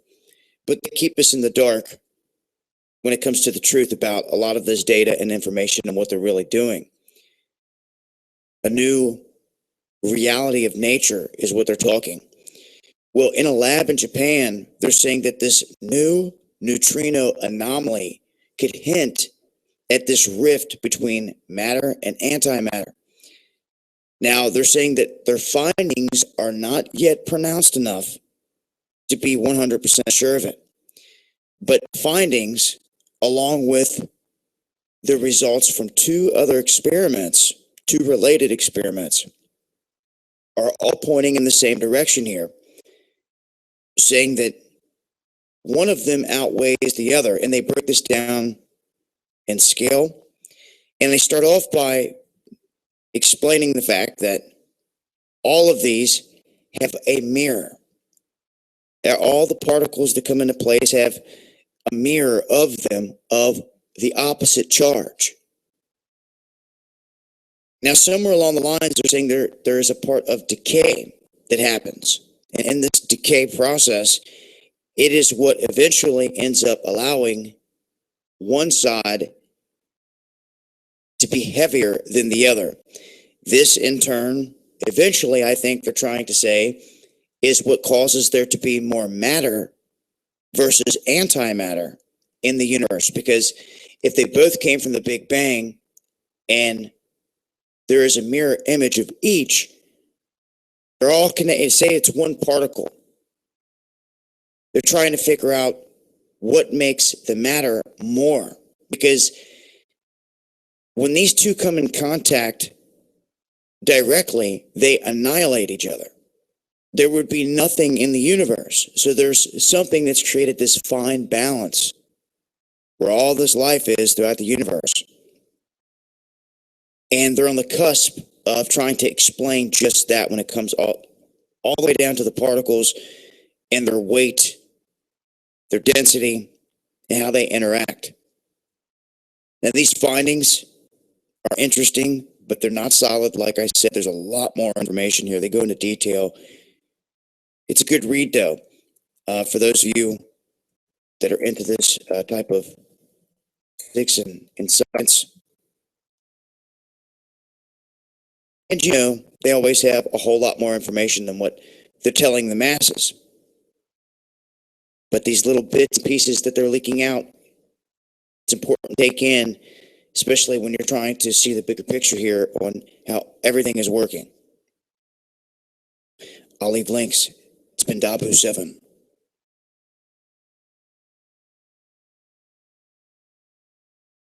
Alrighty, and here's Prepper Nurse 1 with flea market scores for the homestead.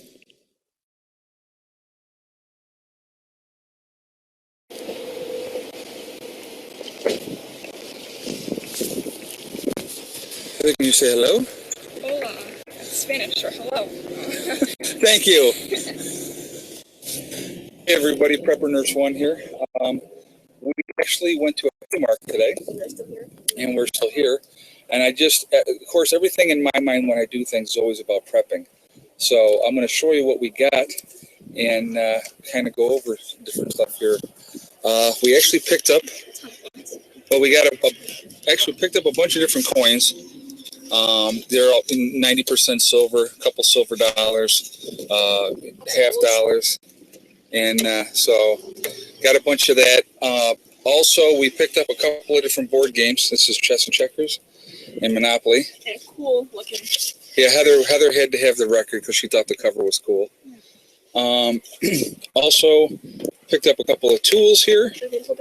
No, that's fine, honey. And then this saw, I like this old school saw. It's when they actually made stuff. Same thing with the shears. This see we can use to cut down all our weeds. But these here, I mean, this is what I was really happy to get. I got the frying pan, and then this here, you could actually use this one for like making pancakes or whatnot. Or spaghetti. Yeah, right. Cast iron cookware is definitely the way to go. I'm going to get them home and get them cleaned up. And so I was real happy to get all the stuff today. And so this is how we spent our morning. Well, actually, yeah, it was morning we got here. And so then Heather got some sewing art stuff, some more needles and stuff, which is cool. But yeah, so that's what we did today. So we wandered around here, and then we had something to eat, which was nice. But all right, Heather, start putting all those coins back in the things, please. Yeah, no, it's all right. So anyway, guys, that's what we were doing today. As you can see, it's very cloudy again today. Real overcast, hitting this rain showers all day, they said. So we'll see how much power we bring in today at the homestead. But it's like everything, you know, it's funny. It's like, it's weird when I go and like go to a flea market like this today. My mindset is, what can I pick up that's going to help me down the road? And tools, cookware, silver, those are all things that are going to help. Silver can be used for bartering, obviously. Good thing to have. And the other stuff is going to help us make our life easier. All right, so anyway, guys, let me get off here, and I will talk to you later. Prepper Nurse 1 out for now.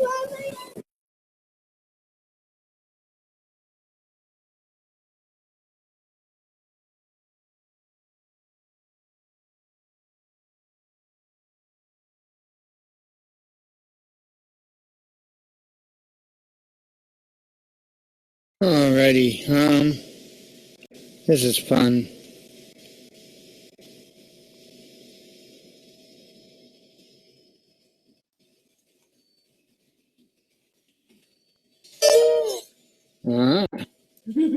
We'll try going up. No, it's not in there.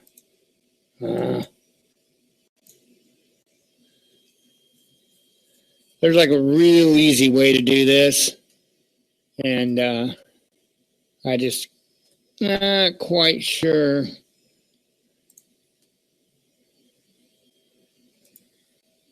how to do that.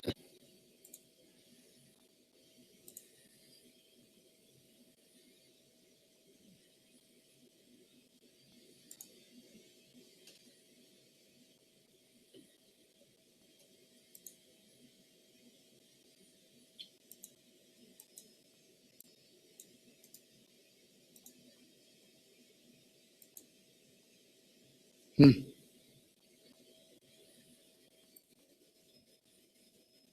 right, let me get you another video. I was getting good at doing that, and then I didn't need to do it as often, and you see what happens then. All right, W7 again with massive fish die-off at Lake El Reno in Oklahoma. Pacific Ocean life devastation.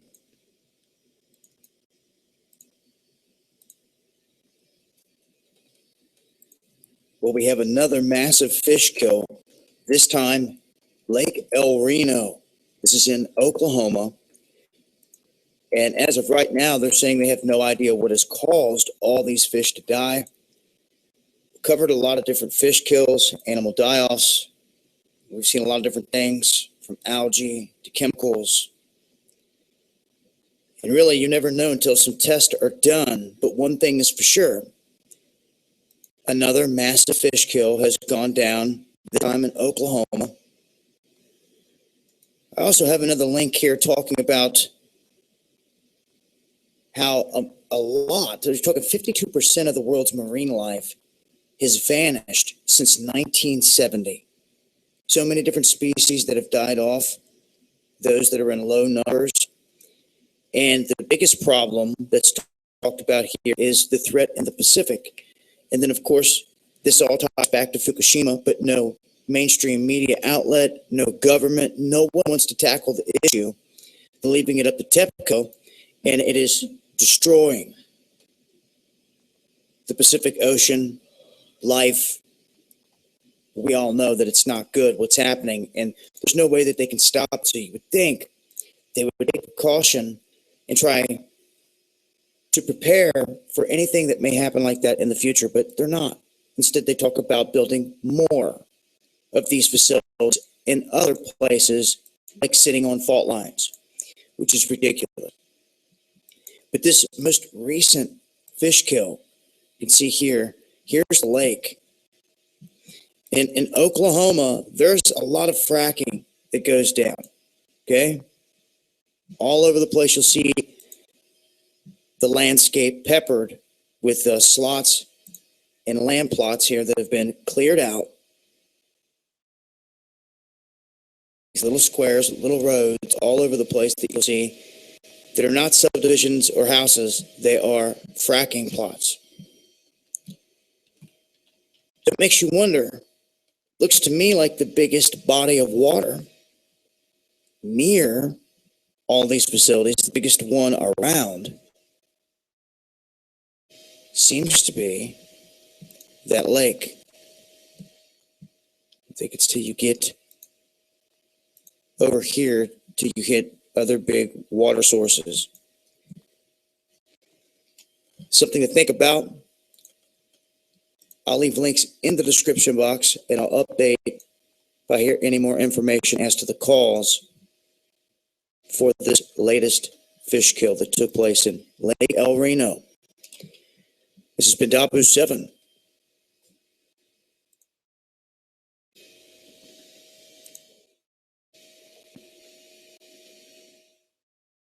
Alrighty, and here is another from Dabu titled Rio 2016, Olympic Dirty Bomb Fears, UN to help guard events in case of attack.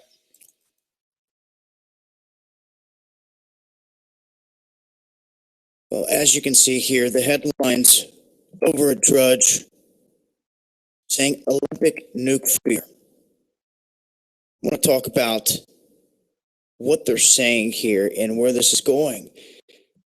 Once again, they're saying that the ISIL or ISIS militants are plotting some attacks and that they should be on alert. We hear this all the time, but what they're saying here this time is that they have a threat that is credible. They're saying that it is credible.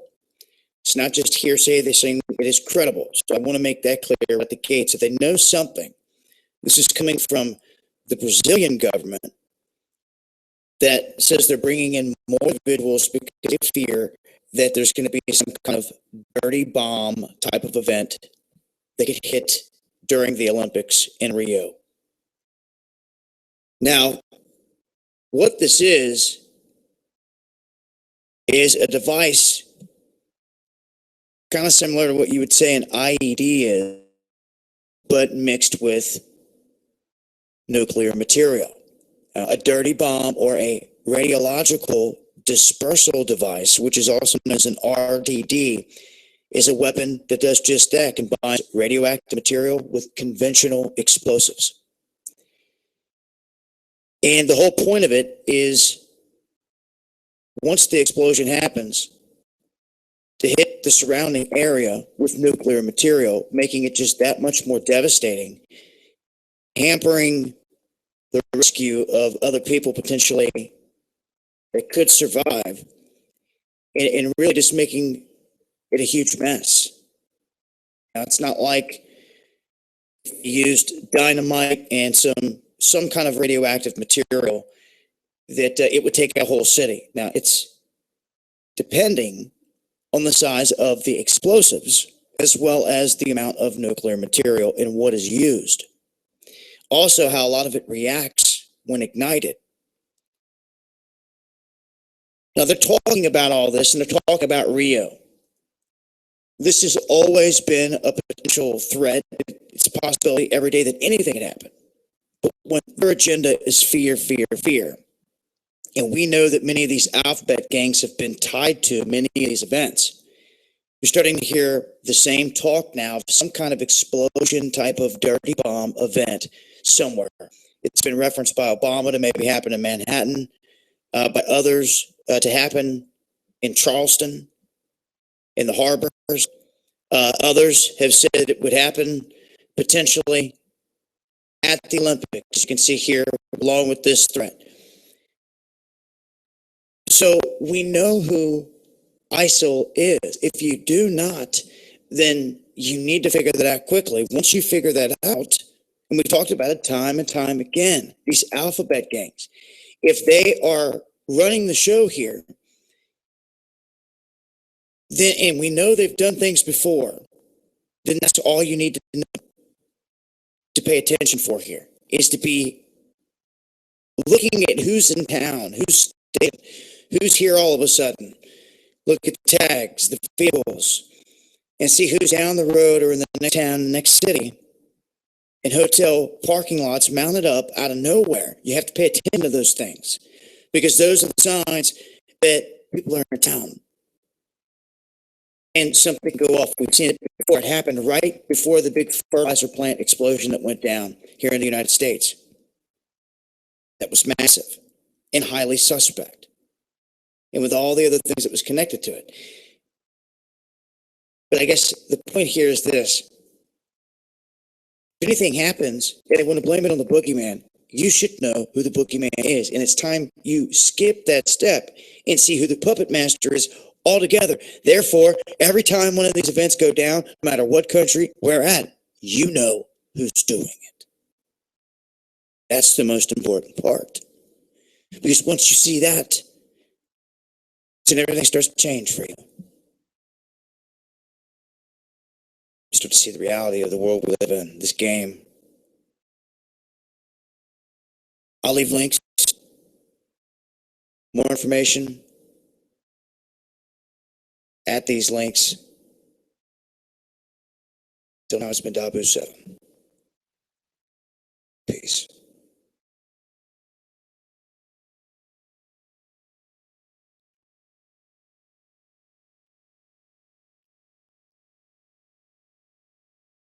Alrighty, let's see here.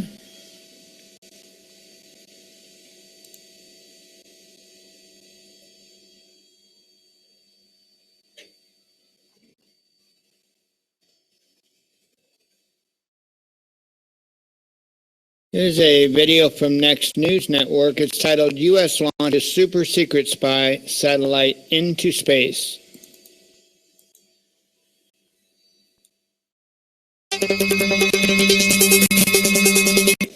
Well, just after China launches their satellite killer, the United States has launched a super secret spy satellite. This story comes to us from William Harwood at CBS News, who reports that a United Launch Alliance Atlas V rocket carrying a classified National Reconnaissance Office spy satellite blasted off from Canaveral early on Tuesday, putting on a spectacular morning sky show before disappearing from view under a familiar cloak of secrecy. They state that while the ULA provided live video of the launching, television and commentary end 5 minutes later at the request of our customer. Interesting. They state that, as usual, no additional details were provided. The mission got underway at 8:37 a.m. EDT, Eastern Daylight Time. That is when the Atlas V Russian-built, yes, RD-81 first-stage engine roared to life with a torrent of steam generating, they state, 860,000 pounds of thrust. So there you have it, a National Reconnaissance jet rocket launching off and putting a spy satellite into orbit. What are they spying on? You know, I was actually at the NRO years ago with a friend. Got some media coverage for somebody that wanted to take me to the office there. And I saw all the defunct satellites laid out. It was quite an event. And the National Reconnaissance Office was recently declassified about maybe 10 or so years ago. Before that, it never even existed. There's no such thing. The National Reconnaissance Office, they're the ones, if the CIA or the Army or the Air Force need, real-time satellite coverage, they don't go to the National Security Agency. They go to the NRO. The NRO is literally above the NSA because they're the ones that actually have the hardware and the information capability to suck it all in and then bring it out to the different branches of the military. So what are your thoughts on this one? Comment below, subscribe for updates. If you like what we're doing here at the Next News Network, give us a thumbs up and share this report. For the Next News Network, I'm Gary Franchi. It's time to live the life you deserve. Trade Genius offers daily stock market alerts sent straight to your mobile device. We do the research on the market. Alrighty, next up we have Buck Run 11. Apparently, he's going to make a zucchini cake. Ought to be pretty cool.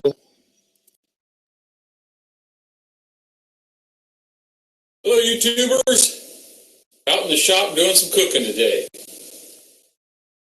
I've got zucchinis. You've probably seen my last video.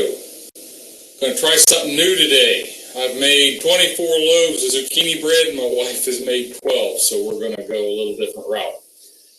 I got to thinking that zucchini bread and carrot cake have a lot of the same texture. So I'm going to make zucchini bread. Instead of putting it in one of these big loaf pans, I'm going to be putting it in cake pans that I've already greased and floured. Now, these loaves that I made only filled up about half of this loaf pan and then kind of domed up, but it actually didn't, I don't think they came over the top of the pan. And these are not near as tall, but they're way bigger around. So I made up 1.5 batches of the zucchini bread that I used in 2 of these pans, so I'm going to use them in 2 of those cake pans, but I got 1.5 batches. So I'll tell you what I've got here. It's 3 cups of flour. I'm going to mix all the dry ingredients. Why don't you come in here a little closer so you can see what I'm doing? Okay, there you go. I'll try to stay out of your way. What I've got is 3 cups of flour. Now remember, this is for 1.5 batches of zucchini bread. So if you have 3 pans or you want a taller loaf, thicker loaf, you can go with this route. 3 cups of flour, 1.5 tablespoons of cinnamon. I've got baking soda, 3 teaspoons of baking soda. I put little notes on all of them. 1.5 teaspoons of salt. And I've got 2, oops, almost spilled it. A half of a teaspoon of baking powder. You put those all together, and you get all this stuff out of the way, and you whisk it all together to get it mixed up.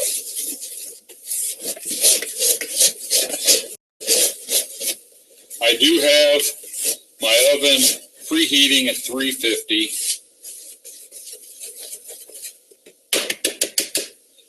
And we'll set all this stuff back. Now, I have 2 cups of sugar and 1 cup of brown sugar.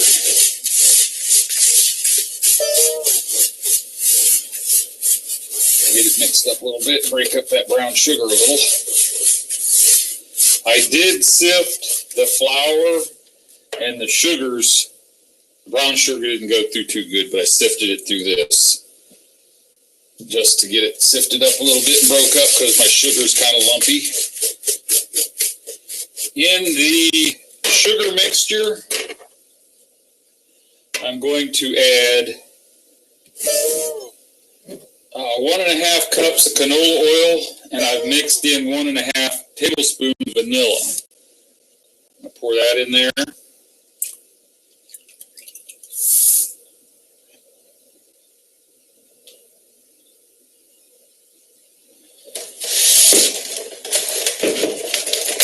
I need 4 eggs.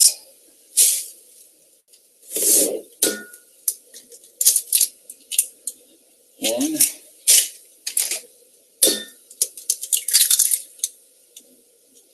2.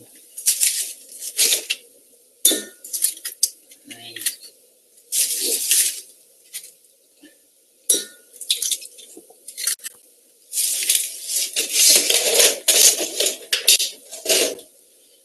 Wipe my hands off.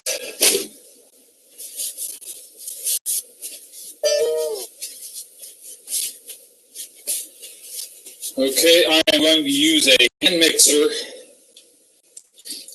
and get this all mixed up. Be right back. Okay, I got that all whipped together real good. Now I got to start mixing in the dry ingredients. A little bit at a time.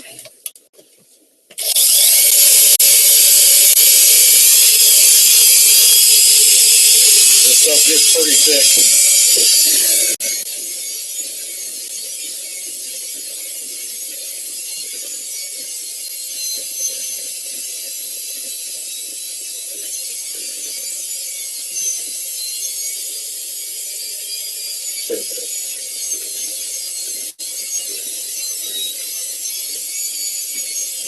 Now I might mention that I have not done this before, the cake, I mean, so we'll find out if my estimations are correct. See how that gets really thick.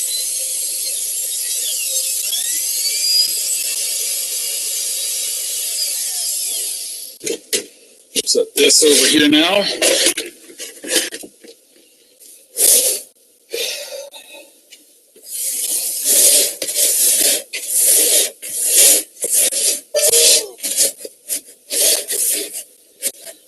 You have to put in the zucchini. And I've got, that was, where's it at? 3 cups of zucchini and 1.5 cups of nuts. And those are walnuts that I chopped up. Get this all folded together.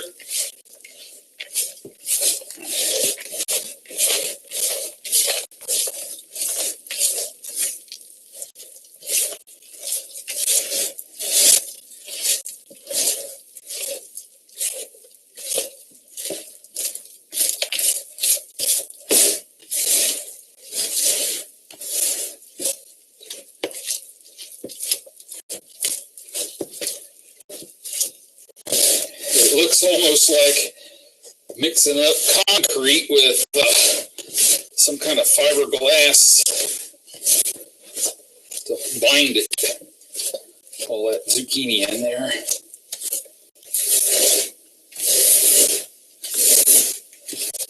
I think that's pretty good.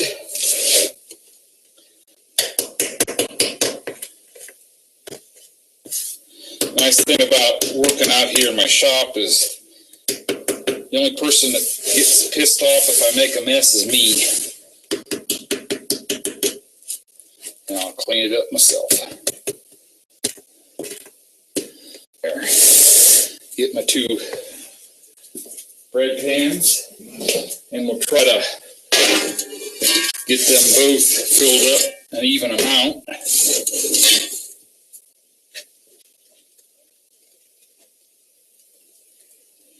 Now, it's said to bake the loaves of zucchini bread for 50 to 60 minutes. And that was with a single or a 2-loaf batch. And this would be probably considered a 3-loaf batch. But since there's a lot more surface area on this, I'm going to go with the same amount of time and then just check it with a toothpick. Keep checking it until it's done. And my little oven out here sometimes takes a little longer than what the recipes say. So I always put it in for the 60 minutes and start checking it. I've tried turning the temperature up, and I usually get kind of a crispy bottom, so I stick with the temperature, and boy, those look full. That might have been a boo-boo, but we'll go with it. We might have some great big 2-layer cake. Let me go check the oven, see if it's ready to go. I'll put these in the oven for an hour. At 30 minutes, I'll My oven's so small, I have to put one on top of the other. I got 2 shelves, so at a half hour, I'll switch them and see how they look in an hour. We'll be back. Okay, I had to let them bake for an hour and 10 minutes. The toothpick came out clean, and oh, I put a little under-the-counter fluorescent light above my little workbench here. Helps a lot, doesn't it? Let them set here for about 20 minutes to cool, and then I will get them out of those pans. Well, there it is. How's it look? I wonder if my wife noticed if there's a piece missing.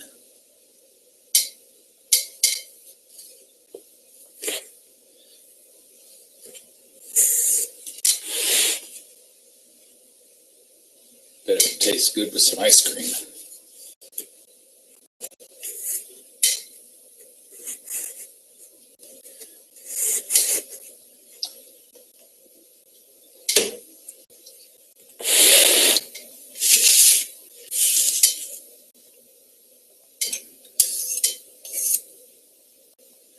Left the little goodies down there.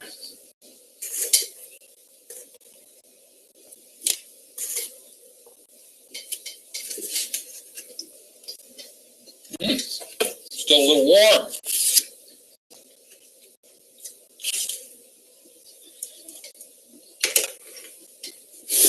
That's the kind of icing I used.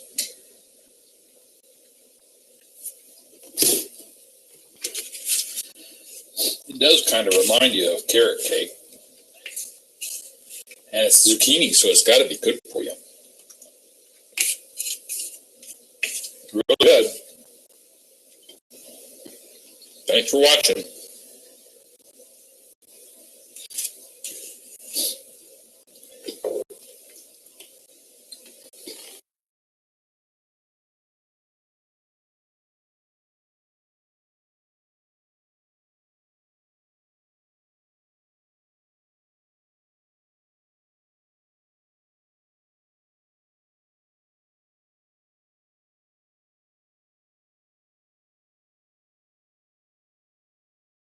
Alrighty, I think I found maybe what I'm looking for. Let me get you another video here. Here's Wilderness Outfitters with Materia Medissa Curly Doc. He's going to talk about another medical plant that we can find just out and about.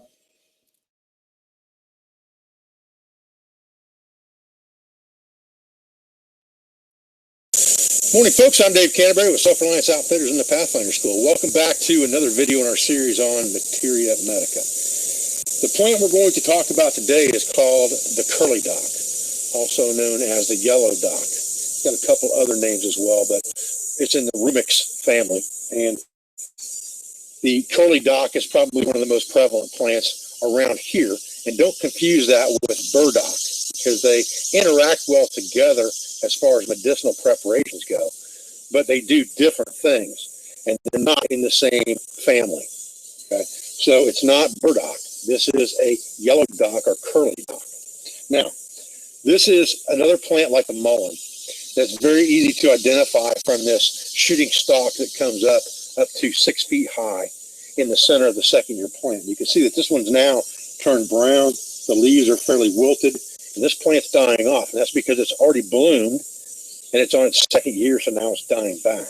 And it's very easy to recognize in its second year because you can see these stalks from a ways off. But the first-year plant and the root are the best medicine. So we're going to try to find a good first-year plant to talk about the medicinal properties of the curly dock or yellow dock. Stay with me. I wanted to shoot a little bit of a close-up view here for you guys so you can see what the structure of this plant looks like in this spike that comes up from the ground here. And you can see a little bit about what the leaves look like. They generally have this reddish color going down the center of the leaf a little bit.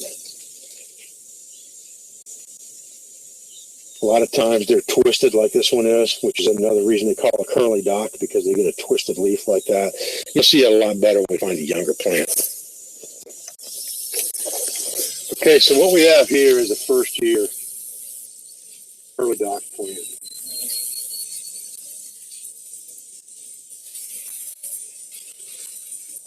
And you can see that most of the leaves are turning over and they're curly. They grow up in a spiral, curl like that. They have some red in them in places. The more mature they get, and the older they get, the more red they get in that vein that runs down the middle of the leaf like that. Let's talk about the medicinal uses of this plant. One medicinal use for this plant that we can readily use on the fly is that it is one of the best things to treat stinging nettle stings. So you can just pull the leaves off of here and rub the affected area. It's not probably as good as plantain, which we'll talk about in another video, but it is very good for that, and that's an old-time folk remedy for stinging nettle. It is the curly dock, and the curly dock generally grows in places where stinging nettle grows, just like jewelweed grows in places where poison ivy grows. Same thing. All right, so that's one quick and dirty. Now, the other side of this coin is that we talked yesterday about the black walnut being very astringent and having a binding effect because it was an astringent to the 3rd degree. This plant is somewhat astringent. It's an astringent to the 1st degree, which means it's okay for topical use and things like that.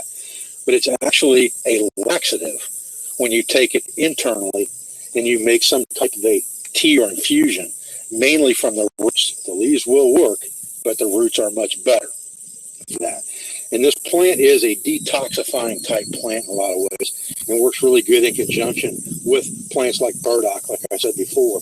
But it is a liver-affiliated plant. It has a direct affinity to the liver, the gallbladder, and things like that, and helps to secrete bile. It helps make your body secrete bile, which cleanses and detoxifies your body through the liver. So this is a good tonic type infusion as well. But the rootstock itself makes the best infusion or decoction, depending on whether you're harvesting the leaves or harvesting that root and using it right away or drying it. If you dry it, you really need to decoct it. If you harvest them fresh, you can get away with the infusion. And when you drink that liquid, it will work as a mild laxative. It's not going to just make you, creep through a screen door, but it will work as a mild laxative. And that is one of the really good uses of this dock plant, this curly dock, is as a laxative. So really your two main things for on the fly in the field are use for stinging nettles, use for topical wound care, laxative, a gentle laxative. And you can eat these fresh young greens. You can eat these no problems like a salad green, but just be careful not to eat too many of them because there's things in here that you really want to cook out of it. If you're going to eat it, you want to cook it. You don't want to eat it raw in mass amounts. You can eat a little bit of it raw. So now let's talk about getting at some of these roots down here. We'll move some of this stuff out of the way. You can see the soil is really wet right here where it's growing.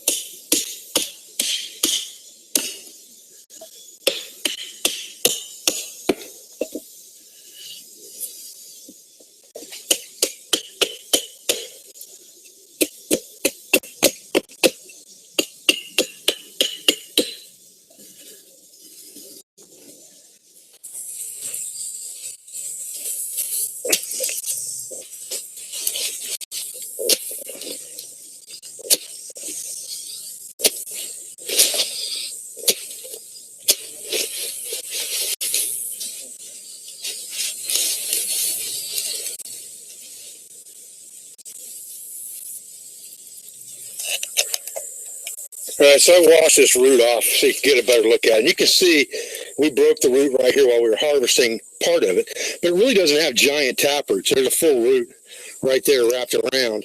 That would be a taproot. So they're not really big. And all of these roots that are sticking out are all good medicine. Not necessarily the main root is the best medicine. Usually younger things work better than the older ones do. So this root right here would be a prime candidate for me for medicine. Maybe something like that one there and that one there. And then of course you've got the medicinal value and edibility of the rest of the plant as well.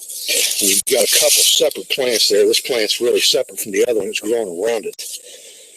And you can also transplant these things if you want to. You can transplant these into your garden or your area so that you have medicinals if you're having problems finding things like this and your soil is conducive. These things all grow in disturbed areas, so it's not like they're difficult to grow. They grow everywhere from around creeks and streams all the way to, higher, rockier soil in full sun. Most of the time I see them in sunlight. I don't see a lot in direct shade though. But they're easy enough to grow and easy enough to transplant, I would say, for sure. Real simple here, if I decide that I need a laxative, I've been constipated for a few days, whatever the case may be, I'm going to clean this root up really good. I'm going to cut it off of here, just like that. Set the plant aside. And then I'm going to take this thing down to the creek and clean everything up really good. Take the skin off of it on the outside, although that's probably good medicine as well.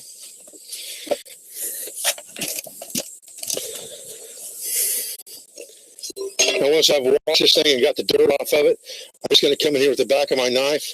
That's got a 90-degree spine on it and start shaving that down, just like I was processing tinder, to get all those properties opened up in there. I'll shave that off. And I just want to kind of thin slice this thing and rough it out very much like I said how we're making tinder. So I'm just roughing the edge of that up with a 90-degree spine on my knife. You get those shavings, if you will, like that. One thing with this stuff, with using herbs as your medicine or as treatments for different ailments, is that you have to experiment a little bit yourself. And for me, a decoction is always going to be more difficult to make than an infusion. It takes longer. You have to boil the water and all that stuff. As a rule, with barks and roots, you want to use a decoction. If I've got a fleshy root like this one that's green, that shaves very nicely into very, very thin shavings like this, I can probably get away with an infusion of this and get the laxative value out of it that I want without the decoction. You can always go back. You can make the infusion. Don't make a whole lot of water in it. Just about 4 ounces to double the amount in a bush pot. Make the infusion and try it. If it doesn't work, you can always go back and boil it and decoct it the second time around. But experiment so that you know what works for you. Okay, guys, welcome to Canterbury with Self-Reliance in the Pathfinder School. Appreciate you joining me for another video in our series on Lαϊegyę Medica on curly dock or yellow dock. A good, versatile plant, both edible and medicinal, and lots of plants that are medicinal are edible as well. A good friend of mine, Micah McLaughlin, always says, let thy food be your medicine. And I think there's something to that. I appreciate your views. I appreciate your support. I thank you for everything you do for our family, for our business, for our sponsors, instructors, affiliates, and friends. And I'll be back with another video as soon as I can. Thanks, guys. Alrighty, and my mission is a success. I found it.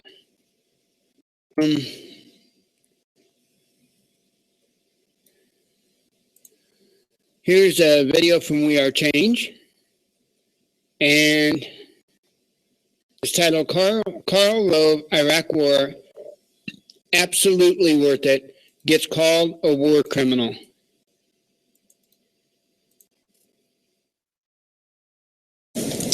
Karl, I know you can't comment on Trump and Hillary, but I was wondering, do you think the Iraq war was worth it? I work for Fox. So I understand you work for Fox. But do you think the Iraq war was worth it since it helped create ISIS and sectarian violence and there was no WMDs? So you said absolutely. Karl, there's huge implications of the war that are having an impact on a lot of people. Why was it worth it? Pardon me, who are you with? We are James Lukadowski. Why was it maybe don't buzz off? I'm not going to buzz off. Many people say you committed war crimes for what happened inside of Iraq. What do I do to get caught?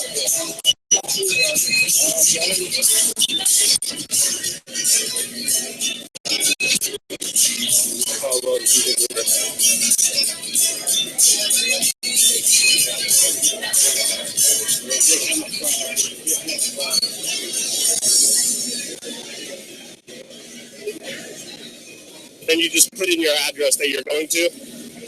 Pardon me, but I'm talking to a friend. Would you buzz off? I just want to know why it was worth it when it cost so many human lives to create the start of ISIS. Is that why you're supporting Hillary and said she's better than Trump?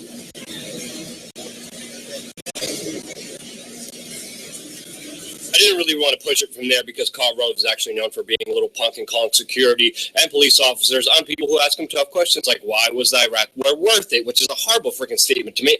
And number two, I couldn't really push it because I actually snuck into the DNC. They did not need press credentials, said, no, do not come here. But security was so horrible and the Democrats were so disorganized. I was able to just walk right in there and get right up to Mr. Karl Rove and ask him that question, which the mainstream media seems to forget because it was Karl Rove and George W. Bush that actually made the decision to invade Iraq on failed intelligence that they knew didn't exist. They knew the WMDs didn't exist, and because of the sectarian violence, because of the rift between Baptists, we have ISIS. Thank you, Mr. Karl Rove, and screw you, mainstream media, for not asking the hard questions. If you do want to have more confrontation to sponsor other independent news organizations to call out these war criminals, go to wearechange.org/donate and consider your alternative, independent, uncensored news organizations. Thank you again so much for watching, and of course, subscribe. We're gonna have a lot more war criminals scurrying a little away with their fast. Subscribe.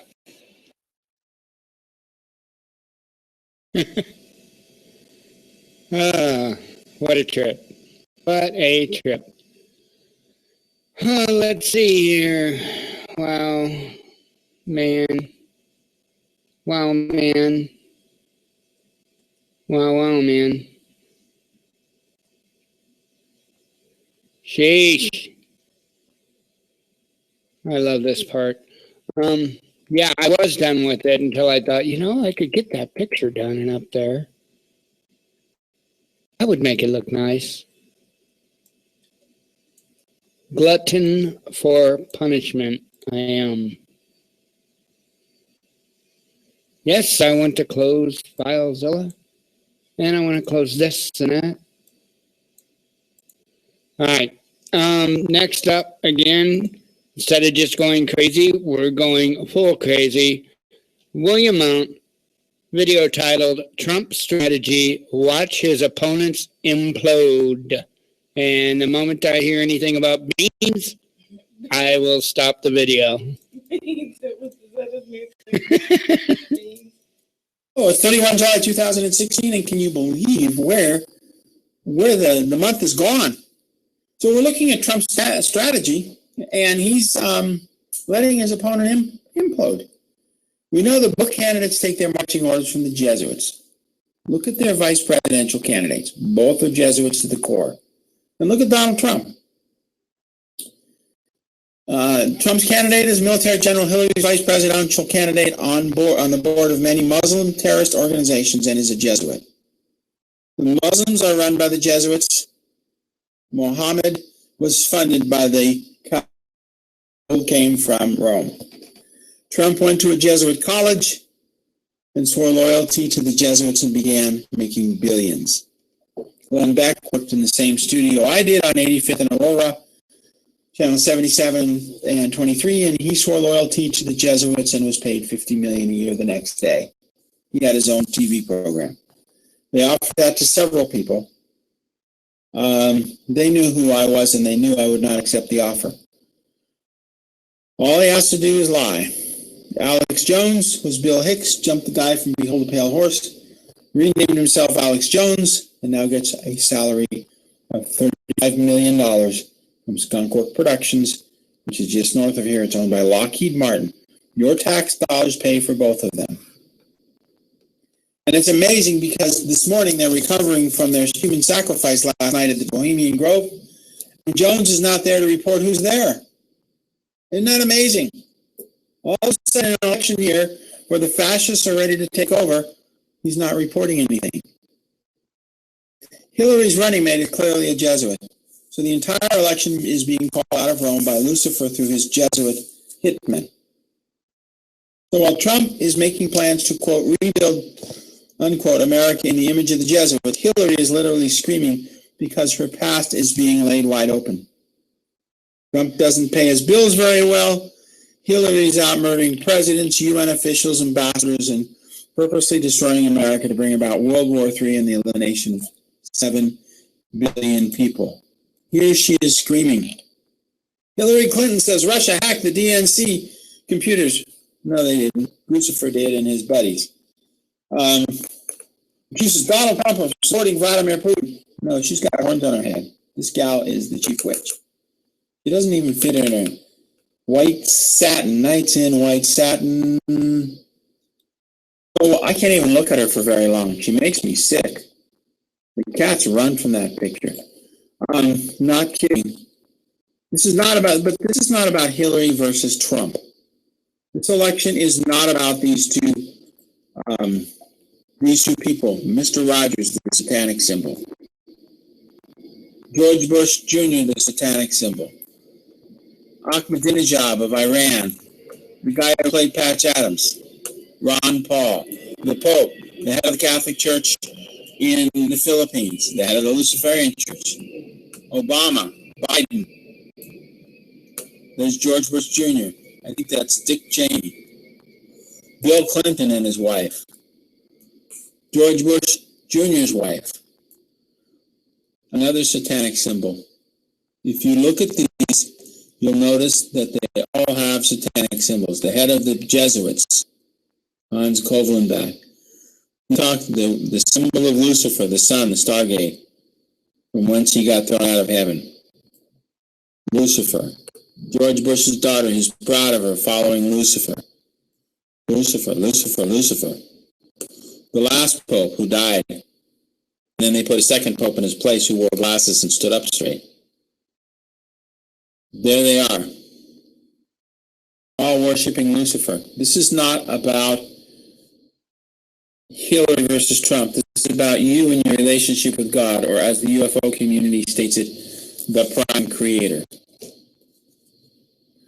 Are you doing what you should be doing? Are you prepared for what the Jesuit Masons Lucifer are about to do to America and thus the world? Hillary and Trump are just tools for Lucifer, and for some reason God wants Trump in place. Maybe he can work with them more than Hillary.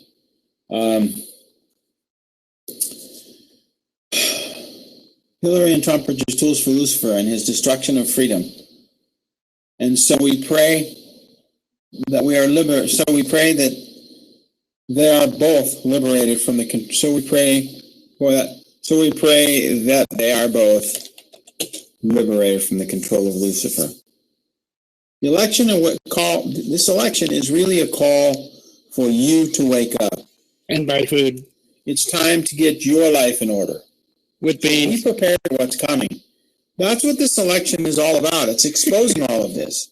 The Beatles, the Pope, the Clintons, the Bushes, all of them. The Ronigans. Barbara again. Isn't she so happy giving the rule of Lucifer, the rule of law, the rule of the courts, to the most intelligent, most active, and one of the largest audiences in the world. Thank you for watching, and God bless each and every one of you. And for you Intel geeks, are you ready for this? This is going to blow your mind. Let's see if we can show this a little bit. Putin, Medvedev, Erdogan, and the Polish president Andrzej Duda. Keep your heads down right now. If you are simultaneously die or are replaced by Poles, the Nazi Party in the U.S., Obama's Democrats, and rule the planet almost instantly. I want to be replaced by a double. They are 5 people away from total dominance. Putin, Medvedev, Erdogan, Duda, and Trump. Yes, Trump, there'll be a hit on you in the next couple of days, so be wary. Maybe replace me as a triple. Please watch these things very closely, because the New World Order is exactly 5 people away from total dominance. Just 5, folks. Red Cross employees, and American and Israeli embassy employees with large packages in Poland. This is the world, a little bit crooked. In Poland, Belarus, and Russia. Oh, no. U.S. Air Force Base in Incirlik, Turkey. Save yourself. Watch very closely. They still have 90 hydrogen bombs and 176 smaller nuclear weapons. That's why they have 266 nuclear weapons here, I don't know. Food. There will be troubles in Dagestan, Russia, and the region around Kavatry and Lαϊegyە through Luzani. Practice those names. Belarus. That's where the pincer movement will go into Moscow and up into St. Petersburg. They don't need mass. They just put a couple of submarines here, put some mines in the whole region as well. So here, a few mines. Russia loses its northern force. Wonder how he gets the ink pen off his monitor. No electronic devices should be transported in this region over the next 30 days.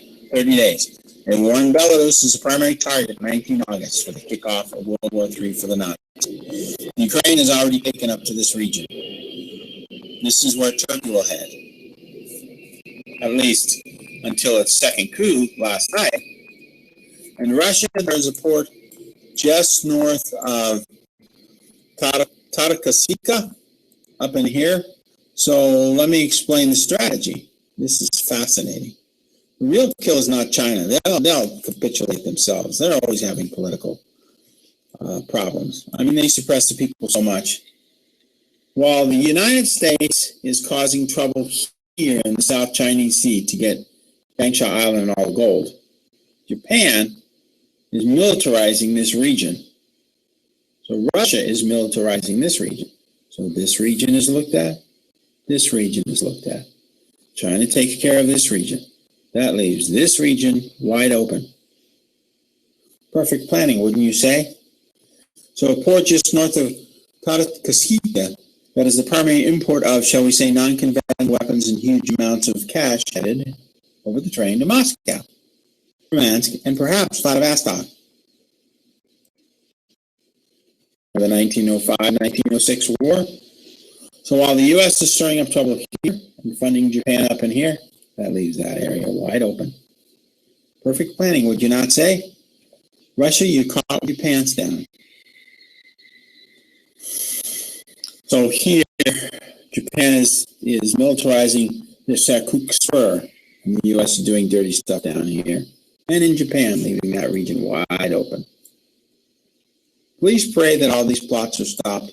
And finally, for those of you who are listening to this dribble about the election campaign, food. The rule of law, 1960 Black's Law Dictionary, means that the courts make the laws, not Congress or the people, but the very few people in the courts. They don't interpret law, they make the law.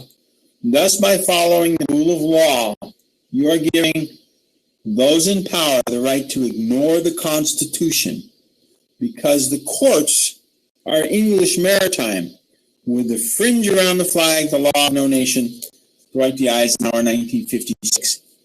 And the two fobs, those dangly bobs hanging from the flag, indicates in the U.S. we have maritime law.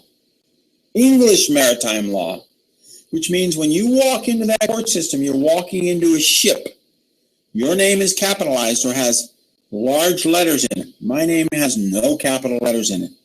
I am not subject to English maritime law.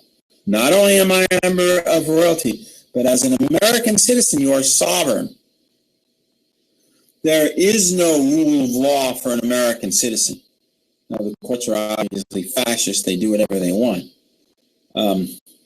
But you are not subject to those laws. And when you support the rule of law, you support English maritime law. I neither understand nor stand under the rule of law. I neither understand nor stand under. I comprehend the Constitution, believe in the Constitution, and it's the law of the land. That's why they need to kill 7 billion people. They need to destroy freedom. They want to rebuild the world in their image. Hillary wearing the phoenix. It's all about destruction in their eyes. That's why you can't look at her for more than 5 or 10 seconds without just getting sick. It's pure unadulterated evil at the top. Well, thank you for watching. Down below there are links to buy things, to get your family ready. Make sure you have plenty of rice. Food for Liberty. Make sure you have Ronnie's. We use Ronnie's Get the Tea. Life Change Tea Daily. It cleans our body system out. Thank you very much. God bless each and every one of you, and good night. Night. I just give him a bunch of crap. I mean, why not? So, let me see here. Doobie. Story Hilder. This is the Magic of the Mountains praise break.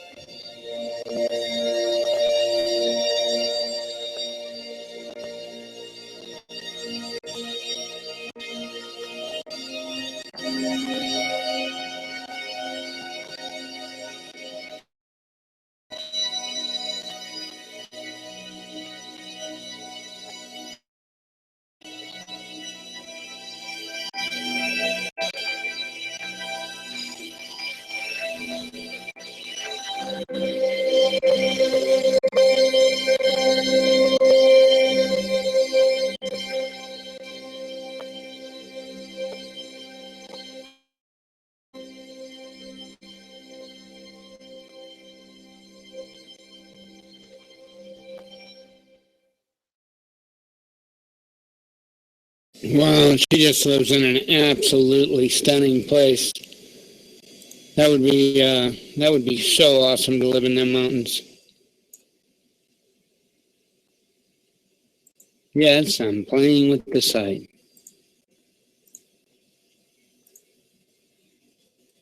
What? I'm getting the look.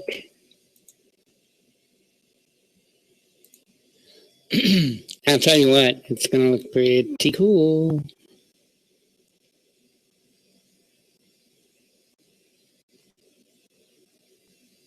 Kind of already does.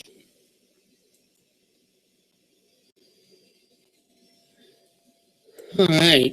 Well, I think I can quit playing with it for a little bit.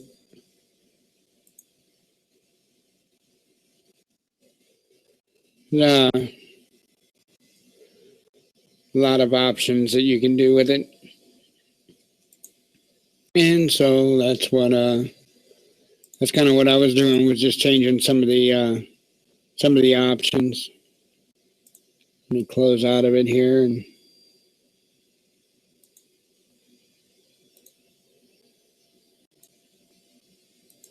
I was getting the background images all in.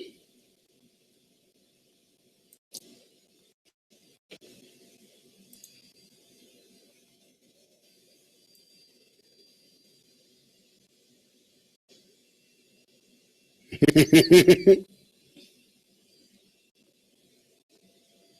afraid to click the link. What? Some trap sent.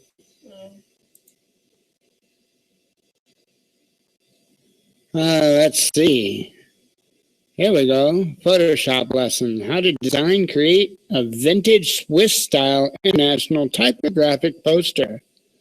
Nah.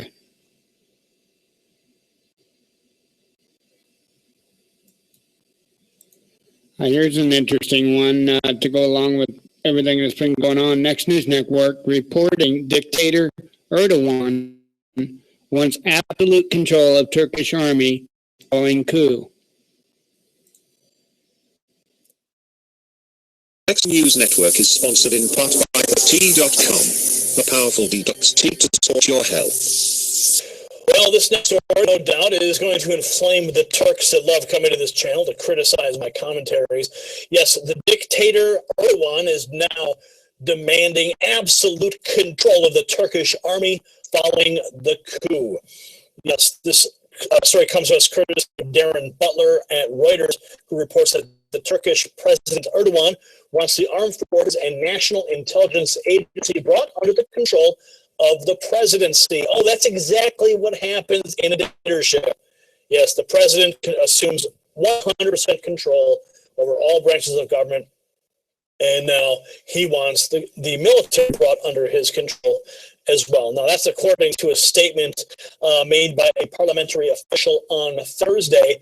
But the Turks on the ground there, the average rank and file, they're not going to see any problem with this. They're going to look at the cult of personality of President Erdogan. They're going to go, oh, yes, our merciful master, thank you. Please enslave us with more. Please take all the power. Please round up all the journalists. Please, please, we thank you for your power and allowing us to live in Turkey. That is what the moronic Turks are going to be doing because they've been deceived by this masterful liar. So this statement came out on Thursday as part of a major overhaul of the military after the failed or false flag coup. Now, they state that Erdogan's comments came after a 5-hour meeting of Turkey's Supreme Military Council, chaired by the Prime Minister Binali Yildirim, and included top brass, and of course the dishonorable discharge of 1,700 military personnel over their alleged role in the abortive push on July 15th and 16th. So there you have it, President Erdogan further consolidating power into his filthy nasty, deceptive hands. And the Turks there are going to love it. They're going to take it all in and they're going to say, yes, give him all the power that he needs. Fools. What are your thoughts? Comment below. Subscribe for updates. If you like what we're doing here at the Next News Network, share this with a Turk. Franchi for the Next News Network.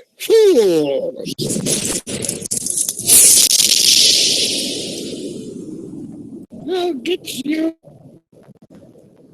and your little puppy dog too. By the way, Trap did send one I did want to see. We got to see this. We have to see this. It's titled Alex Jones Shirtless Rant Against the Young Turks. Oh. Documents. Alex Jones has decided that he's going to take on the Young Turks. Fun for everybody. We should have a weekly segment, Crazies versus TYT. Because every week it turns out that there's someone attacking us who seems like they have a couple of screws loose. Yeah, and by the way, have no attachment to reality or facts. So let's set them straight. First of all, Alex Jones apparently is going to set us straight. So let's have some fun. Here you go. I mean, I saw a video yesterday where the Young Turds were saying they're the #1 internet news show. I mean, I'm on over 100 AM and FM stations, XM. But on the internet, just look at my website on Alexa compared to their website. Look at my videos, more reviews. I mean, you're crap. I'm #1 in alternative media, period, globally. Even Rolling Stone, New York Magazine, all they've done actuaries. I'm #1. He's #1, period. Yeah. By the way, here's one thing he's missing. It's He's going to address that later. Okay, but you know what? Actually, Jesus, I want to go to the first clip from when he finally puts his shirt on. Because he says the same thing here, but even with more detail, even though, as you saw, there's numbers, there's no actual facts. Right. Let's watch that one. I saw the Young Turks website last night. I was looking at some YouTube videos. Of course, our YouTube channel has many times more views than they do. Of course. My radio show dwarfs their XM show. We're on XM too. But that's not what irritated me. It was the statement of the #1 news show on the web. Well, that's pure baloney. I am #1 news show, bar none, by Google Analytics, Alexa, YouTube, every, no one is close. No one is close. YouTube views, etc. He's got it. Google Analytics, Alexa, no one. Now, you want to see the real numbers? Yeah. There's the reason why I didn't cite numbers, right? You go to his channel views and our channel views on YouTube, meaning the total number of views we have on YouTube, period. Okay? Alex Jones is actually not bad. It's pretty good. 177 million. I say done. Here's the problem. Young Turks, over 659 million. Oops. What happened to Bonan? What happened to know you're bigger than us? My math, if I got this right, is the Young Turks then would be 371% times larger than Alex Jones. No one comes close. No one comes close. It would almost be no contest. All right, let's go back to shirtless, raving Alex Jones. Saying they're #1, and then getting all the partner channels and all the corporate media promoting them, and I mean, nobody's on YouTube get red carpets rolled out to them, but we're treated like crap and have asked for it and can't even get a partner channel. They want to give us full hour uploads. We get the 15-minute. We're crap. We're garbage. We're filth. We're trash because we're real. And the system's doing everything they can to suppress us. Look, you're not getting a partnership because you're crazy. Yeah, here's what might help in getting a partnership. Putting on a shirt. Can you imagine walks into YouTube headquarters? He's like, let me tell you something. We're #1. I've got everything to prove it except the numbers. They're like, dude, just please, I'm begging you.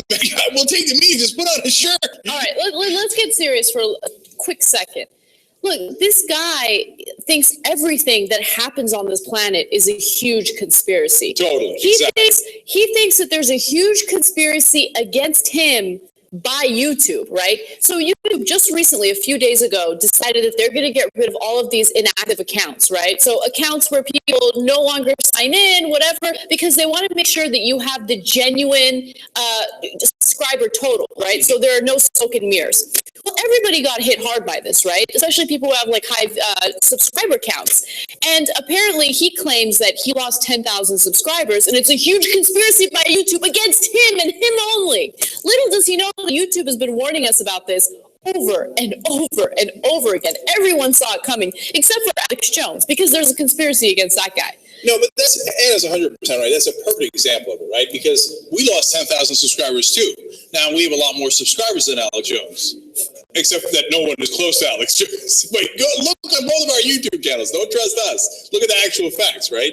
And we didn't go crying here. Like, oh my God, they're out to target the young turks. Everybody take off your shirt. Listen, the thing is with raving madmen like Alex Jones is that he's actually, if you listen to him, he's right a third of the time, right? Exactly. And so when he's got that kernel of truth in some of the things that he says, people are like, that's right, I saw that too. So he must be right about everything. No, he's right about some things. In fact, he's wrong about a majority of the stuff because everything is a conspiracy to him. Right. Alex, they weren't targeting you. I mean, you should see the number of subscribers the bigger channels lost, you know, because we do news, but they do entertainment. They got devastated even more. All right. By the way, but he's got this thing about the red carpet and how we're celebrities. Right. There's one more shirtless video that we have to show. Let's watch. I'm fighting an uphill battle and winning, and then watching people claim that they've got a gold medal when they're way back at the back of the pack. Yeah. There are a lot of people bigger than young turds. And, yeah, turds. I'm just sick of it. He's fighting an uphill battle that he's winning. Sometimes people bitch and complain. Sometimes I do something with my shirt off. It's because I'm real and I don't care. I'm too lazy to go and put a shirt on before I put my jogging outfit on and go for a run. I'm going to be on the radio today talking about this and a lot more. There's a whole cornucopia of censorship going on. The globalists are coming in trying to take the web over, and I'm angry. Subscribe to our channel. Let's do a test to see if it even lets you subscribe. Yeah, he's crazy. I'm sorry. Look, I want our viewers to understand because there's a little bit of crossover. We have viewers that really like him, trust him, and respect him. But I'm calling it. He has a few screws loose. That's not a normal person right there. He's scaring himself. He's so paranoid. Calm the hell down. If they even let people subscribe to our channel, well, how did you get all those subscribers if they don't let people subscribe to your channel? And the amazing thing is he does this entire rant without ever actually checking the numbers. Like, I would be embarrassed, like, to go out and say that we had beaten someone like, oh, yeah, you know what? I'm definitely number one on the list of sexiest man alive. Did you actually check the list? No, but I'm sure of it, right? But that doesn't make any sense. So you're not even on the list, right? And so, again, with the conspiracy, how we have too much bling. Let's go actually to the third clip where he's got his shirt on, Jesus. Let's watch this. People that don't know about the real world are like children. They're like children, and they make me want to throw up. Mm-hmm. Yeah. But maybe I shouldn't wear a suit and have a fancy set and be real arrogant and pull up in a limousine and have bling and all this stuff just so the sheep pay attention. I like that he thinks we have bling. Like, I shop at Ross. And, but hey, I got it at Ross. And didn't know that another word for Pontiac Grand Am was limo. Hey. Okay. All right. I'm pulling up in my limo and I got my bling. Look, we try hard, right? So something like, for example, were we ever on red carpet? Yes, we were. You know why? Because, for example, for the Oscars, we tried to beg and begged and pleaded, come on. And you know what they did? They let us onto the red carpet till 11 in the morning. But there was conspiracy against us. Conspiracy. Didn't you know? Right. No, it's because there's a certain process and you got to go through certain things. And you know what? If you don't want to play ball, like I didn't at MSNBC, and you want to challenge authority, and by the way, we did goofy stuff on the red carpet, and then next year we didn't get our permit. Right? That's reality. As long as you're willing to challenge the government, challenge authority, but do it in a rational way, then it's totally okay. Last one, second with the shirt on. Let's just one more time, one more rave by Alex Jones. Didn't realize that young turd guy. I mean, it's like the young turds. That's what it is. He is just an idiot and probably does think he's the number one thing. Again, I don't care about being number one, except that I am, and I'm sick of fakes saying they're number one. We're number one and then some. Okay, number one and then some. Number one and then some. I love the projection. Okay, number one. First of all, he's like, they're children. Yeah. Young turds. Yeah. Getting turds instead of Turks. Children. Okay. Second of all, number one and then some. Let me see the graphics again. Number one and then some. 177 versus 659. Okay, you know what will happen? You know how it changes every day? So tomorrow it'll change, and Alex Jones will think it's a conspiracy. It's a conspiracy against him, duh. He'll be like, what? They were at 659, and then the next day they're at 661. I'm taking my shirt off. Oh, that is classic. That is classic. Alex deserved every bit of that one. Man. Yeah, I think he's losing it or something. I don't know. There's something wrong there. And I think he's losing subscribers because of his crazy rants that he goes on. I don't know. I haven't paid attention, but I just get that feeling. And the more, again, just a feeling, the more he loses, it seems like the more he loses it. Like he's doing everything he can. Like with what he put at the RNC, with taking a dive and saying somebody punched him in the face, and and then later on, what? There was something else that happened. Oh, that with the Young Turks. It just seems like he's just begging for attention, more or less. And a lot of people are getting tired of it. They want valuable information, not a crazy ranting guy and not 5,000 nutritional supplements, Anyway, here's a BP Earthwatch video titled Incoming Solar Storm Update, live radio show tonight. July 31st, 2016. Quick update on the CME that is approaching our planet, guys. It's not that strong because we took the power from that filament release in a proton burst that gave us a 7.7 earthquake. The CME travels slower. You've got 24 to 48 hours on that, depending on where it left the sun and the angle that it will hit our planet. But they're expecting it to be somewhat strong because we're going to have a strong solar wind at the same time the CME hits us. They're saying it's likely to strike Earth's magnetic field late on August 1st. Now, the CME tracker actually showed it coming in not late, but early. But again, they have a plus or minus 7 hours on those trackers. Says it's not a major storm cloud, but it's not alone. A solar wind stream is following closely behind it. The double blow could strongly disturb Earth's magnetic field, and your auroras will be strong, guys. We're just going to watch it. I don't think we're going to have a major 7.7 again, anything like that. We may see some pressure.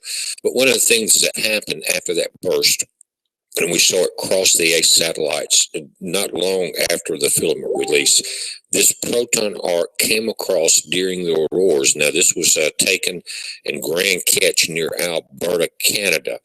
They're seeing scientists call it a proton arc, but they really don't know what causes it. But I do, and I'll explain it. If they would listen, they would be about 5 or 6 years ahead, also on earthquake prediction. But this is Catlin, and he says, I was driving to the Kakwa River. I saw a purple proton arc crossing the sky from east to west. He said, aurora photographers see these structures from time to time.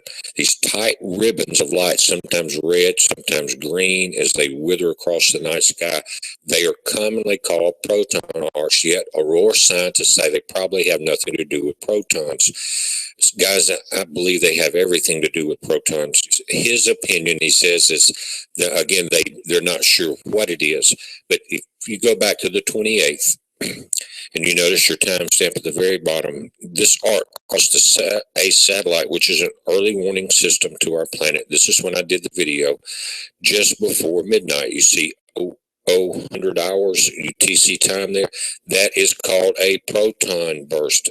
to the right of this, notice it's called high energy protons from the solar isotope spectrometer aboard the ACE satellite. Again, that ACE satellite is 1.5 million kilometers between above our planet, but it's between us and the sun, which is 99 million miles away. But that high energy proton burst right there calls that purple proton R. Now, they've named it properly. They just keep saying they don't know what it is, and they say they don't know what causes these quakes. But it was a beautiful example of a proton R. But again, tomorrow, I don't look for heavy quakes on this, but bright auroras for the next couple of days, and we could have minimum impacts.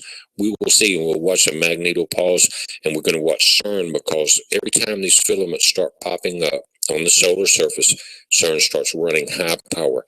Last time they did that, remember, it burned up the crowds. One other thing, this afternoon, 6:30 p.m. Central, I'm going to be a guest for a short period of time on Paul Begley's radio show. We're going to talk about the incoming CME and a couple of other things, guys. I'll link to the show in the bottom of the video. It's a heads up. Be safe. Are you serious? I think he's serious. He's going to be on Paul Begley. Let's see. This is next video. Really don't know what it is. It's by Is Your Six Covered?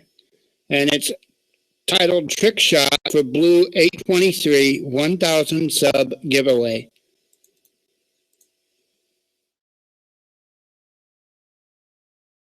Hey everyone, this is Rick from Is Your Six Covered, and today we're doing a trick shot for Blue 823 for his 1000 sub giveaway. So we're doing VR for him, and we got a penny that's hanging from a fishing string, and I'll zoom in so you guys can see it.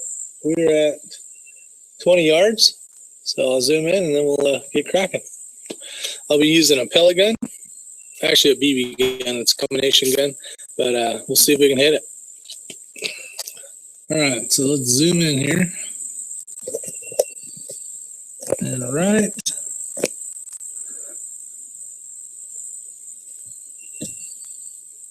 there is a penny dangling from midair by a fishing string.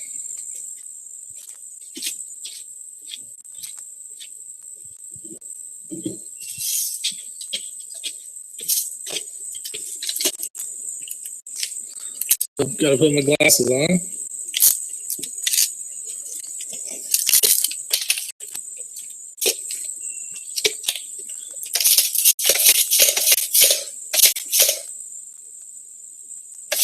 Pump up that BB gun. Right now, all you see is the edge. You know what? I'm going to try to shoot just the edge.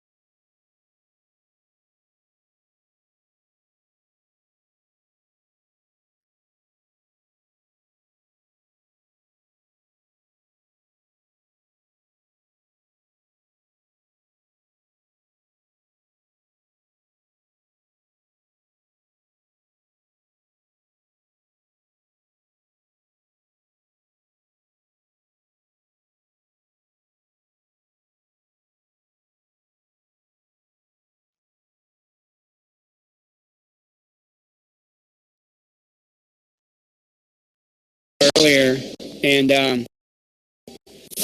it's titled "Pick Your Adventure," and I figured we would check that out and go from there. By that time, it'd be ready to get the hoop going. So here's Dirt Patch Heaven.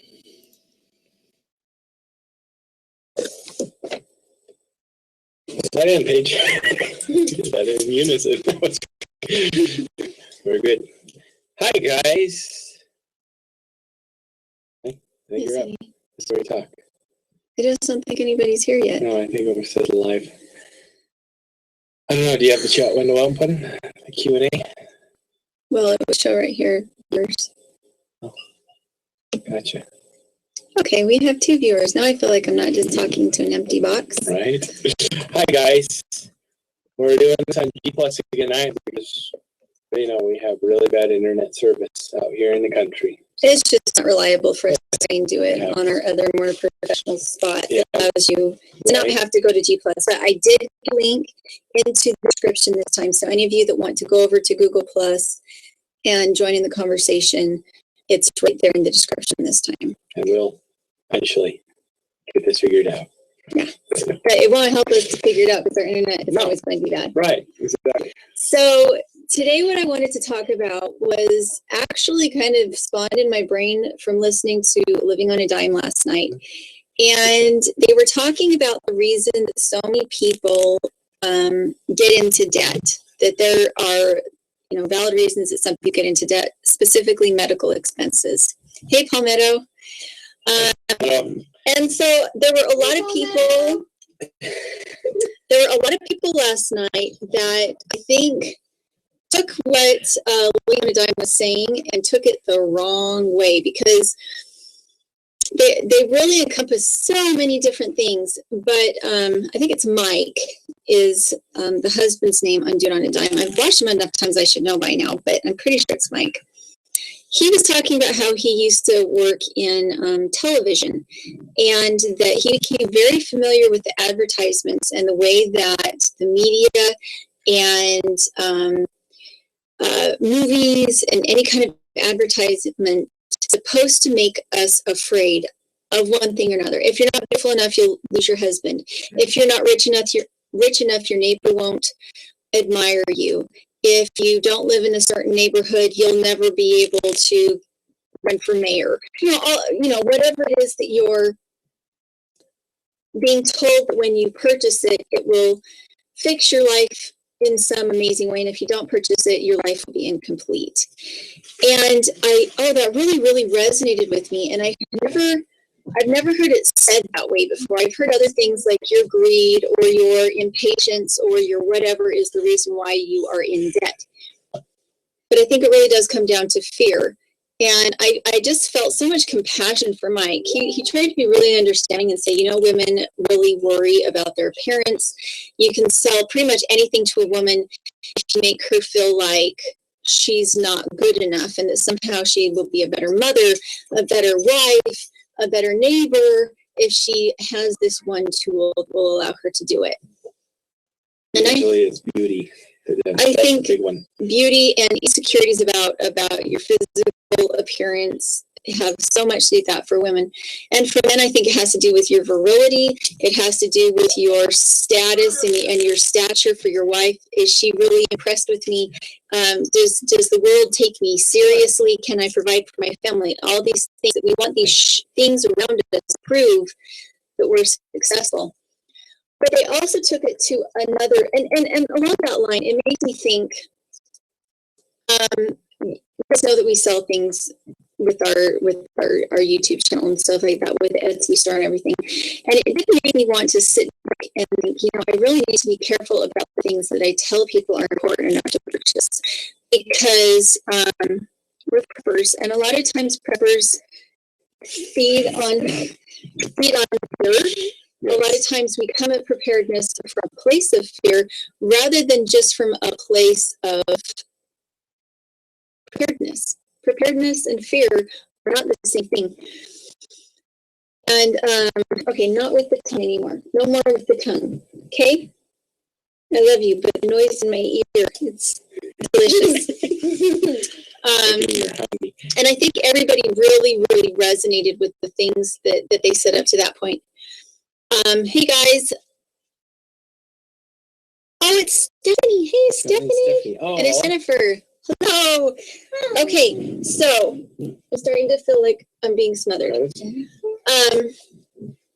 But then they shifted their topic a little bit. And anybody who did not see their show last night, you need to go and see it. It is Living on a Dime is the #1 reason you are in debt. And we're getting rid of sugar, Laurie. And they transitioned from talking about why you're in debt to actual, like, real fear. There's so much fear in the world right now, so much antagonism between different groups. We have an election year coming up, and they actually went in and they started talking about why they don't watch the news. And at this point, a lot of people in the community kind of blew up at them, and they're like, you don't know everything that you need to know about everything, and you're going to die if you don't know everything. Right. And a lot of people got really emotional about it. And I wanted to see my take on that, because I agree 100% with them about not exposing yourself to things that are meant to cause fear. People that are fear mongers for their own personal gain or for their political leanings, people who dwell on these things constantly, they have an agenda. And so my personal thing with this is that when I was about 8, my dad went and was part of a political a politician's run for presidency. It was Bogarts. My dad really, really believed in Bogarts. He wanted him to win. He felt like he could save the country, and he put his heart and soul into it. And a lot of people put their heart and soul into it, and then he didn't win. And my dad was crushed by that. The fact that he felt like he felt powerless after that. And for a lot of years, he tried to stay really on top of what was going on in the news and find out what was going on. And then he started feeling like he was being fed a line, that what was really happening in the world wasn't what was being put on the news. And honey, if you keep erasing them, it really distracts me, and I can't actually focus on what I'm saying. And so he actually got to the point where he refused to listen to any news, anything that he considered worth reading or looking at. He would maybe try to find it from different news groups. Sorry, I do so much better not with live. I do so much better not with live, because any kind of little distraction and I lose my train of thought. Oh, Brooklyn girl, I'm so glad you made it. I know chat's not working on YouTube. You do have to go to G+. Yeah, we got G+ only tonight because of the bandwidth problem we've got going. So, what I wanted to talk about was when you live in fear, it steals your time. The only thing that you have that belongs to you really is your time. And so if you allow your time to be spent not in preparedness up to the point where you can prepare reasonably, then you're allowing somebody else to steal your time. And so I don't watch the news. John feels differently about it. Like Okay, yeah, no, this was a good time to jump in. When I'm at work, I get very bored with just listening to music, and so the only alternative to that that's on the radio is talk radio. Or luckily, I have discovered podcasts, so I can do something that's a little more productive and active or something. But before that, before I got hurt, it was. And I hated him. And we agree. Wait. But we agree with his ideals, though. We agree in his libertarian mindset. However, everything has always been based on fear. Oh my gosh, the world's going to collapse. Oh my gosh, the stock market tanked. And oh, I was right on the stock market. So now the world's going to collapse. Oh my gosh, Donald Trump's going to be just to the end. I got hurt. We turned it off. You remember that? And all of a sudden, my fear just went away. They evaporated like it was just not even there. And so I realized how much time I was wasting. And to reinforce that, I go back and now I'm stuck with, I run out of podcasts, I go back to Glenn Beck. Oh, look, we should invest in gold. You know, we should buy it from this company, et cetera. And from our point of view, we are as prepared as most people ever get. But what we started to feel like was there was always some other avenue we should be. Honey, please don't. It really distracts me. So stop touching me, please. Yeah, I can't remember what I was going to say.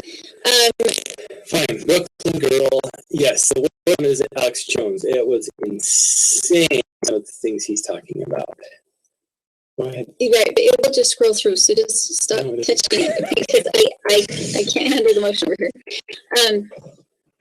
Sorry, guys, we don't get that on the screen. So we were incredibly prepared, and what would happen is we were prepared, and then we would listen to some big rant from Glenn Beck, and we would be like, "Oh my gosh, we're not prepared."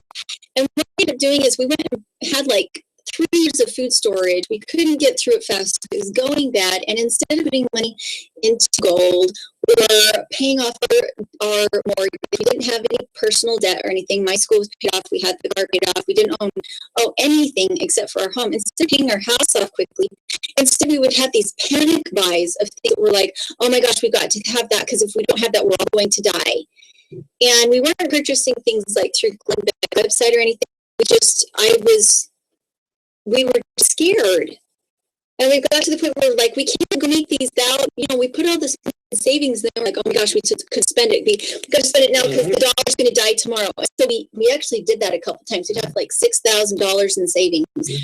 And then Glenn Beck would come out and we're like, we've got to go spend all of our money on anything preparedness that we need. And $6,000 for us was huge. He was making $25,000 a year, and we had managed our money so well, but then we that we really didn't need in order to be prepared. We were prepared enough. Yeah, and we thought at the time, hey, this is a good investment. No, it didn't end up being that great. See, Flying Bee Farm had a really good one, and now we can't. Flying Deer VS Farm. That would be Rebecca. Flying VS Farm. Yes, it is Rebecca. She was amazing. Where did it go? Right there. So she says, it's good to stay informed on current events. However, the issue is when you dwell on and focus so much on what the media is trying to push on what you don't focus on is the importance in life. So I'm going to half agree with you. It is definitely important to focus on the things in life. However, what difference does it make when it's Trump versus Hillary? We're going to be in the same poop hole, no matter what, when we get done. What? And that is exactly 100% what my dad found. I found was that because we are controlled by these lobbyists that are controlled by these chemical companies that are controlled by the corporations, our president is really just a puppet. Yeah. The laws that they want to have passed are going to be guided by the big who's out there, and it's not to such a point where it doesn't matter how we vote, because what's going to happen is going to be evil anyway. And I don't know how to get around that in my head to say, Lord, why is this happening to our country? Why is this being allowed to happen? But the only thing that I think you can do is when laws come up in our small elections, make as big of a difference as you can. In your local laws, make as big of a difference as you can. And hopefully it will have a trickle effect, because when it comes to the president, we've already lost power. We've already, there's Hillary versus Trump. Oh my gosh, really?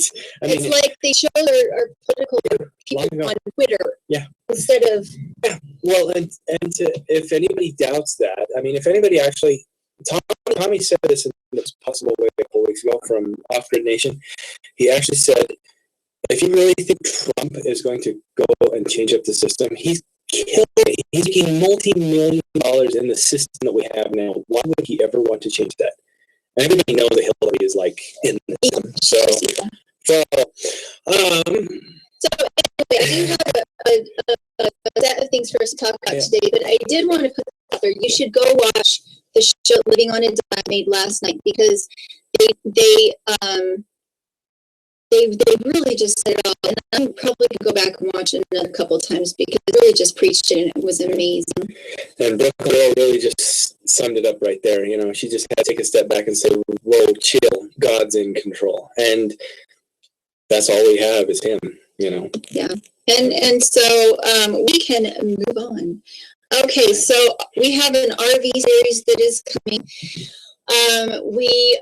We're planning for both contingencies, and we just haven't stopped doing that. I'm still decluttering my house. For instance, I'm going to sell my Treadle sewing machine. I'm still working on what to sell.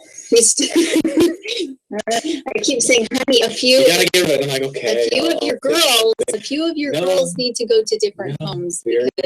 Hi, Daniel and Julie. Just for you. You have a Julie. I have a Julie. I know.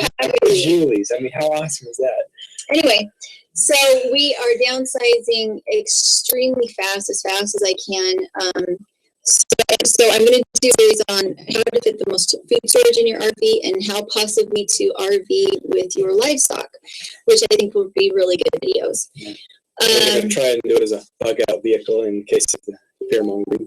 So. Well, but we use it. I think it may be a good one. For the decision that I made as far as prepping was that I cannot buy anything for prepping that I do not use on a daily basis. If it's not a tool that I use on a daily basis, I should not own it, because then if an emergency ever happened, I wouldn't know how to use it. It wouldn't have worked its way to my daily life.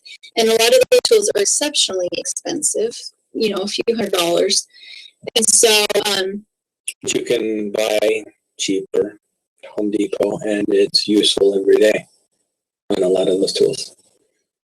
The survival shovel, go get a shovel. The specialty shovels, any kind of, it's like food storage. Like for us, food storage does not mean it's in a foil bag that was freezer dry or anything. Our food storage is beans in a 5-gallon bucket and rice in a 5-gallon bucket. Yeah, those seeds that come in a sealed can that you throw in your freezer. Okay, for instance, we did that, or my grandma did that. She got one of those survival cans of seeds, and 30 years later, we went down into the storage room and found it. The problem with those cans is that a lot of people never crack them open. They never test the seed to make sure they're actually viable, and thus you're relying on a source of seeds that you never open to see if there are actually seeds inside. Well, and we bought, do you remember the year we bought two? And we tested one. One of the first years of our marriage. And it had about a 30 or 40% growth rate, success rate. They never sprouted. They are garbage seeds that go in this stock can. So you have to if you do want to do something like that, get two cans, test one, see if it works. If you have a 90% test rate, then yeah, keep them. But I would rotate them out every 4 years at least and use them in your garden. And that way you know if you even like the variety that's coming through. Yeah, they want whatever did survive we didn't eat. Yeah. That's kind of, yeah. Let's see. So the girls currently, Paige has started to milk chamomile. Did she remember to do that tonight? Go reminder. A reminder. Yep. She's taken over the night milking of chamomile because chamomile, when she comes in very suddenly, and she's getting a lot of milk. And I hate milking. I hate milking at night. Me, in order to take my sanity, I do somewhere between 2 and 4 hours of chores in the morning. And then any other chores that need done throughout the day are very small chores, and they're done by the girls. And it's been really, really nice. This is the first year that Paige has strengthened her hand. And she drinks the milk and puts bottle, feeds it to the goats. So recently, goats are not straight on chamomile, is that she has very thin-walled teeth. And when she is a big person, they actually chew up her teats enough that she has milk that squirts out the side of her teat. And it takes time for that to heal. So this time around, we did not nurse the babies on her at all to preserve chamomile's teats. Thank you, heaven help us. Yeah, I don't know why that link isn't showing up, because it showed up just fine when I went to it, but apparently we still have a learning curve on our links. All right, so what's the other thing? The girls are taking over things by leaps and bounds.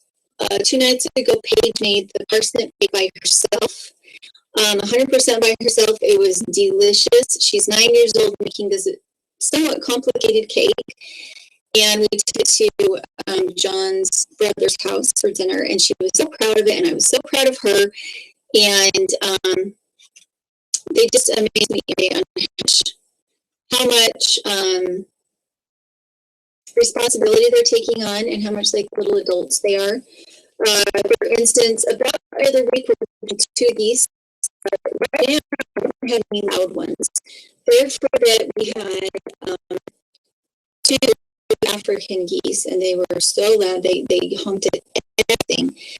And the reason we don't keep them in our barn where it's dark to stop honking is because we free range our ducks.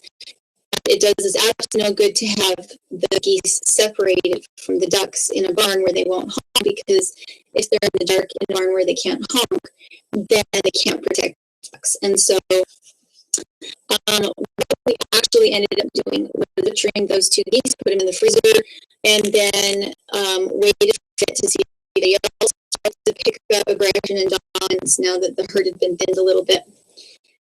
And we had 4 others started to be really loud. And we're like, okay, I guess we'll do it again. And so we butchered 4 more while our woofer Daniel was here. He's from Ireland. And he helped with that a lot. It's very helpful when butchering animals that you have another adult on hand, because then as the birds get plucked, you can take them, butcher them, you can eviscerate them and get the intestines out so that it can cool down quickly. But it's hard to do that as just a single adult in the situation. How are Michigan gardener seeds going? They did really, really well. I had a really good germination rate with them.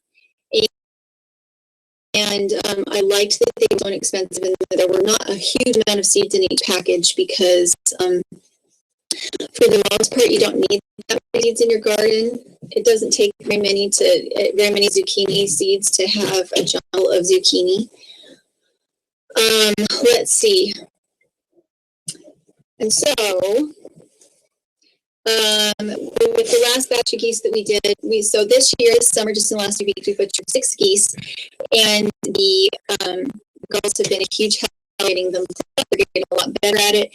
And in fact, the other night, they went on try to catch geese for me, because we had 2 geese that were pecking at all the young ducks, and the girls were angry about it because they were being so mean.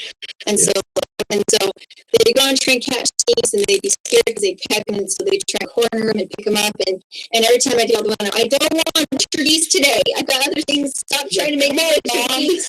I'm just like, no, this is on my agenda, as my last thing that needs to happen. So instead, Paige was really upset. So we went clips the geese away from there and right next to them, so but I'm in with the ducks where they can pick on the babies.